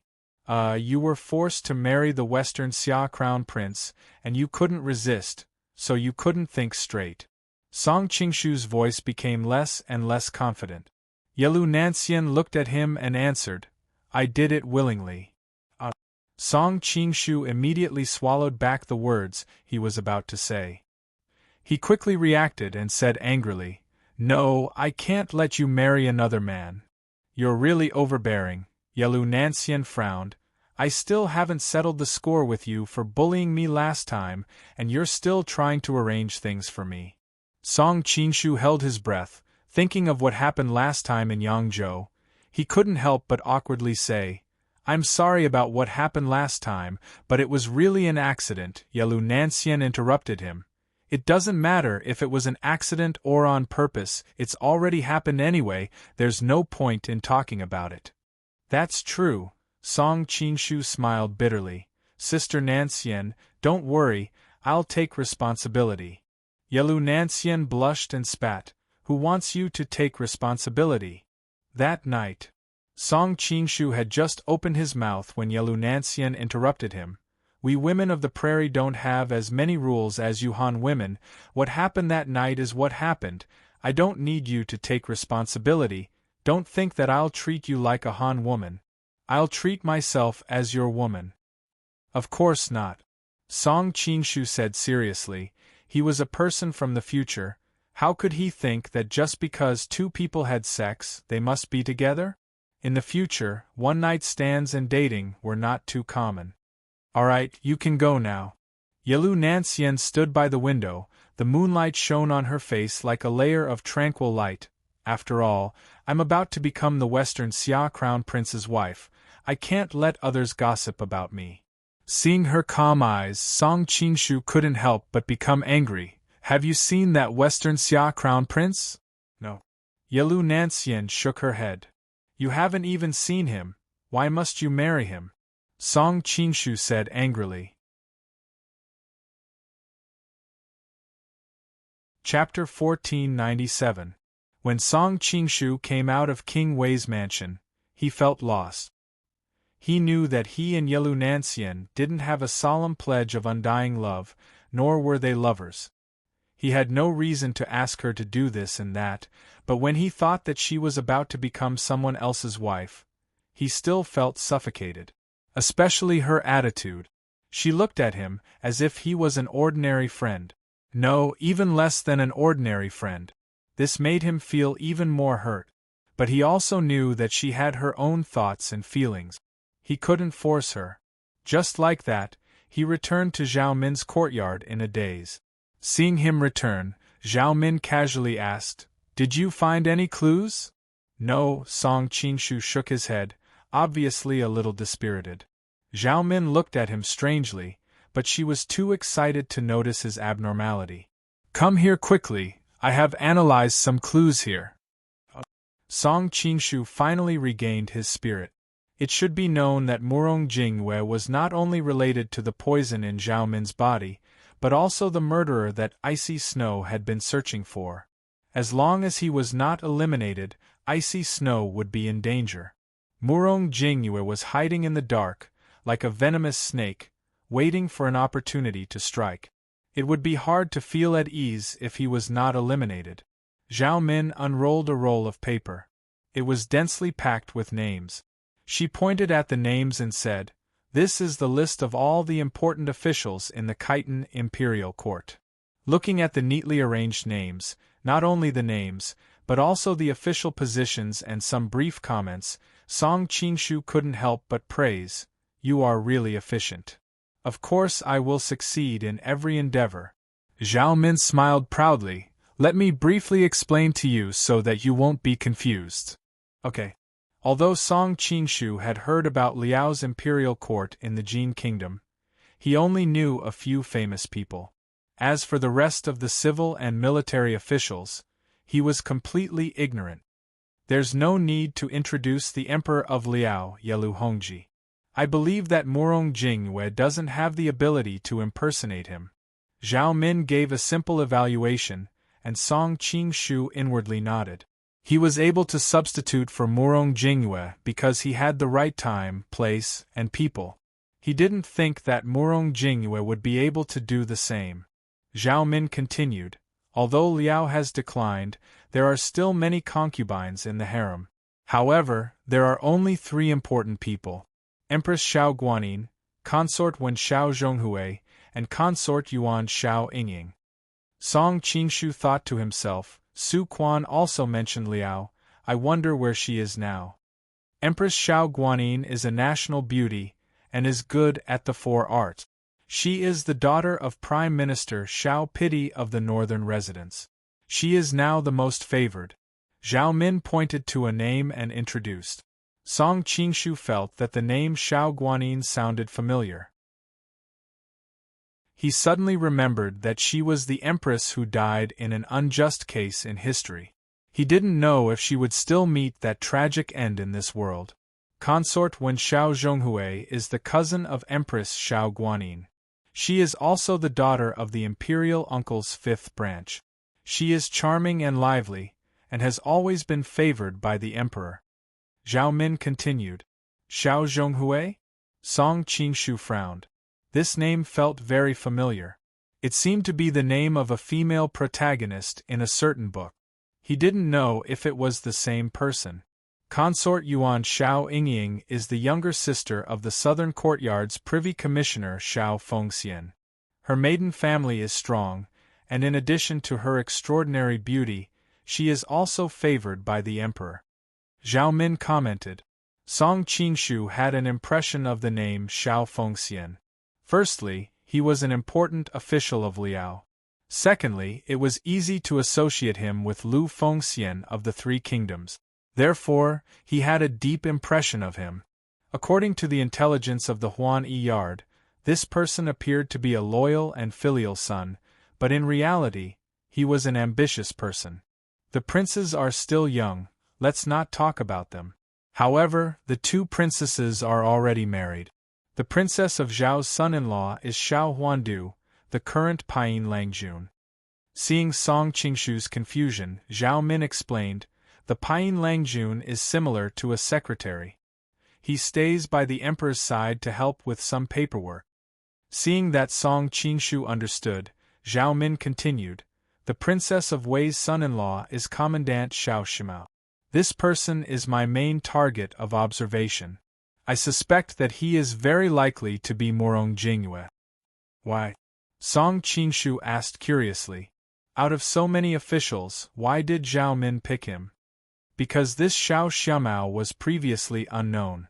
In the end, when the emperor was looking for a husband for the princess of Wei, he suddenly rose to prominence, defeated all the strong competitors, and became the princess' son-in-law. Zhao Min answered. Song Qingshu expressed his agreement. Just like in the novels he read in his previous life, the main characters were often unknown at the beginning. In the end, they suddenly appeared out of nowhere, often because they had been transmigrated. Zhao Min suddenly examined him with a strange expression. Speaking of which, although the previous Song Qingshu was considered one of the best of the younger generation in the pugilistic world, he was far from the top. In the end, after the lion slaughtering meat, you soared to the skies. Don't tell me you're also an impostor? Song Qingshu's heart skipped a beat. This Zhao Min was indeed smart. She could guess most accurately with just a casual guess. However, he did not want his biggest secret to be revealed. He quickly snorted and said, after the crushing defeat at the lion slaughtering meat, I was enlightened. Naturally, I can't look at people the same way I did in the past. That's true. Zhao Min smiled faintly. She had only said it casually and did not take it to heart. Other than Xiao Shimao, there is another very suspicious person. That is the deputy commandant of the Front Palace Department, Xiao Shi, also known as Xiao Shi Lang. Note: Xiao Shi Lang was based on Xiao Shisan, the deputy commandant of the Front Palace Department in the history of Liao. Because of the influence of the Northern Song dynasty, whether it was Liao or the Jin Kingdom, there were many traces of the Northern Song dynasty in their official systems. For example, the Front Palace Department was one of them. Song Qingshu was drinking water. When he heard Xiao Shi Lang's name, he almost spat it out. Zhao Min did not know why he had such a big reaction. She explained, Xiao Shi Lang's martial arts are very strong, but no one knows his background. He is really too mysterious. Song Qingshu thought that Xiao Shi Lang was not someone from the Golden Book world. It was very likely that he was Murong Jingyue in disguise. However, on second thought, Shui Yiren and Shin Bijuan had already come out. Adding Xiao Shi Lang to the mix seemed to make sense. For a moment, he could not help but feel a little conflicted. Zhao Min did not know that his mind was already rumbling with thunder. She continued to explain the situation of the Khitan court to him. The highest authority in Liao is the Northern Bureau of Military Affairs. The Northern Bureau of Military Affairs, Yelu Rinxian, has been suppressing rebellions in the northwest for a long time. As a result, the power of the Northern Bureau of Military Affairs has fallen into the hands of the second-in-command, the Northern Bureau of Military Affairs, Yelu Isin. Right, he is the father of the Princess of Qing and Yelu Nancian. Song Qingshu nodded. He already knew this. Zhao Min continued. The third-in-command is the Northern Bureau of Military Affairs, Xiao Yuli. His niece is married to Yelu Isin's son. The fourth-in-command is the Northern Bureau of Military Affairs, Xiao Weixin. He has always been upright and outspoken. He does not collude with Yelu Isin. Unfortunately, he is already old and his role is limited. The Northern Bureau of Military Affairs, Zhang Xiaojie, was also promoted by Yelu Isin. It can be said that the Northern Bureau of Military Affairs is now completely under Yelu Isin's control. Song Qingshu did not understand. Since Yelu Isin is so powerful, why would he let his own daughter marry him? Isn't it easy to find a princess in Shangjing? I don't quite understand this either. Zhao Min shook her head. Presumably, he wants to use this opportunity to build a relationship with Western Xia. With this outer league, he can consolidate his power. Song Qingshu thought about it and could only think of this explanation. Last time in Yangzhou, Yelu Isin did not hesitate to use Yelu Nanshan's life to buy time for him to escape. It could be seen that he was cold-blooded and had no feelings for his daughter. All he thought about was how to maximize his daughter's usefulness. The Southern Bureau of Military Affairs is Xiao Fengxian's territory. His sister is the emperor's concubine, and his brother is the commander of the military department, Xiao Sixian. Their true strength is not below Yelu Isin's. Zhao Min commented.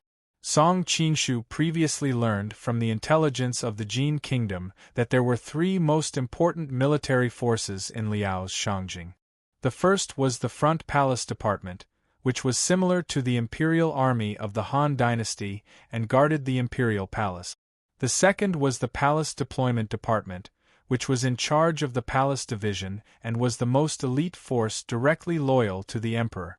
The third was the commander of the Military Department, which was the local garrison of Shangjing and was responsible for the defense of Shangjing. Now that Xiao Fengxian and his brother were in charge of the Southern Bureau of Military Affairs and Shangjing's defense, their strength could not be underestimated. Because in Liao's official system, there was always a north and a south. At first, Song Qingshu thought that the north was the official in charge of the Khitans and the south was the official in charge of the Han. Later, he learned from the intelligence of the Jin Kingdom that this was not the case. The official in charge of the Han was called the Han Bureau of Military Affairs, and so on. It was difficult to ascend to the center of power.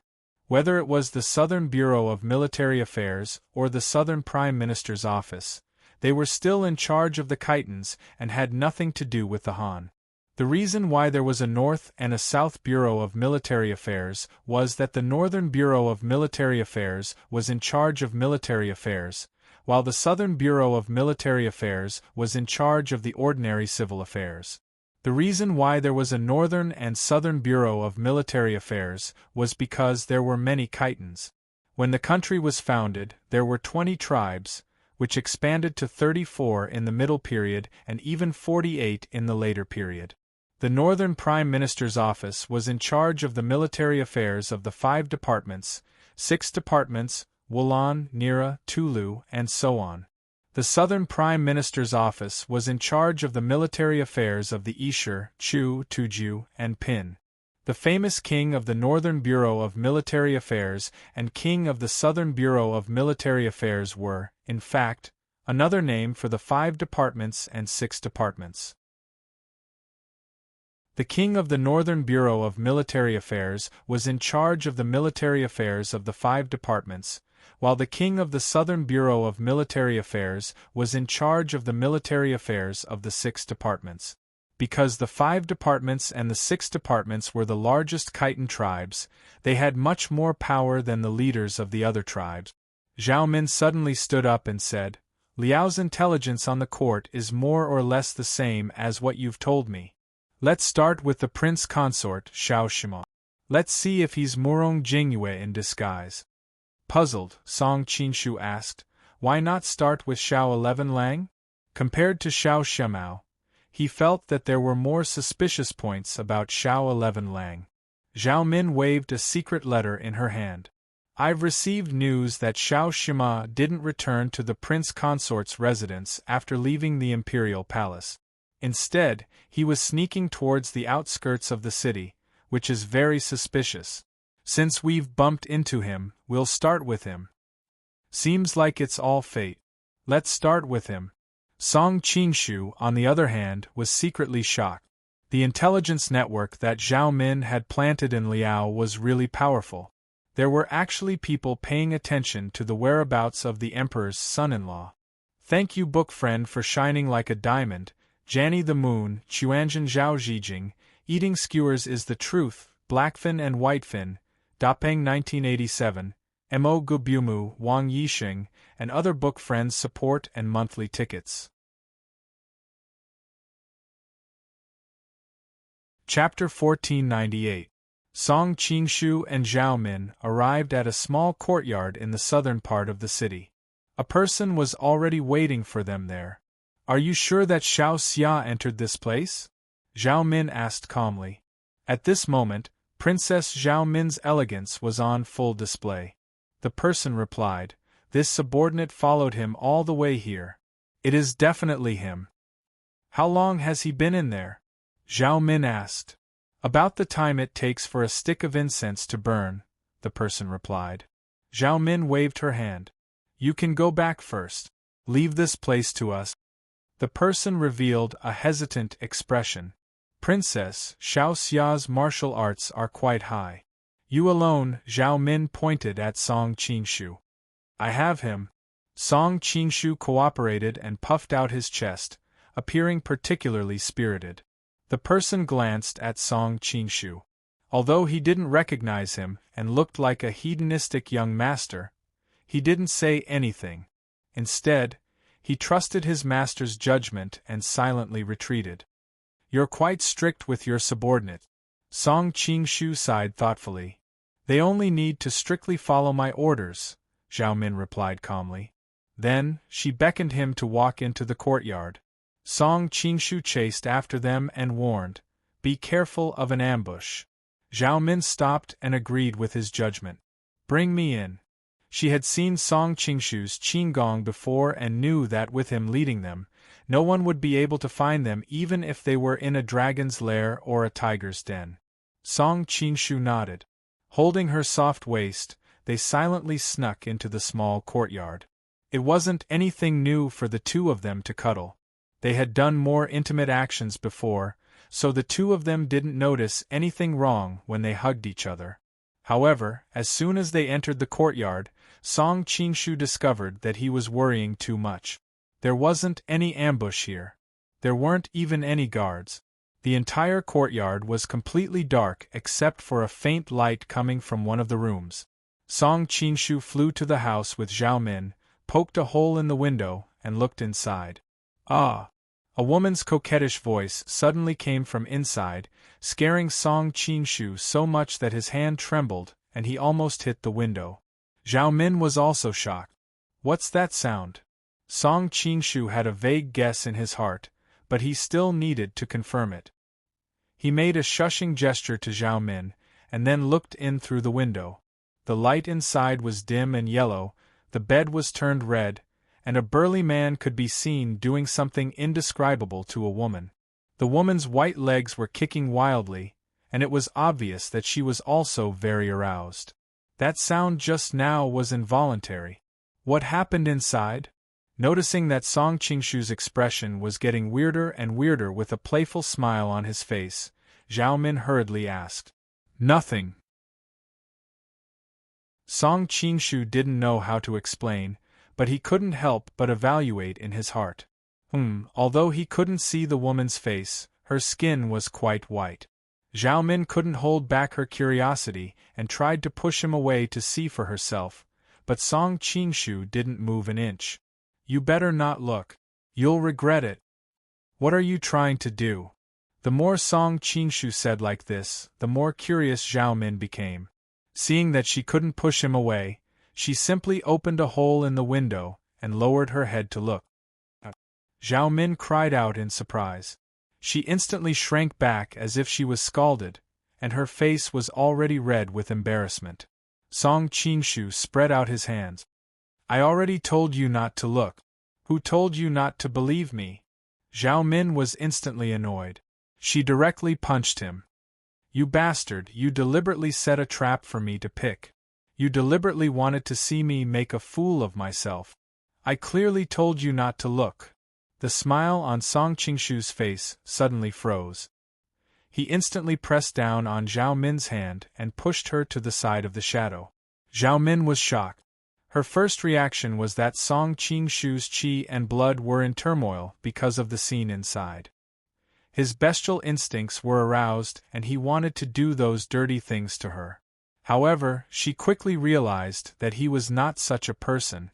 Sure enough, Song Qingshu moved closer to her ear and whispered, "Be quiet. Someone is coming." At this time, Zhao Min also noticed that someone had walked into the yard. She hurriedly closed her mouth, for fear that she would alarm the other party. However, in such a quiet environment, her body was several times more sensitive than usual. She could even clearly feel Song Qingshu's breath on her skin, and her face gradually turned red.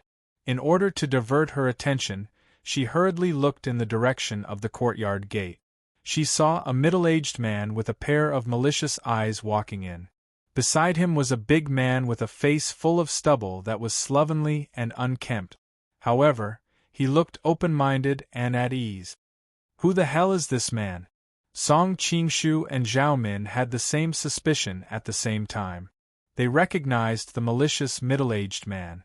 It was Yelu Isin, whom they had been talking about before. In order to avoid being discovered by them, Song Qingshu led Zhao Min to the back of the room, and then let go of Zhao Min's hand. Zhao Min's face was delicate and charming. She rolled her eyes at him with a faint smile.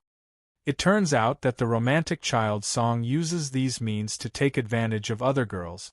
But Song Qingshu didn't show any embarrassment. Instead, he replied, "We've hugged and kissed. Do I need to hold your hand to take advantage of you?"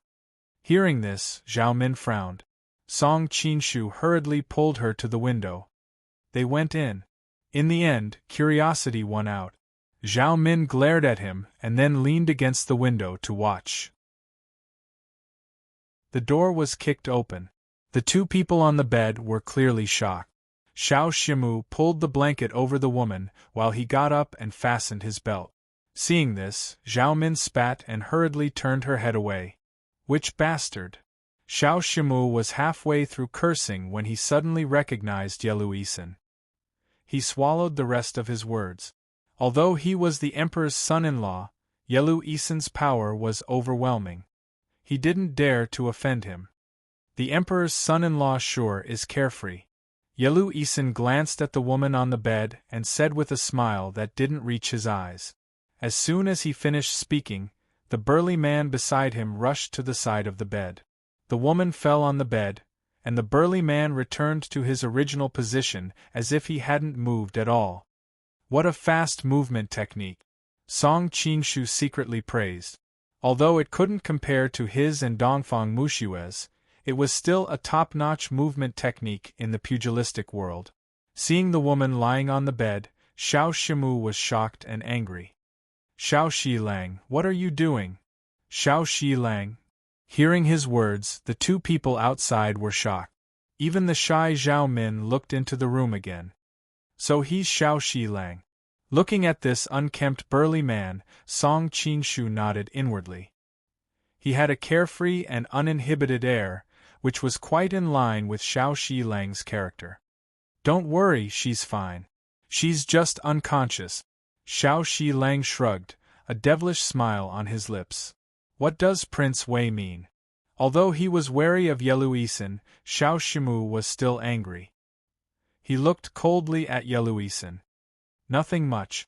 It's just that it's not convenient for her to hear what I'm going to say next. Yelu Isin paused, then smiled. You know that this is for her own good. Xiao Shimu knew that he was speaking the truth. Often, the more one knew, the easier it was to be silenced. What is Prince Wei trying to say? Xiao Shimu frowned. Yelu Isin wasn't in a hurry to answer. Instead, he began to talk about a past event. Does Prince Consort know how Prince Lanling, Xiao Hengde, died? Xiao Shimu didn't understand what he meant, but still answered. Wasn't it because the Princess of Yu passed away, and he fell ill from longing for his wife? Didn't he die soon after? That's just to deceive outsiders. Yelu Isin sneered.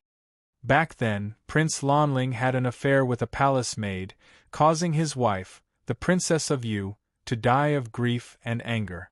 Empress Dowager Xiao was furious and secretly sentenced him to death. Because this concerned the face of the imperial family, it was announced that he died from longing for his wife.